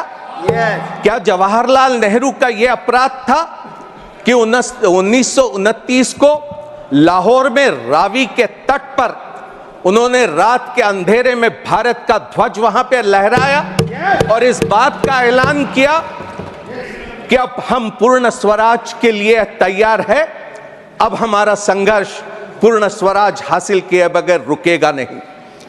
क्या जवाहरलाल नेहरू का यह अपराध था कि यही बगल में सेंट्रल हॉल में उन्होंने 13 दिसंबर 1946 का संविधान सभा में ऑब्जेक्टिव्स का रेजोल्यूशन रखा? क्या जवाहरलाल नेहरू का यह अपराध था क्या कि भारत के निर्माण में, एक आधुनिक भारत के निर्माण में उन्होंने नींव रखी? मैं समझता हूं ये सारा द्वेष, ये सारी नफरत जवाहरलाल नेहरू जी के प्रति वो इसलिए है क्योंकि जब भारत का विभाजन हुआ, इस्लाम के नाम पर जब पाकिस्तान बना, तो हिंदुस्तान में भी कोई हिंदू पाकिस्तान निर्माण करने के पक्षधर थे, जिसके खिलाफ में जवाहरलाल नेहरू ने अपनी पूरी ताकत झोंक दिया। क्या ये कभी हिंदुस्तान भूल सकता है? क्या कभी हिंदुस्तान ये भूल सकता है कि विभाजन के दिनों में 5 लाख से अधिक लोगों की मौत हुई, 60 लाख से अधिक लोग विस्थापित हुए, लेकिन वहां पर देश के प्रधानमंत्री प्रथम अपने तमाम साथियों के साथ, सरदार पटेल, मौलाना आजाद, राजेंद्र प्रसाद, इन तमाम साथियों के साथ भारत में शांति बनाने का काम कर रहे थे। 500 से अधिक प्रिंसली स्टेट्स थे, उनको भारत के साथ जोड़ना था। कश्मीर के क्या हालात थे? यहां पर हरदीप पुरी जी जिस तरह से बात कर रहे, ऐसा लगता है इतिहास से इनका कोई सरोकार नहीं रहा। कश्मीर के हालत चिंताजनक हो गए थे और ऐसे हालात में जवाहरलाल नेहरू और देश की पहली सरकार ने जो फैसले किए, मैं समझता हूं कि बड़े सम्मान से हमने उनकी यहां पर याद करने की आवश्यकता है, लेकिन सत्ता दल से कोई बहुत ज्यादा उम्मीद करना मैं नहीं समझता हूं कि मुनासिब होगा। संविधान सभा में 299 सदस्य थे, 70 रजवाड़ों के और 208 ये कांग्रेस पार्टी के। बचे 21 सदस्य या अन्य दूसरे दलों के थे, जिसमें सीपीआई भी था और जिसमें शेड्यूल कास्ट फेडरेशन भी था। शेड्यूल कास्ट फेडरेशन से डॉक्टर बाबा साहब अंबेडकर संविधान सभा में आए थे और संविधान सभा में आने के बाद कांग्रेस पार्टी का संविधान सभा में पूर्ण बहुमत रहने के बाद, स्वाधीनता के आंदोलन का नेतृत्व करने के बाद जिस तरह की स्थिति थी, उस समय संविधान सभा ने यह फैसला किया कि हम बहुमत और अल्पमत देखेंगे नहीं, हम ये देखेंगे कि किसमें क्या काबिलियत है और हिंदुस्तान के निर्माण में हम उनका पूरा का पूरा उपयोग करेंगे। जब 29 अगस्त 1947 को मसौदा समिति की घोषणा हुई, तो वहां पर डॉक्टर बाबा साहब अंबेडकर शेड्यूल कास्ट फेडरेशन के एकमात्र सदस्य वहां पर उस समिति के अध्यक्ष करके चुने जाते हैं। बाबा साहब अंबेडकर जब 25 नवंबर 1939 को संविधान सभा में हुए संविधान पर जो बहस चली थी, उसका जवाब देते हुए कहते कि संविधान सभा में आने के पीछे मेरा बड़ा मर्यादित उद्देश्य था, और वो उद्देश्य था कि अनुसूचित जातियों के व्यक्तियों के अधिकारों की मैं रक्षा करूं। मुझे तब आश्चर्य हुआ जब मसौदा समिति पर मुझे सदस्य करके चुना गया, और मुझे तब और भी आश्चर्य हुआ जब मसौदा समिति का मुझे अध्यक्ष चुना गया। बाबा साहब अंबेडकर के ये बोल है। बाबा साहब अंबेडकर की जो क्षमता थी, जो बुद्धिमत्ता थी, जो विद्वत्ता थी, जो पूरे दुनिया भर का ज्ञान उन्हें प्राप्त था, और एक समाज के किनारे पर खड़े हुए व्यक्ति को, जिन्होंने अपने काबिलियत से दुनिया में नाम कमाया था, उसका उपयोग हमारे संविधान बनाने में संविधान सभा ने पूरी तरह से किया। अंग्रेज क्या कहते थे? अंग्रेज कहते थे कि हिंदुस्तान राष्ट्र नहीं बन सकता, हिंदुस्तान ये एक भौगोलिक अभिव्यक्ति है, जियोग्राफिकल एक्सप्रेशन है, ये कभी राष्ट्र नहीं बन सकता। इतनी भाषा है, इतनी रीति रिवाज, इतने धर्म, लेकिन हमारा स्वाधीनता आंदोलन ये इंक्लूसिव था, ये सेकुलर था, ये प्रो पुअर था। ये आंदोलन तमाम लोगों को साथ में लेकर हिंदुस्तान के निर्माण के काम में लगा था। कोई ऑर्डर नहीं। Maiden speech, nobody can interrupt. Point of order. This is Maiden speech, nobody can interrupt. आपका टाइम जा रहा है शुरू। Mr. Jangra, this is his maiden speech. Madam ये Maiden speech है। This is his maiden speech. Maiden, he's speaking his maiden speech. बोलिए बोलिए। ये जो सूचना दे रहे हैं, बोलने दो सत्ता जी, बोलने दीजिए, वो उनकी मेडन स्पीच है। मैडम मेडन स्पीच के अंदर इंटरप्ट आप उसके बाद बोल दीजिए, आप इसके बाद बोलिएगा, उनकी पहली स्पीच है, आप उसके बाद बोल दीजिए। आप मेडन स्पीच के बुझा रखी आपने, उसको पढ़ो पहले। मेडन स्पीच में इंटरप्शन कर रहे हैं आप। मेडन, मैडम आप बैठिए, 2 मिनट बैठिए, आप 2 मिनट बैठिए, आप बैठिए 2 मिनट जांगड़ा साहब। Yes, yes, please continue. Please continue, Mr. Vasnik. Mr. Vasnik, I will allow him then. आगे पारी। यार मेरे स्पीच में इंटरप्शन, दिस इज रॉन्ग, और वो भी हरियाणा का रूल्स प्रोसीजर को लेकर के और गलत चीज कर रहे हैं। उनको वो तो मालूम है क्या रूल्स? हाँ, मैं तो समझता था कि आपका पूरा संरक्षण मुझे मिलेगा, लेकिन थोड़ा सा व्यवधान इसमें जरूर हुआ। आपको संरक्षण पूरा मिला है, तभी आप बोल रहे हैं, बोलिए। तो बाबा साहब अंबेडकर का भारत के संविधान के निर्माण में संविधान सभा ने पूरा उपयोग किया।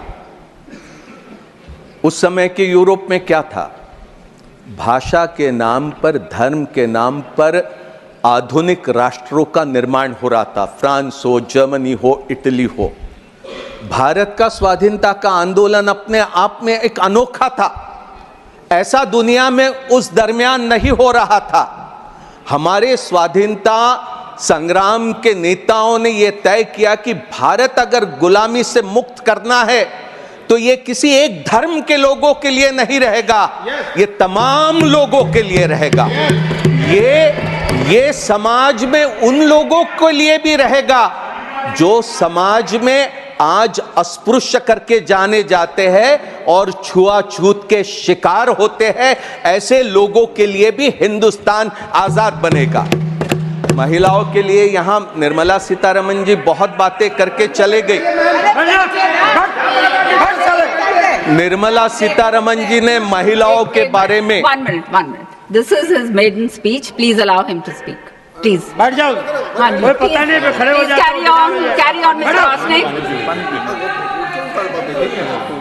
निर्मला सीतारमण जी ने महिलाओं के बारे में बहुत सी बातें यहाँ पर कही कि किस तरह के कानून यहाँ पर सत्ता दल ने पिछले दिनों में लाए। बहुत अच्छी बात है, महिलाओं के लिए आरक्षण मिले, ये तो हमारा भी यही ख्याल रहा है। इस पर हमने भी काम किया है। अगर आप करेंगे तो हम पूरी तरह आपके साथ रहेंगे, इसमें कोई दो राय नहीं हो सकती। लेकिन भारतीय जनता पार्टी का आज तक के कोई महिला का नेतृत्व हमने देखा है क्या? राष्ट्रीय स्तर पर आज तक के हमने नहीं देखा कि कोई भारतीय जनता पार्टी की महिला भारतीय जनता पार्टी की अध्यक्ष बनी हो। राष्ट्रीय स्वयंसेवक संघ जो जहां से इनकी पूरी वैचारिक धरोहर है, राष्ट्रीय स्वयंसेवक संघ में जिसके अभी अगले साल 100 साल पूरे हो गए, प्लीज स्पीक ऑन द क्या आपने राष्ट्रीय स्वयंसेवक संघ का कोई सरसंघ चालक महिला को देखा है क्या? आज तक नहीं। कॉन्स्टिट्यूशन पे बोलिए, please speak on the subject. Madam, I have the right to say if anybody is going to attack the Congress party and if they are going to think that we are not going to rebut, then that is absolutely wrong. मैं आपसे पूरे आदर से सम्मान के साथ कहूंगा,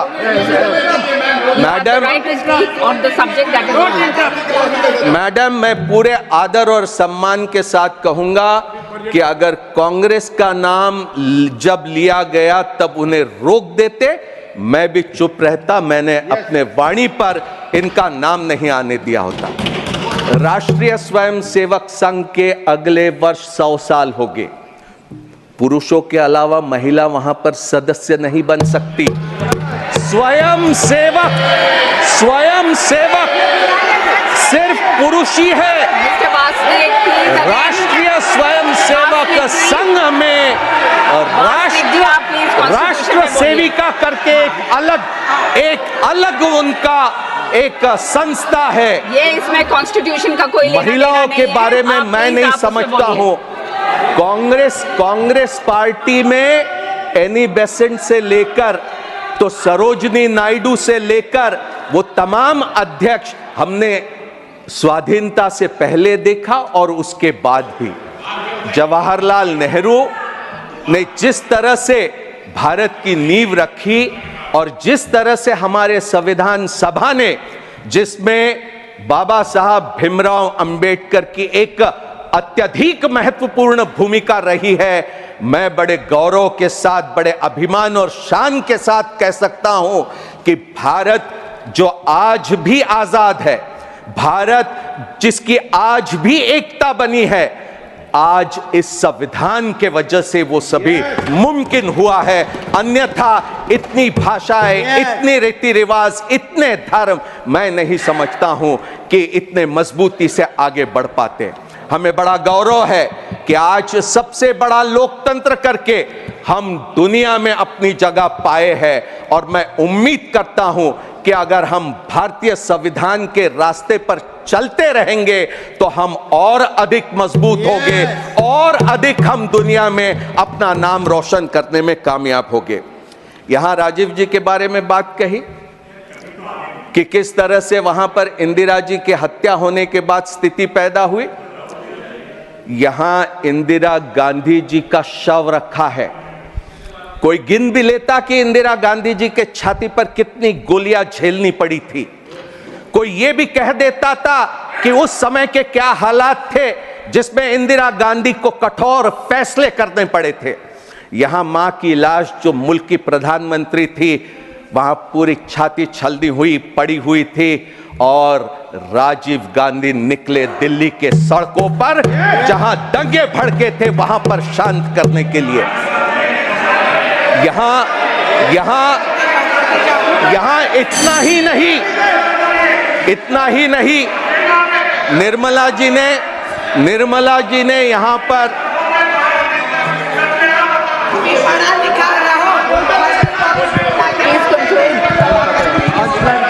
देखिए, शेखर जी ये आपके पिता थे। राम मनोहर लोहिया हॉस्पिटल में जब संजय गांधी का शव वहां पर पहुंचा था, इंदिरा जी वहां पर पहुंचे और चंद्रशेखर जी के साथ वहां पर बात करने लगी कि हम पंजाब के हालात को कैसे सुधारेंगे। आप क्या बात कर रहे हैं? पहले इतिहास को जानने की कोशिश करो। निर्मला जी ने यहाँ पर मैं आपका संरक्षण चाहूंगा। निर्मला जी ने यहाँ पर कॉन्स्टिट्यूशन फर्स्ट अमेंडमेंट को लेकर बात कही। पहला जो अमेंडमेंट लाया गया, जवाहरलाल नेहरू प्रधानमंत्री थे, निश्चित उनकी जिम्मेदारी थी।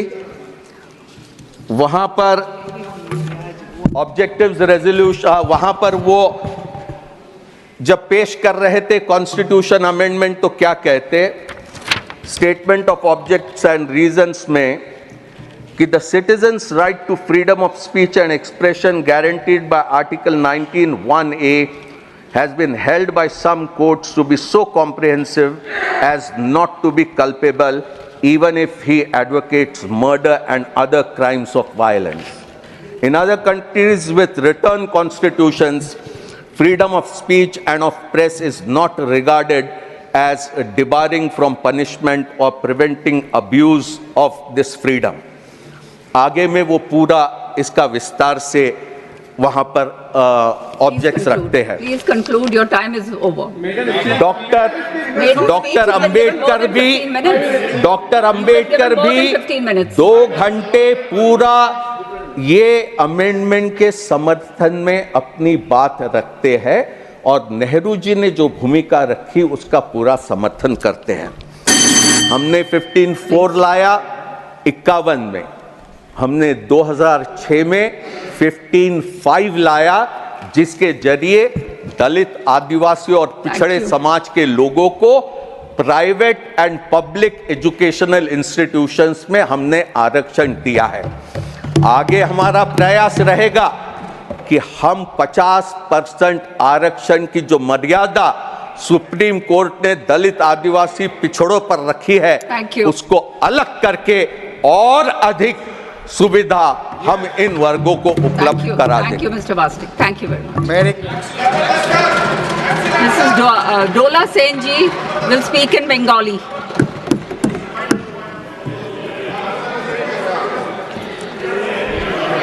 Thank you, Vice Chairperson, sir. Just एक मिनट, 1 minute. हाँ जी हाँ, प्लीज बोलिए।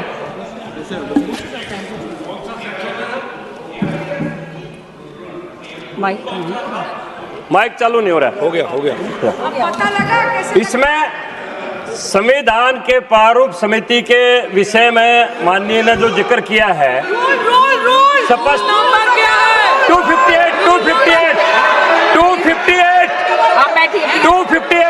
258 ले लो। पंडित नेहरू, मेरी बात सुनो। अंतर्राष्ट्रीय ख्याति प्राप्त विद्वान सर एवोर जेनिंग को संविधान सभा का काम सौंपना चाहते थे, लेकिन गांधी जी ने यह कहा कि देश के लिए शर्म का विषय है, दुनिया सोचेगी कि यहाँ कोई भी संविधान का विशेषज्ञ नहीं है। जब गांधी जी ने जोर दे के अम्बेडकर जी का नाम दिया था, ये नेहरू को क्रेडिट गलत दे रहे। हाँ जी बोलिए madam. Thank you, Vice Chairperson, sir. Madam, thanks to our honorable leader and my party, All India Trinamool Congress, for giving me chance to speak on Constitution of India.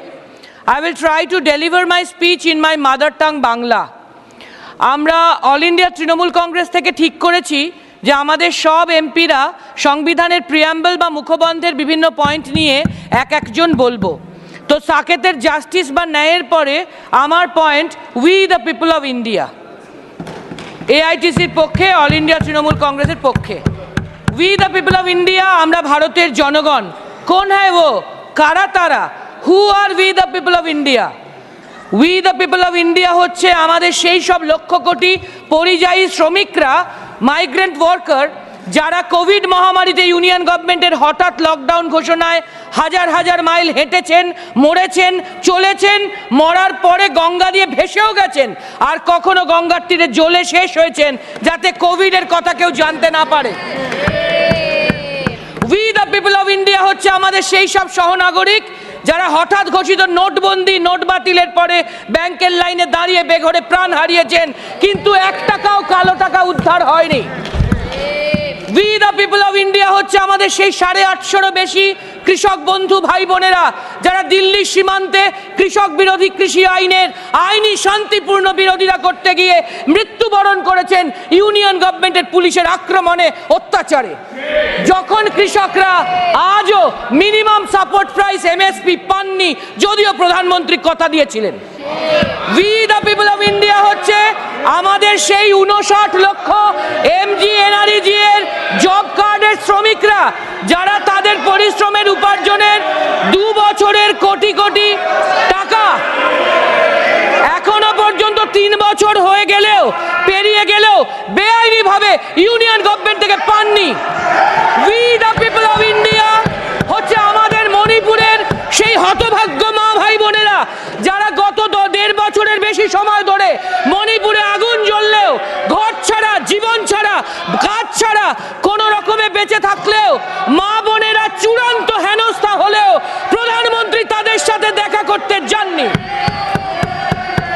We the people of India হচ্ছে আমাদের বাংলার সেই 10 কোটি মানুষ, সাধারণ মানুষ যাদের union government রাজ্যের টাকা তুলে নিয়ে এসে তার শেয়ার ফেরত না দিয়ে তাদেরকে বঞ্চিত রেখেছে সর্বতোভাবে।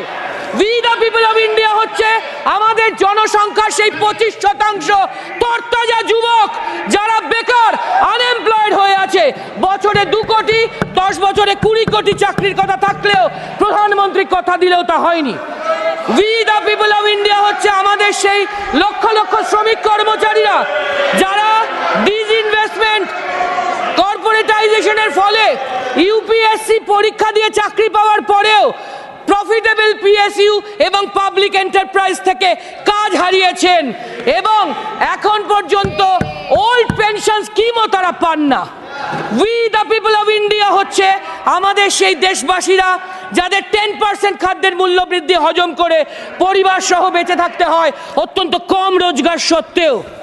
We the people of India হচ্ছে সেই আদিবাসী জল জঙ্গল জমির ভাই বোনেরা, সেই দলিত বন্ধুরা, সেই সংখ্যালঘু ভাই বোনেরা যারা আজও শিক্ষা সহ সব অধিকার থেকে আমাদের অনেকের থেকে আজও বঞ্চিত হয়ে পিছিয়ে আছেন স্বাধীনতার 75 বছর পরেও বিকশিত ভারতে।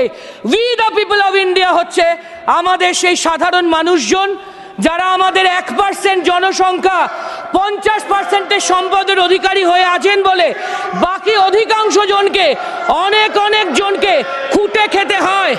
আজকের আচ্ছা দিনের বিকশিত ভারতেও we the people of India হচ্ছে আমাদের অসামান্য লড়াকু মমতা ব্যানার্জি, অনেক কষ্ট করে বড় হওয়া উন্নয়নের দিশারি জননেত্রী মমতা ব্যানার্জি এবং তার গ্রাসরুটের কর্মীরা যারা সব সময় এই ইউনিয়ন গভর্নমেন্টের অ্যান্টি পিপল পলিসির বিরুদ্ধে প্রো পিপল থাকতে চায় আর উই দ্য পিপল অফ ইন্ডিয়ার জন্য লড়তে থাকে, কাজ করতে থাকে সংসদের ভেতরে, বাইরে, মাঠে, ময়দানে। We the people of India হচ্ছে আমাদের সবার উপরে মানুষ সত্য, তাহার উপরে নাই। তাই মানুষই লড়ে মরে আর শেষ পর্যন্ত শেষ বিচারে শেষ কথা বলে। Now also we the people of India will tell the last word. अन्यायकारी को सबक सिखाएंगे we the people of India.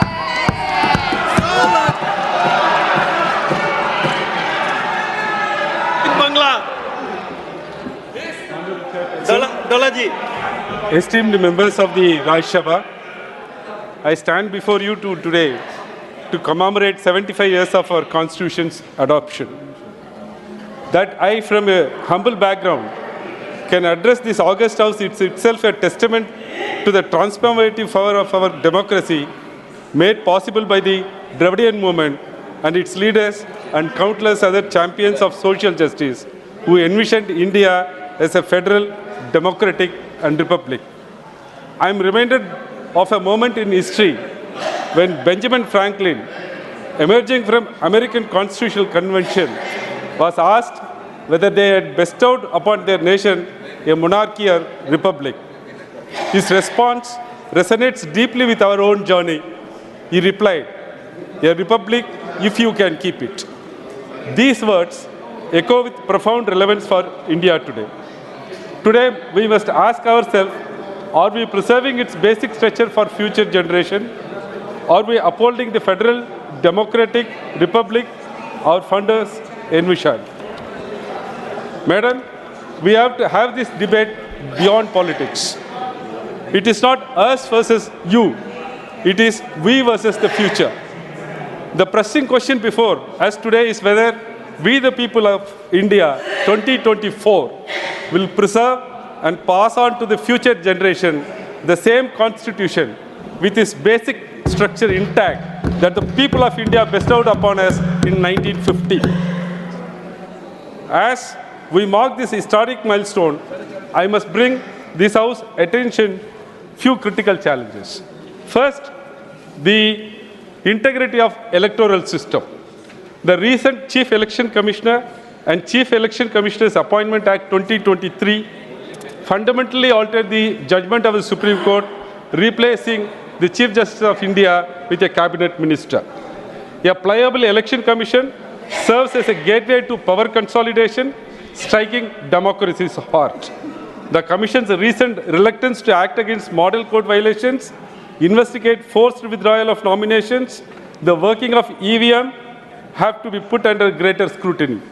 The Union government have to rethink and withdraw the bill on one nation, one election, as it poses great threat to the democracy.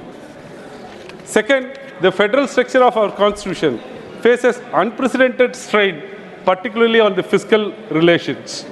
Third, our approach on water sharing between states require immediate attention. The River Boards Act has to be implemented with rigor, and I request Union to ponder over giving effect to the River Boards Act. Just a minute, Madam. The directive principles of state policy is an area of our concern. Article 1 minute, Madam. Madam, 1 minute, Madam. Madam, 1 minute. Please, one more minute, Madam. 1 more minute. I'll conclude it. Madam, though an atheist, Aringer Anna said, "Yere in sirpil iravani kanala." That means you can see the God in the smiles of the poor. But unfortunately now, some people are searching for the God underneath the mask. So I say that fraternity is the most important of our constitution, and we have.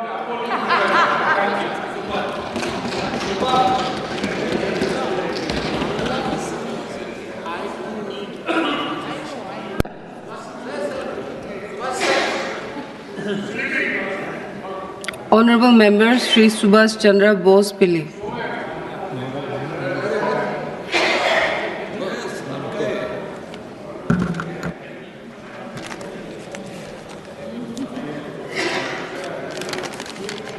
Respected Deputy Chairman, sir, Madam.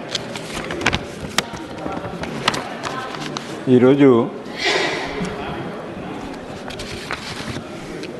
మన భారత రాజ్యాంగం మీద Telugu I have given letter to the Honorable Chairman, Madam. Please arrange a translator. It has already been done. Okay. Respected Madam, ఈరోజు భారత రాజ్యాంగం మీద చర్చ take up చేయడం చాలా సంతోషదాయకమైన విషయం. దాదాపుగా మరి చాలా కాలం తర్వాత ఈ చర్చ జరుగుతూ ఉంది. 75 సంవత్సరాలు అయినటువంటి రాజ్యాంగం మీద మా అనుభవాలను ఒకసారి చూసుకున్నట్టయితే ఈ 75 సంవత్సరాల్లో ఒకసారి మనం ఈ దేశంలో ఎన్ని అన్యాయాలు అరాచకాలు జరుగుతున్నాయో ఒకసారి మనం ప్రభుత్వం ఆలోచించవలసినటువంటి అవసరం కూడా ఉంది. ఇక్కడ చూడండి, మనకి 75 సంవత్సరాల వయసు వచ్చిన వారిని మనం చూస్తూ ఉంటే బీపీ వస్తుంది, షుగర్ వస్తుంది, కీళ్ళ నొప్పులు వస్తాయి, కిడ్నీలు పోతాయి, రకరకాల వ్యాధులన్నీ వస్తుంటాయి. అన్నీ మన దేశానికి వచ్చినాయి. 75 సంవత్సరాల్లో అన్ని రకాల వ్యాధులు వచ్చినాయి. దీన్ని కంట్రోల్ చేయడానికి ఏమాత్రం కూడా ప్రయత్నాలు ఎక్కడ చేయటం లేదు. ఒకసారి మనం అంబేద్కర్ గారు మొట్టమొదటి రాజ్యాంగం ప్రవేశపెట్టినప్పుడు పార్లమెంట్కి ఏం మాట్లాడారో ఒకసారి మనం రీకలెక్ట్ చేసుకోవాలి. ఆ రోజు ముందుగానే ఊహించి చెప్పారు ఆయన. భారతదేశంలో ఈ రాజ్యాంగం అమల్లోకి వచ్చినప్పటి నుంచి భారతీయులైన మనం వైవిధ్యాలు కూడినటువంటి జీవితంలో ప్రవేశిస్తూ ఉన్నాం. రాజకీయాల్లో సమానత్వం లభిస్తుంది, కానీ ఆర్థిక అసమానత్వం మాత్రం అట్లానే ఉంటుంది. రాజకీయాల్లో సమానత్వం లభిస్తుంది, కానీ ఆర్థిక అసమానత్వం మాత్రం అట్లానే ఉంటుంది. కొందరు ఆగర్భ శ్రీమంతులు అయితే సిరి సంపదలతో తొడుతూగే ఆగర్భ శ్రీమంతులు ఉంటారు. ఒక పక్క నిత్యం దారిద్ర్యంతో జీవన పోరాటం చేసే పేదవారు కూడా ఉంటారు. అంటే మన సమాజం ఆర్థిక అసమాన పునాదులపై నిర్మాణమైంది మన సమాజం.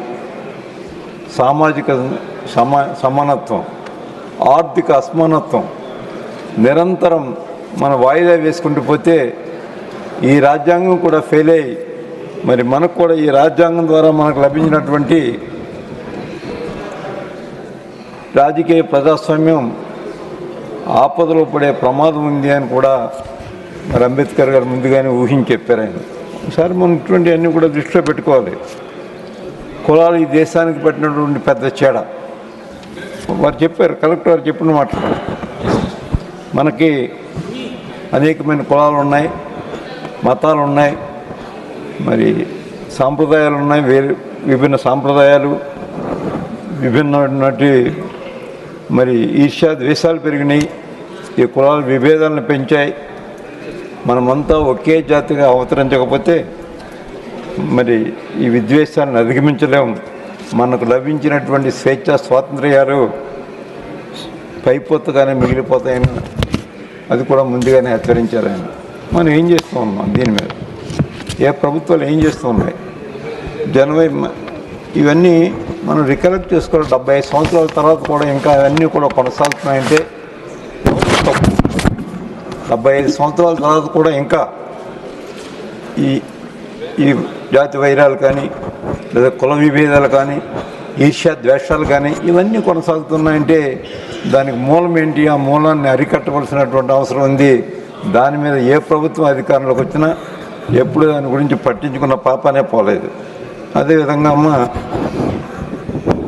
మంది ప్రజాస్వామ్యం కొత్తగా వచ్చింది. 1950 సంవత్సరంలో మన రిపబ్లిక్ ఆఫ్ ఇండియాగా మనం డిక్లేర్ చేసుకున్నాం. ప్రజాస్వామ్యం అంటే మనకు తెలియదు. చాలా కాలంగా భారతదేశంలో ప్రజాస్వామ్యం అమలులో లేదు. ఈ అమలులో లేనప్పుడు మరి మనకి కొన్ని అవరోధాలు వస్తాయి. మన పాలనలో కొన్ని అవరోధాలు వస్తుంటాయి. చెప్పాలి ఇంక ఉపయోగం ఏంటమ్మా? నేను ఈరోజు ఇక్కడ మాట్లాడడానికి ప్రధాన కారణం అమ్మా, అది కూడా మీకు వివరాలు చెప్తాను. ఆర్టికల్ 16(1), ఆర్టికల్ 16(1) సామాజిక న్యాయం చేయమంది. ఆర్టికల్ 14 అందరికీ సమాన అవకాశాలు కల్పించాలి. ఆర్టికల్ 16(1) సామాజిక న్యాయం చూడాలి. ఆర్టికల్ 16(4) ఎఫిషియన్సీ కూడా అత్యధిక ప్రాధాన్యత ఇవ్వాలి. ఇది అంబేద్కర్ గారి ఆలోచన. మరి ఏమిటి అన్యాయం? ఏం జరిగిపోయింది ఈ దేశంలో? ఒక బ్రాహ్మణులు, వైశ్యులు, క్షత్రియులు తప్ప మిగతా. जय Shri Jagannath. Honorable Chairman, Madam, Honorable Madam, thank you so much. Thank you. Thank you. मेरे लीडर नवीन पटनायक जी जो मुझे ये बोलने के लिए यहाँ पर भेजा गए हैं. मैं टाइम नहीं है, 4 मिनट का मुझे समय है. मैं डायरेक्ट मुद्दे पे आती हूँ. मैं एक कोट अनकोट बोल रही हूँ. 1998 में एनडीए की सरकार थी, सरकार चल रही थी, लेकिन कुछ लोगों को हम नहीं तो कोई नहीं, ये जो एक परिवार का खेल चल रहा है, अटल जी के सरकार को अस्थिर करने के लिए खेले चले गए. वोट हुआ, खरीद फरोख्त तब भी हो सकता था, बाजार में माल तब भी बिकता था, लेकिन संविधान के भावना के प्रति समर्पित अटल बिहारी वाजपेयी जी की सरकार ने एक वोट से हारना पसंद किया, इस्तीफा दिया, लेकिन असंवैधानिक चुकते नहीं किए.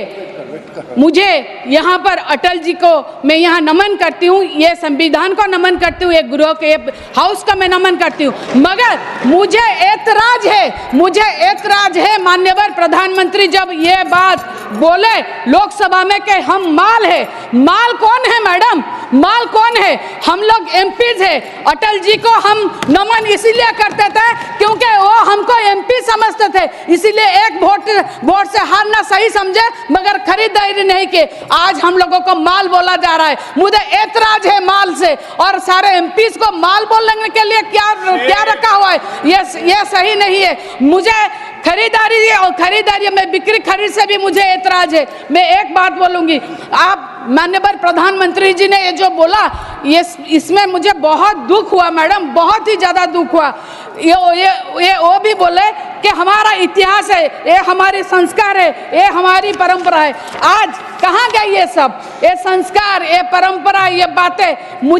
मैं इसीलिए बोली मुझे ऐतराज है क्योंकि आज हमारी पार्टी से जो इस्तीफा दे रहे हैं आप उनको ले रहे हैं। आप ही के हिसाब से जो माल है वही बिकते हैं, हम नहीं बिकेंगे बिकॉज हम एमपीज है, हम कोई भी एमपीज है जो हम नहीं बिकेंगे। इसीलिए मैं बोल रही हूँ, मुझे ये जो बात बोला गया है लोकसभा में इसको नहीं है। और एक बात है मैडम, आरजी कर मैडम देखिए, महामहिम राष्ट्रपति ओडिशा की लड़की है, और महामहिम राष्ट्रपति जी ने जब आरजी कर मेडिकल के रेप केस में अपनी व्यथा व्यक्त की तो हम सब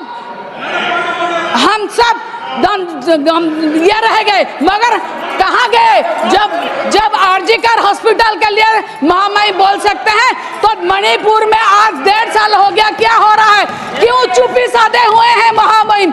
आज संभल में जो हो रहा है क्यों चुप्पी साधे हुए हैं महामहिम? आज ओडिशा में 6 महीने में 1250 रेप हुए हैं, कहाँ गए महामहिम? वो क्यों चुप है? कब चुप्पी तोड़ेंगे? कब ये चुप्पी तोड़ेंगे? क्या यही हमारा संविधान है? यही हमारा संविधान हमको सिखाता है? बस इतना ही नहीं है। और एक बात बोले, देखिए आप हमको माल बोल रहे हैं, हम वाइस प्रेसिडेंट को, हमारा चेयरमैन को मिलकर प्रिविलेज नोटिस देने के लिए मैं गई थी मेरे सांसद के साथ। एक फोटो निकला हमारे उड़ीसा में, हमें बोले आप सब बिक्री हो गए। इसीलिए तो मैं बोल रही हूँ, अगर प्राइम मिनिस्टर हमको माल बोलेंगे, लोग क्या बोलेंगे? हम बिक्री नहीं हो सकते मैडम, ये खराब बात है। और एक बात है मैडम, मैं और एक बात भी बोलना चाहूंगी मैडम। देखिए आप ना नहीं आप ऐसे बोल सकते हैं, मगर मैं एक बात बोलूंगी, ओडिशा में लेजिस्लेटिव असेंबली के स्पीकर और डेप्यूटी स्पीकर जाके भारतीय जनता पार्टी की पार्टी ऑफिस में पीएम के साथ फोटो ले रहे हैं। ये है संविधान की धज्जियां उड़ रही है। हमारी वुमेन कमीशन के चेयरमैन को गवर्नमेंट आते निकाला गया। वो एक क्वासी जुडिशियल बॉडी है, गवर्नमेंट आती जाती रहती है, किस हिसाब से आपने उनको निकाला? ये है संविधान। इस तरह से आप लोग संविधान को सम्मान देते हैं, मुझे इससे ऐतराज है। ऐसा नहीं, हम लोग जो बोलते हैं आप हमारा माइक काट लेते हैं। ये है संविधान, हाउस को ऑनर नहीं किया जाता। हमारा जो हम विरोध करेंगे तो ये क्या हो रहा है? Rule 38 says a member while speaking shall not make a personal charge against a member. And the lady here has charged that the BJP has given money to take 2 members from their party. Ma'am, she has to be the substantiated or she has to withdraw the statement. She has made personal remarks. If I start talking about the history, she will have no place to hide. What is she talking about? She is making personal remarks. Ma'am, she has to substantiate this. That 2 members from that party have joined BJP by taking money. She has to substantiate that or she has to apologize. आप एक बात सुनिए, जो मुख्यमंत्री हमारे थे जो आपको भेजे थे, वो क्यों भेजे थे उनको जाके पूछिए। और जब आप लोग बोल रहे हैं कि नीति और नैतिकता के बाद आपका नीति और नैतिकता कहाँ गया? जब आप किसी पार्टी को तोड़ के फिर ले रहे हैं और बोल रहे हैं नीति और नैतिकता और संविधान का बात, कहाँ है संविधान? संविधान बस किताब रह गया है, रद्दी का कागज रह गया है। इसको ऐसा माननीय सभापति महोदय, इतने महत्वपूर्ण विषय पर मुझे बोलने का आपने मौका दिया है। मैं जिस प्रदेश से आता हूं, उस प्रदेश में सबसे पहले लोकतंत्र की नींव रखी गई लिच्छवी में, वैशाली में। मैं जिस प्रदेश से आता हूं, उस प्रदेश में जब इमरजेंसी, सुनी वैष्णव साहब, सुनी जी, थोड़ा मेरा टाइम बढ़ा दीजिएगा अपने कोटे से, 3 ही मिनट मिला है, थोड़ा बढ़वा दीजिएगा। तो मैं जिस प्रदेश से आता हूं, इस हाउस जब कंस्टिट्यूंट असेंबली बनी, कंस्टिट्यूट किया गया, तो राजेंद्र बाबू को उसको अध्यक्षता करने के लिए दिया गया। बहुत सारे लोग वहाँ से, अनुग्रह नारायण सिंह, श्री कृष्ण बाबू, हमारे दरभंगा के महाराज रहे कामेश्वर सिंह जी, सारे उसके मेंबर थे। और जब 1951 में जिसकी चर्चा यहाँ पर हुई है, जब नेहरू जी ने फ्रीडम ऑफ स्पीच को लेकर के अमेंडमेंट लेकर के आए, तो हमारे जो कामेश्वर सिंह जी थे, जिनकी चर्चा वित्त मंत्री जी कर रही थी, उन्होंने यहाँ पर उसमें कहा था कि मैं कोट करता हूँ उन्हीं को, कि मैं यह स्पष्ट रूप से कहता हूँ कि प्रधानमंत्री जी कार्यकारी सत्ता के अत्याचार के बीज बो रहे हैं और संविधान की सर्वोच्चता के साथ खिलवाड़ कर रहे हैं ताकि पार्टी के लाभ को प्राथमिकता दी जा सके। वह एक खराब मिसाल स्थापित कर रहे हैं और यह भारतीय लोकतंत्र के लिए खतरनाक रुझान है। ये कामेश्वर सिंह जी जो कंस्टिट्यूंट असेंबली के मेंबर थे दरभंगा से, उन्होंने कहा था। तो मैंने कहा वैशाली में लोकतंत्र की नींव पड़ी।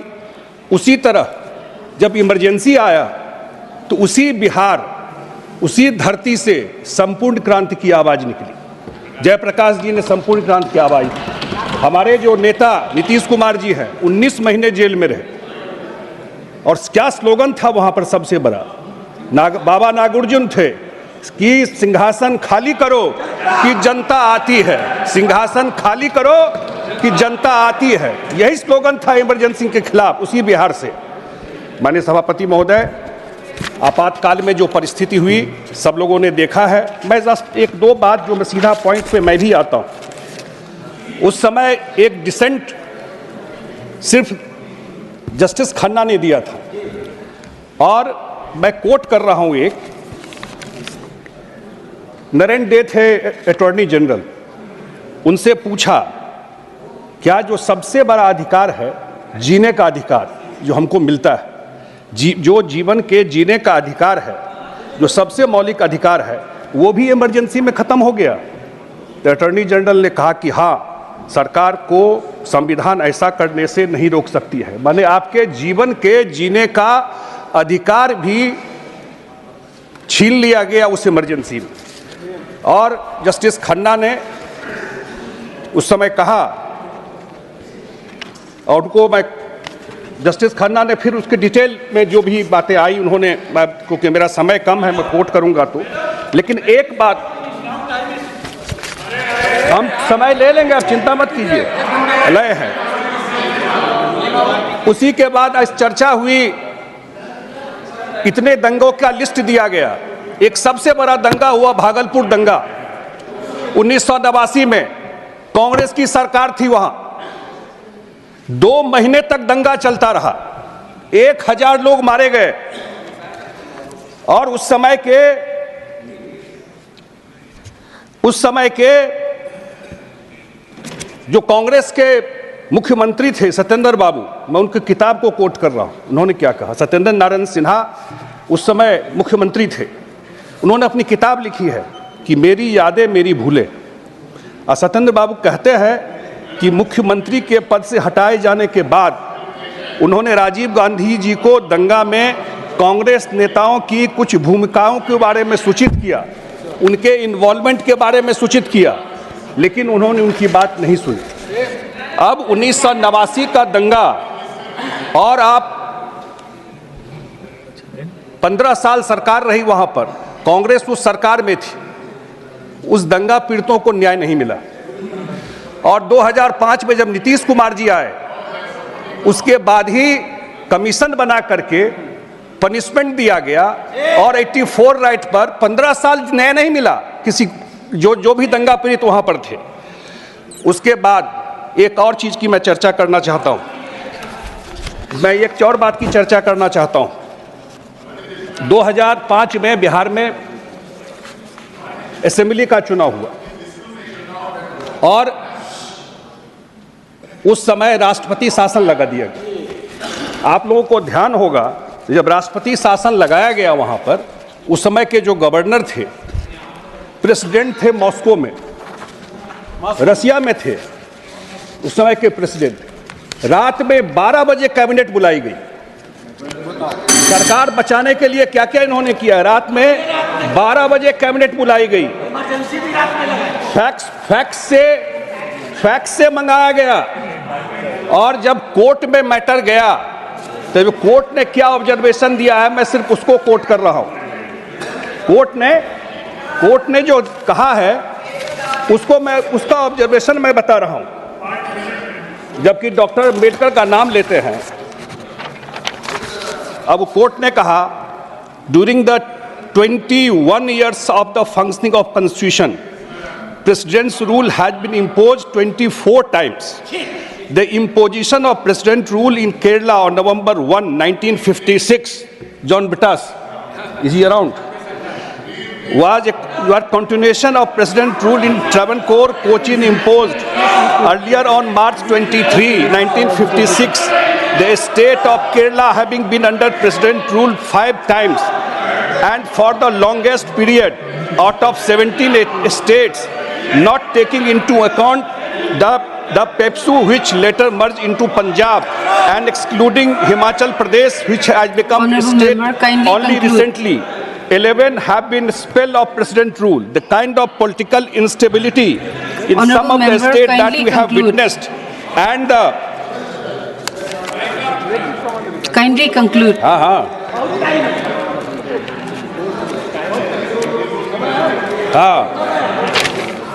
Politics of defection, which has so much tarnished the political life of this country, were not perhaps envisaged in any measures at the time of Constituent Assembly considered the draft constitution.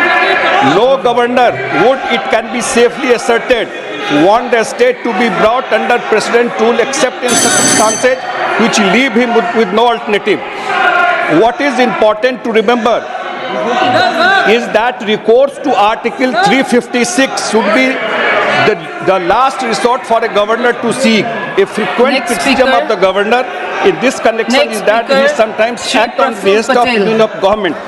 मैं इसलिए चर्चा कर रहा हूँ कि ये Thank you, sir. Next speaker, Honorable Member Shri Procedural Patel. BJP के लोगों से और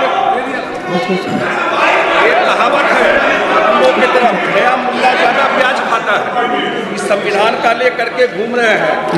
इसके अलावा मैं एक चीज बताना चाहता हूँ, माइक ये मैं 2 मिनट में समय लिया हूँ तो दीजिए ना उनको। ये जातिगत जनगणना का कॉपी लेके घूमते रहते हैं।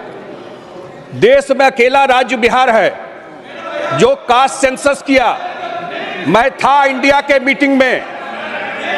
मीटिंग में था जब बॉम्बे में नीतीश कुमार जी ने कहा जातीय जनगणना लाइए, एजेंडा में लाइए। और जो टीएमसी की नेता हैं, जो लगता है इनकी बैतरनी 2029 में पार कराएंगी उनका नाम लेकर के, उन्होंने विरोध किया। कांग्रेस के लोगों चुप रहे, कुछ नहीं कहा उस पर, और आज जातीय जनगणना का कागज लेकर के घूम रहे हैं। मैडम, मैं अंत में एक ही बात कहता हूँ, खड़गे साहब बैठे हुए थे, लास्ट 1 मिनट, खड़गे साहब बैठे हुए थे। बिहार में पंचायत में दलितों को, पिछड़ों को कोई रिजर्वेशन नहीं था। जब एनडीए की सरकार आई, जेडीयू बीजेपी की, तब जाकर के वहां आरक्षण दिया गया।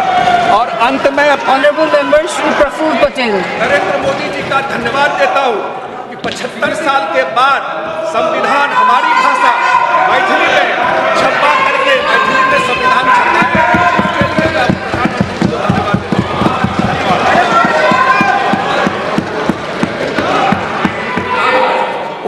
उपसभापति महोदया, मैं उपसभापति महोदया, मैं पहले एक स्पष्टीकरण करना चाहता हूं। मैं आपका टाइम बोल रहा हूं। उपसभा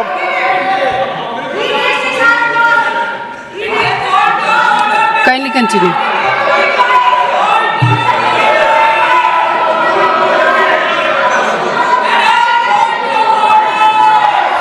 Why should it be counted in my time?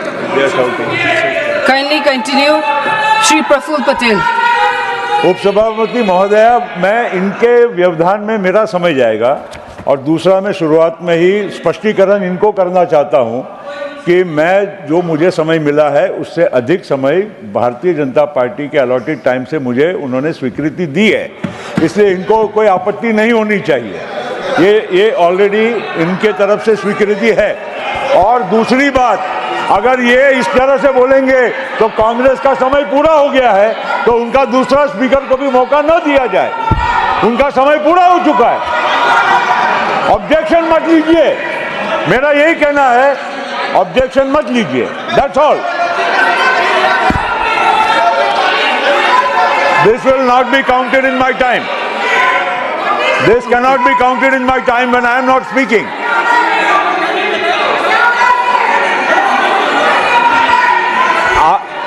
मैं अपना समय इसमें नहीं गिनती होने दूंगा। एक दूसरा, भारतीय जनता पार्टी ने मुझे अपना कुछ समय दिया है, इसलिए इनको कोई आपत्ति नहीं होना चाहिए। अब मैं शुरू करूं।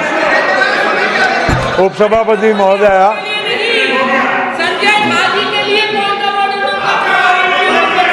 मुझे नहीं मालूम, I can't hear what you are saying.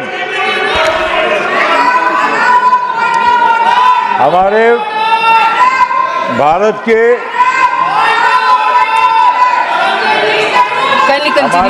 Kindly continue. हमारे भारत, मैं क्यों बोलूं?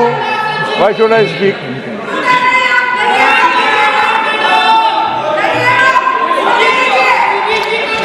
Honorable member, kindly continue. You bring the house to order, ma'am. Otherwise, why should I be speaking? Kindly continue.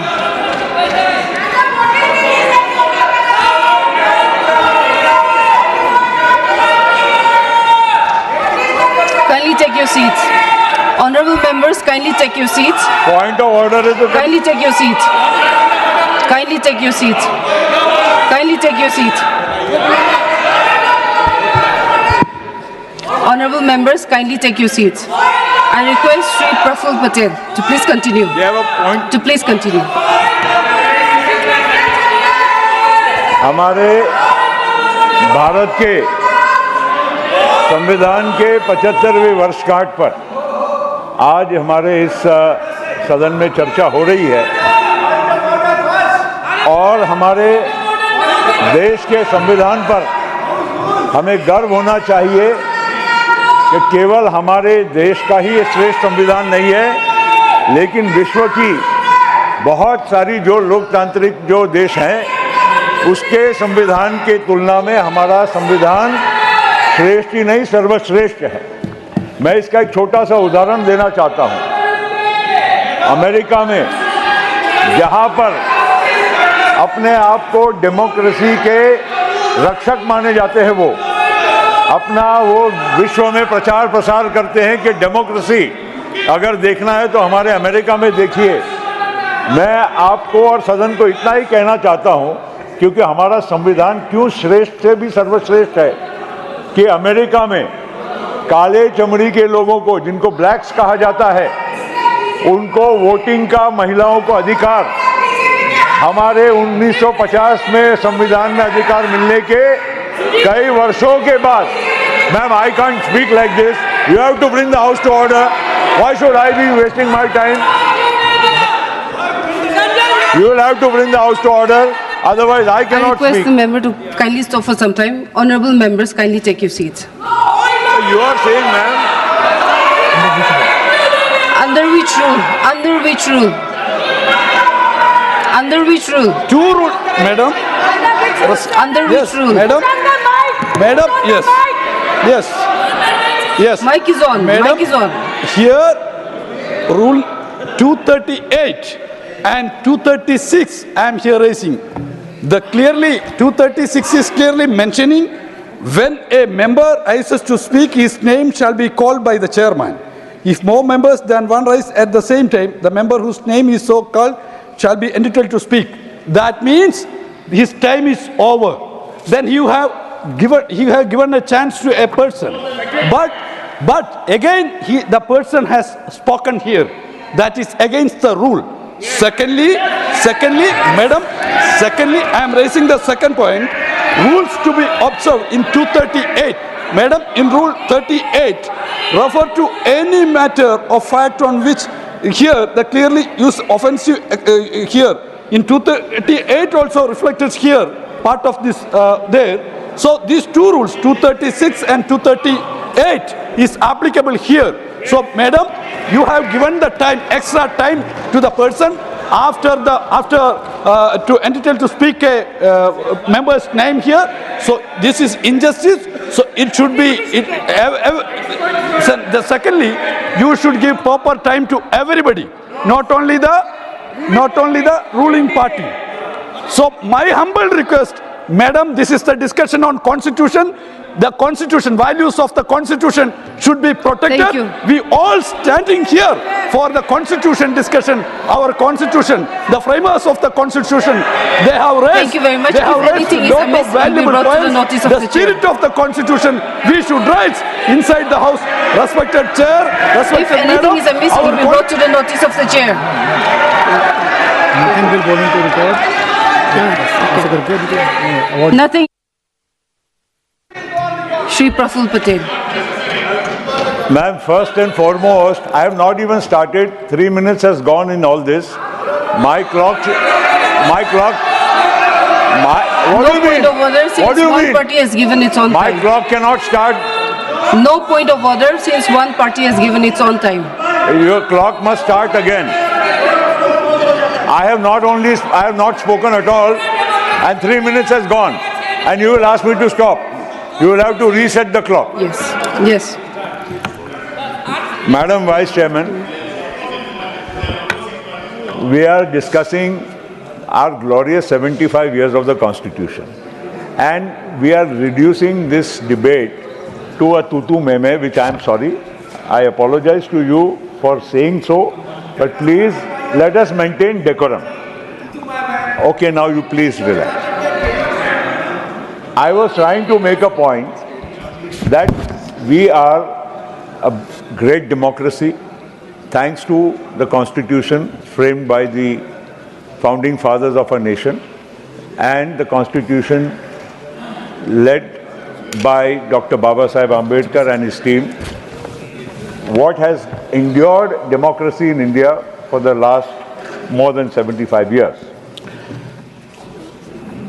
Even in a country like United States, which preaches to us about democracy, they got their rights to vote for women, the black women and the black people of black color, only around the mid-60s when Dr. Martin Luther King and many of his colleagues started a huge movement there, and that led to a change in their act, in the constitution. Voting rights were given to black people of black color.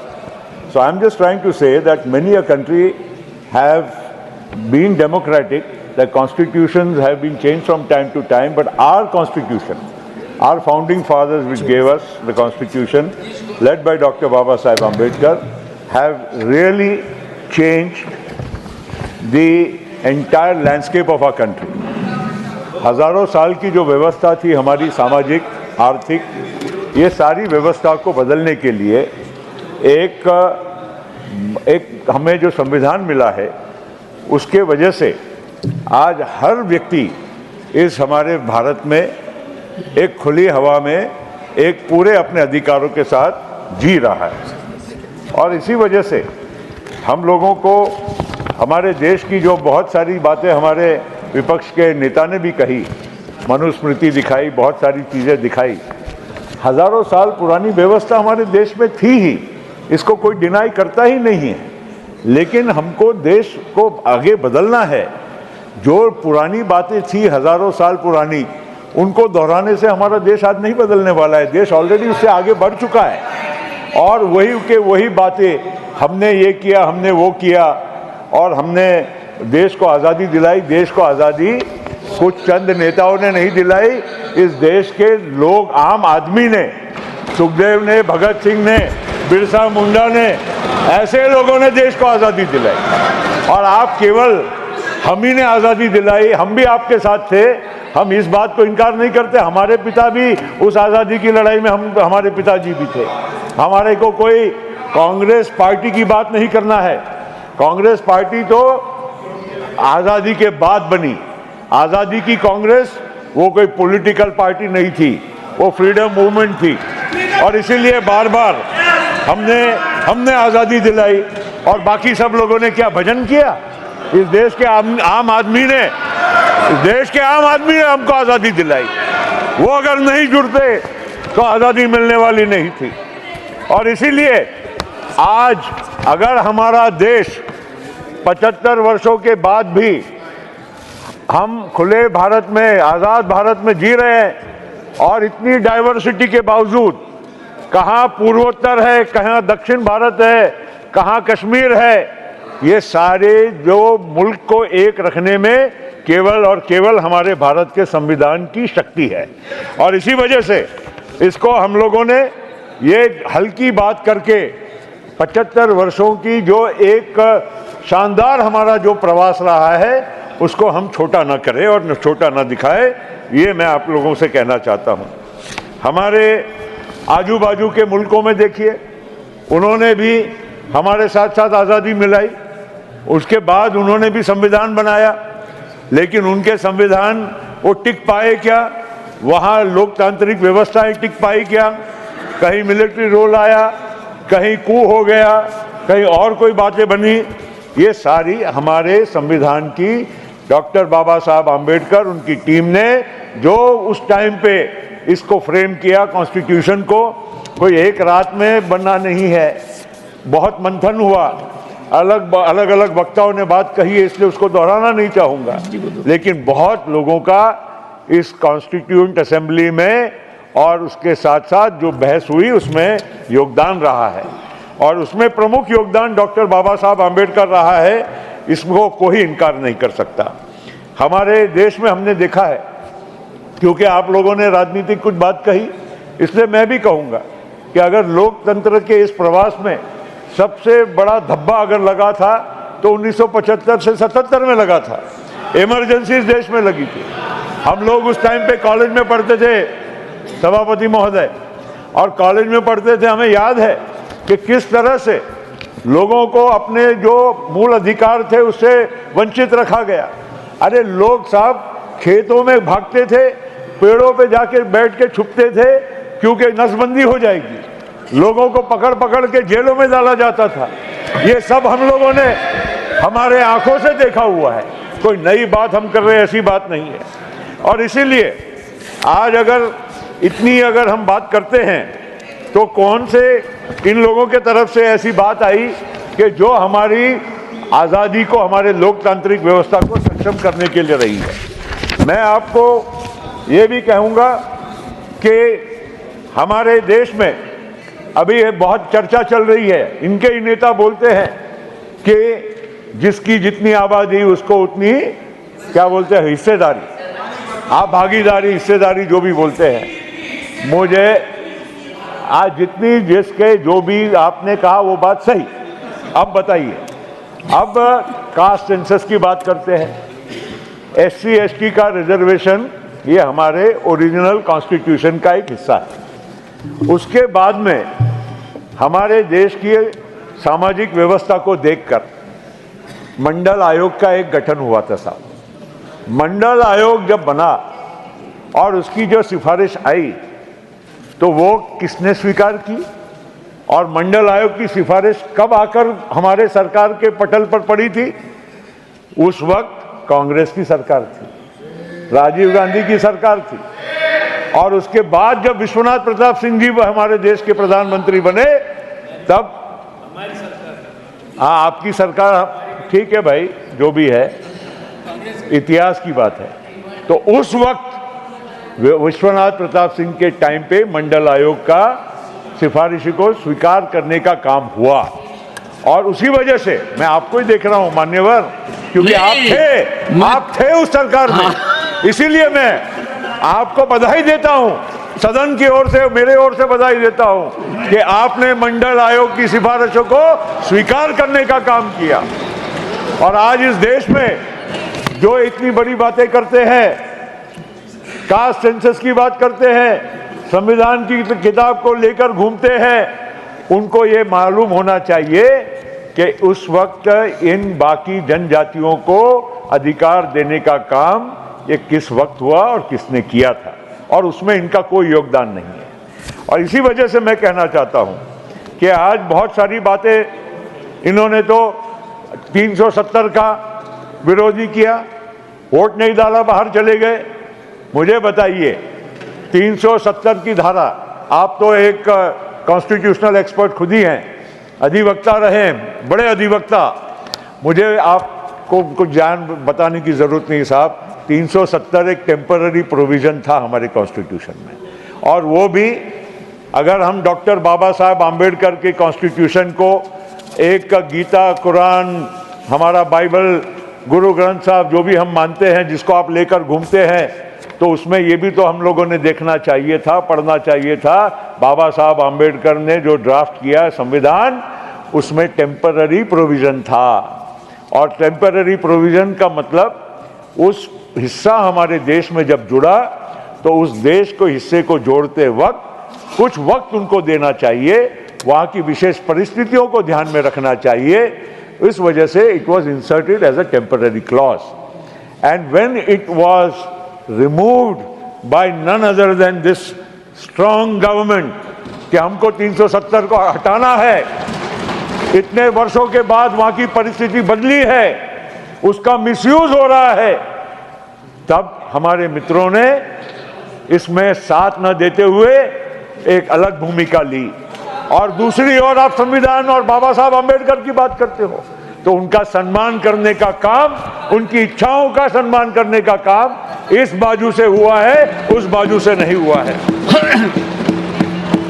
और इसीलिए आप SC ST की बात करते हैं ना हमारे दिग्विजय भाई, आप तो मध्य प्रदेश में बहुत आपने घूमे हैं, बहुत पदयात्रा की है। मैं आपको कहना चाहता हूं कि SC ST का प्रावधान कश्मीर में नहीं था, वहां के संविधान में SC ST को कोई भी उसमें रियायत नहीं मिलती थी। और आज हमारा भारत का संविधान कश्मीर से कन्याकुमारी तक लागू हुआ है और SC ST को न्याय देने का काम हुआ है, ये बात को भी हम लोगों को स्वीकार करना होगा। मैं एक और प्रोविजन की बात करूंगा, 356 की धारा। 356 एक बार जिसका गलत इस्तेमाल करने का काम पिछली सरकारों ने किया। और मैं एक उदाहरण, अभी मेरे नेता पवार साहब यहाँ नहीं बैठे हैं, मुझे याद है कि इमरजेंसी के बाद जब चुनाव हुए और 1978 में जब वो खुद मुख्यमंत्री बने, 1980 में देश में फिर लोकसभा के चुनाव के बाद इंदिरा जी का शासन आया। पवार साहब ने कही हुई बात है, मैं पुष्टि कर सकता हूं, मगर अब आज वो यहाँ बैठे नहीं है। मैं इसलिए कहना चाहता हूं, और दिग्विजय भाई आप उनके मित्र हैं इसलिए आप पूछ सकते हैं कि उनको फोन आया सुबह कि अब सरकार आप हमारे साथ आ रहे हो क्या, तो उन्होंने ऑथेंटिकेट क्या है, आप अभी मैं बताता हूं, ऑथेंटिकेट करके बताता हूं। क्या बताऊंगा?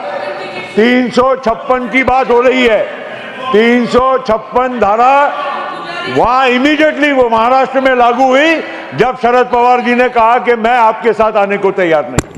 और वही आप किरण जी, आपके राज्य में भजन लाल जी पूरी पार्टी और सरकार लेके इधर आए तो वहां पर 356 की धारा लागू नहीं की गई। ये बात सच्चाई है। अब इसको भी ऑथेंटिकेट करना होगा तो ये आपको रिकॉर्ड में ही मिल जाएगा। इसलिए मैं आपको कहना चाहता हूं, इस सरकार ने नरेंद्र मोदी जी आने के बाद 356 की धारा करीब करीब इतिहास बन चुकी है, आज तक कभी इसका इस्तेमाल नहीं किया गया है। ये बात आज जो संविधान की बात करते हैं, किताब लेकर घूमने की बात करते हैं, उन लोगों को समझना चाहिए कि 356 की धारा का कभी दुरुपयोग इस सरकार ने, नरेंद्र मोदी ने कभी नहीं किया है। तो ये सब बातों को आप समझेंगे नहीं। आज देश आगे बढ़ रहा है, विकसित भारत की ओर हम बात करते हैं, आज नए भारत की बात करते हैं, वही घिसी पिटी टेप आप बजाते रहते हो, पुरानी बातें करते रहते हो। आज नए भारत के नए नौजवानों की उमंग और उनके उत्साह क्या है, उनकी अपेक्षा क्या है, उसकी पूर्ति की बात करिए, भारत को आगे बढ़ाने की बात करिए। ये संविधान की चर्चा छोटी राजनीतिक लड़ाइयों में मत उसको बांट दीजिए। यही काम पिछले कई वक्ताओं के उधर से भाषणों में देखा है। और लोकसभा की भी जो डिबेट देखी सर, और लोकसभा की डिबेट में भी मुझे भी लगा कि नए नेतृत्व आए हैं तो नया नेतृत्व कुछ नई दिशा दिखाएगा, लेकिन वही पुरानी बातें आ गई, वही पुरानी टेपें बजने लगी, वही संविधान की किताबें दिखाई गई जिसके अंदर कोरे पन्ने हैं, ऐसे हम लोगों को ज्ञान की बातें दिखाई गई। और इसीलिए मैं ज़्यादा कुछ नहीं कहूँगा, मेरा वक्त जितना मुझे मिला वो वक्त के आधार पर ही मैं बोल रहा हूँ, कोई मैं ज़्यादा कुछ वक्त इनका ही लेकर ही परमिशन के साथ 7 minutes extra, लेकिन मेरी आपसे गुजारिश है सर, मेरी आपसे गुजारिश है। One second. 7 minutes extra time was allocated to you by the ruling party. Yes, sir. Yes, sir. अभी it has been given to me by them. ruling party को कैबिनेट मंत्री बनाए, समय से क्यों राजी? It's a good suggestion. It's a very good suggestion. Sir, महिला आरक्षण की बात यहाँ हो रही थी, क्योंकि वो भी तो बात ठीक कर रहे हैं, उनकी भी सुन लो जरा। चलिए कंटिन्यू। महिला आरक्षण की बात यहाँ पर बड़े जोरों से हो रही थी और संविधान का हिस्सा इसलिए कह रहा हूँ, मैं बहुत संविधान के बाहर की बात इधर उधर की नहीं कर रहा हूँ। महिला आरक्षण, क्योंकि मैं भी सरकार में मंत्री था, हमने भी बहुत साल देखा, बार बार महिला आरक्षण की बात होती थी, कैबिनेट में पास होता था, पेश किया जाता था, लेकिन कभी पास करने की मंशा के साथ वुमेन्स रिजर्वेशन बिल नहीं लाया गया। और हमेशा कहीं ना कहीं किसी की पार्टी की आड़ लेकर ये महिला बिल खाली धूल झोंकने का, आंखों में धूल झोंकने का काम होता रहा। ये बात सच्चाई है, मैं बोल रहा हूँ इसलिए नहीं है। आज मोदी जी ने, एनडीए ने 2014 के बीजेपी के मैनिफेस्टो में डाला, 2019 के मैनिफेस्टो में डाला, और आज उसको सिद्ध करके, उसको मंजूर करके अगली 2029 की लोकसभा और विधानसभाओं के चुनाव में महिलाओं को 33% आरक्षण मिलने वाला है। तो नियत और नीति में कितना फर्क है सर, हमने देखा है, इसलिए नहीं बोलता मैं, अगर अन्यथा नहीं बोलता, लेकिन हमने देखा है सर। और ये बात हमारे साथी, हमारे पुराने साथी इसको इनकार नहीं कर सकते। हम साथ में बैठते थे, मेरे को उनके प्रति सम्मान है सर, मगर इतना ज़रूर मैं कहूँगा कि इन लोगों ने ये सारी जो चीज़ें हैं, और अभी जो केवल एक जब हारा हुआ व्यक्ति कैसा वो बौखलाता है, ऐसे इस तरह की जो बौखलाहट इस हमारे सामने यहाँ रखने की कोशिश की जाती है, देश के लोगों को दिशाभूल करने की कोशिश की जाती है। लोकसभा के चुनाव में लोगों को दिशाभूल करने में कुछ हद तक सफल रहे, लेकिन अभी महाराष्ट्र में चुनाव हुए और आपने देखा हरियाणा में, महाराष्ट्र में दूध का दूध और पानी का पानी हो गया, बिल्कुल हो गया।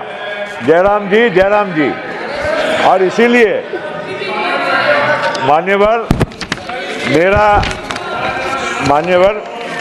मेरा इतना ही निवेदन है कि हम लोगों ने बहुत सारी चीज़ों पर बहस हम लोगों ने यहाँ की है। मेरी सभी से गुजारिश है कि 75 साल की हमारी ग्लोरियस ट्रेडिशन के बारे में हम बात करें, आज़ादी की लड़ाई की ग्लोरियस हमारा पास्ट इतिहास है उसकी बात करें, सैक्रिफाइसेस की बात करें। हम लोगों को हमारे चैप्टर्स जो शर्मनाक है उसके बार बार बात करने की ज़रूरत नहीं है। इतिहास हमारे देश का सामाजिक व्यवस्थाएं, आर्थिक व्यवस्थाएं हमारी हज़ारों साल से कुछ अलग तौर तरीके से बनी हुई थी, लेकिन आज का ज़माना, आज की बीजेपी, आज की एनडीए, आज का नेतृत्व कहाँ इस देश को ले जा रहा है। आंतरिक से लेकर आर्थिक प्रगति हमारे देश की जिस बड़ी औलादी के साथ हो रही है, विश्व की हम 5वीं बड़ी शक्ति तीसरी आर्थिक बड़ी शक्ति में हम परिवर्तित होने जा रहे हैं। और इसीलिए आज हमारे देश का गौरव हमको करने का वक्त आया है और एक गौरवशाली प्रधानमंत्री के नेतृत्व में देश और आगे बढ़ता जाएगा। यही बहुत बहुत धन्यवाद। Shri S Niranjan Reddy, 7 minutes. Thank you, Honorable Chairman, sir. As I rise to speak on 75 years of glorious working of Indian Constitution, I understand I am too small to speak on such an important document and the working over a large period of 75 years. Sir, I would like to take the positive feedback from the discussion that has happened. While I have seen sides trade allegations against each other, what was discernible was everybody is committed to maintaining the constitutional ethos and abiding by the Constitution. Sir, I find unanimously the entire House believes that the Constitution needs to be followed. So that is the largest takeaway from me from this particular discussion, sir. Sir, we have travelled far. From the doomsday predictions, as was mentioned by the leader of opposition, by Mr. Hardeep Singh Puri, I completely second them that we have now defied not only these doomsday predictions, but we have turned out to be one of the most vibrant democracies. Sir, I think the time has now come and a necessity has arisen that we have to look forward.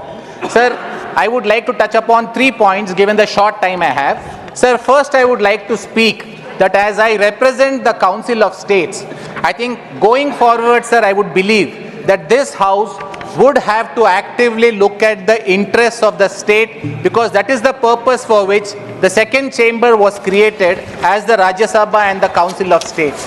So one area of concern for the state that I represent, that I come from, is the impending delimitation that is proposed in terms of Articles 81 and 82.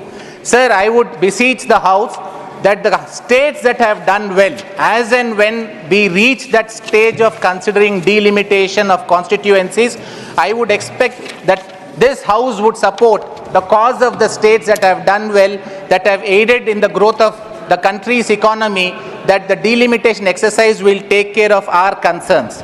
Sir, I would like the House to spare a thought for a moment for the huge work done by the Honorable Supreme Court and the High Courts of the country. Sir, we have about 35 to 40 Supreme Court judges for population of 140 crores. So this roughly translates to 3.5 crore to 4 crore people for each Supreme Court judge. The amount of work they do is almost unbelievable, sir. I think the House may have to acknowledge the yeoman service rendered by the judiciary and the Supreme Court in particular. Sir, I have one concern in respect of the High Courts. Sir, I find that over a period of time with increasing tribunalization, with 28 acts having appeals directly to the Supreme Court, the High Court as it started in 1950 when the Constitution is framed does not appear to be as high anymore. Several of important legislations, sir, bypass the High Court. They go to the tribunals and go to the Supreme Court. I would request the House to consider bringing High Court back to its position of eminence.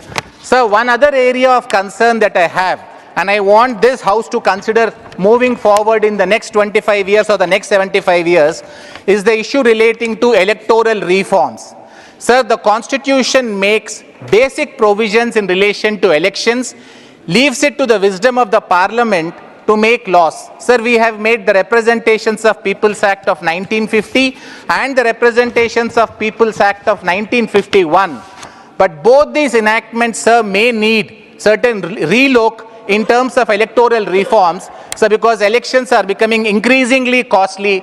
Someone like me, while I'm a successful professional, sir, I don't think I would be able to contest a Lok Sabha election or even a member of Legislative Assembly election from the state I represent or the neighboring states, because elections have become too expensive. I think all of us need to work towards bringing up some law. The Constitution left that responsibility on the Parliament, sir. It is us as a Parliament that needs to rise up. We need to relook at that 1950-51 Acts to make some important legislative reforms in election laws to ensure that the best people represent the legislative houses and the parliamentary house.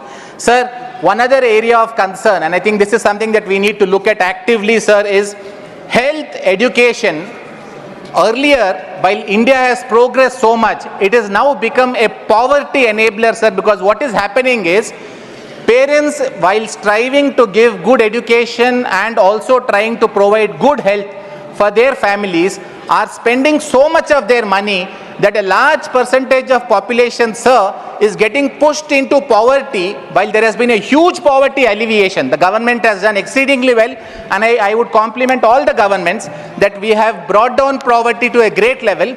But if poverty still continues, sir, one of the poverty enabling factors is health and education. Sir, we have made giant strides in both health and education, but most of it, unfortunately, sir, has been in private sector. I think moving forward, we may have to look at doing something for making it more accessible. So one new area of concern that has been increasing, sir, is the growing income inequality and economic inequality. So these are the one new area of concern that has been increasing, sir, is the growing income inequality and economic inequality. So these are the times which are resulting in this situation. This is a global phenomenon. I think there's a large responsibility on the Parliament that we do something to ensure that this income inequalities, economic inequalities do not become the reason for the modern depressed and weaker sections of the future. Sir, we are coming over historical injustices that have resulted. The Constitution provides for remedial measures, sir, but I think while we are addressing that remedy and we have not succeeded fully, the very fact that we have not been able to do away with affirmative action, sir, is an acknowledgement that we have not achieved that object. It is salutary, it needs to continue, but we need to be mindful that we would not want a new class of depressed people, a new class of weaker sections to arise because of this income inequality. We are getting rid of the past injustices. We cannot allow future injustices to come. Sir, I am grateful for granting me this opportunity. I thank the House for enabling me to speak, sir. Thank you so much, sir. Shri Ghanshyam Tiwari.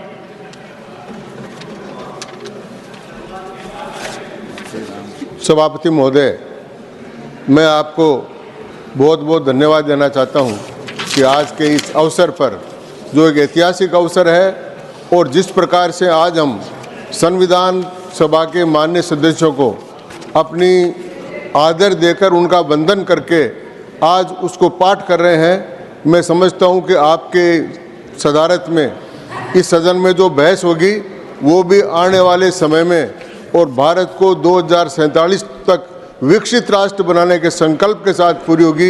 इसी के साथ मैं इस बहस की शुरुआत करना चाहता हूँ। माननीय सभापति महोदय, ये जब विषय रखे गौरवशाली यात्रा, तो गौरवशाली यात्रा में हम उन सब क्षणों को लेंगे जिस क्षणों में हमारे राष्ट्र को आज यहाँ तक पहुँचाया। हम उन सब लोगों के प्रति कृतज्ञ हैं, उन सब लोगों के प्रति अपनी वंदन करेंगे, अभिनंदन करेंगे जिन्होंने संविधान सभा में इतनी बड़ी समस्याओं के साथ इतना बड़ा संविधान बनाकर एक भारत को इस स्थान पर लाकर पहुंचाया।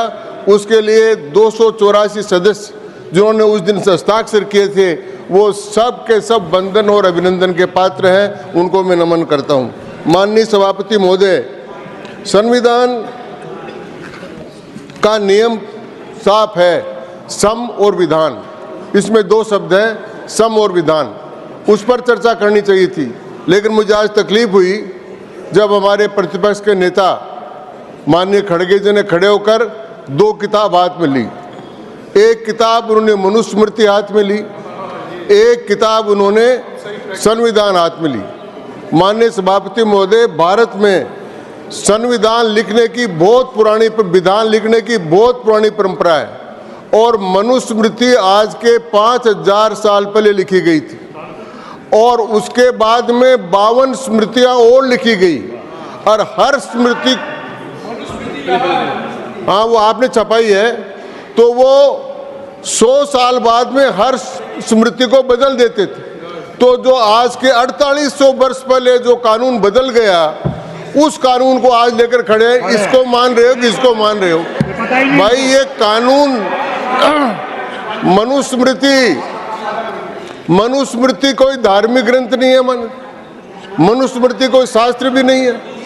मनुस्मृति हमारे यहाँ 52 स्मृतियाँ लिखी गई अगर आज वो खड़े होकर ये पूछ लेते कि भाई याज्ञवल्क्य स्मृति के बारे में आपको क्या विचार है, तो प्रासंगिक होता, क्योंकि आज के दिन मिताक्षरा और दाई भाग याज्ञवल्क्य स्मृति के हिसाब से है। और ये और पूछ लेते खड़े होकर कि भाई ये याज्ञवल्क्य स्मृति पर ही काम चलाओगे या शरीयत के आधार पर चलाओगे या संविधान के आधार पर चलाओगे, तब इस बात का जवाब दिया जा सकता था। मैं समझता हूं कि सबसे पहले तो उनको ये समझ लेना चाहिए। फिर माननीय सभापति महोदय, मनुस्मृति लिखी गई 4800 वर्ष पहले, और उसका घनश्याम तिवारी से भारतीय जनता पार्टी से क्या लेन देन है? एक बात, और वो हमारा धार्मिक ग्रंथ भी नहीं है, वो कोई शास्त्र भी नहीं है, तो बार बार लेकर मनुस्मृति। अरे भाई एक बात। दूसरी बात मैं कहना चाहूंगा कि मनुस्मृति को तो जब कर दिया, 52 स्मृतियां लिखेगी, नारद की, पाराशर की, वशिष्ठ की, अंत में याज्ञवल्क्य स्मृति आई, तो ये सब लिखी गई, तो अब उसकी चर्चा करने की आवश्यकता। फिर दूसरी चर्चा हो रही है अंगूठा की, अंगूठा कट। अरे किसने अंगूठा काट लिया? महाभारत काल में द्रोणाचार्य हुए, और वो महाभारत काल में द्रोणाचार्य हुए गुरुग्राम अपने पास में ही, और उनका शिष्य था एकलव्य, और वो एकलव्य, ये भाषण में वही दे रहा हूं जो देना है मुझे, तो वो एकलव्य था, और उसके कारण से एकलव्य महान हो गया। आज भारत सरकार ने एकलव्य के नाम से सैकड़ों स्कूल खोल दी, तो आप एकलव्य का भी अपमान कर रहे हो, द्रोणाचार्य का भी अपमान कर रहे हो। और मनुस्मृति का एक वाक्य तो याद कर लो। हाँ, मनुस्मृति का एक वाक्य हमने याद रखा कि यत्र नार्यस्तु पूजन्ते रमनते तत्र देवता। इसलिए हमने पहला कानून यहाँ पर नारी शक्ति वंदन का लाया। इतना सा तो हिस्सा हमने मनुस्मृति का माना और दूसरा नहीं। अब सभापति महोदय, मैं कहना चाहूँगा कि ये we the people of India, हम भारत के लोग, जिस समय लोक आ गया उसी समय हम स्वतंत्र हो गए, हम नागरिक हो गए। तो संविधान निर्माताओं को सबसे पहला धन्यवाद तो यह है कि उन्होंने हमको नागरिक बना दिया। अगर हम प्रजा थे पहले, प्रजा, सभापति महोदय आप तो सब जानते हैं, प्रजा सब्जेक्ट होता है, राजा होता है, प्रजा होती है। हम लोग हैं, हम गण हैं,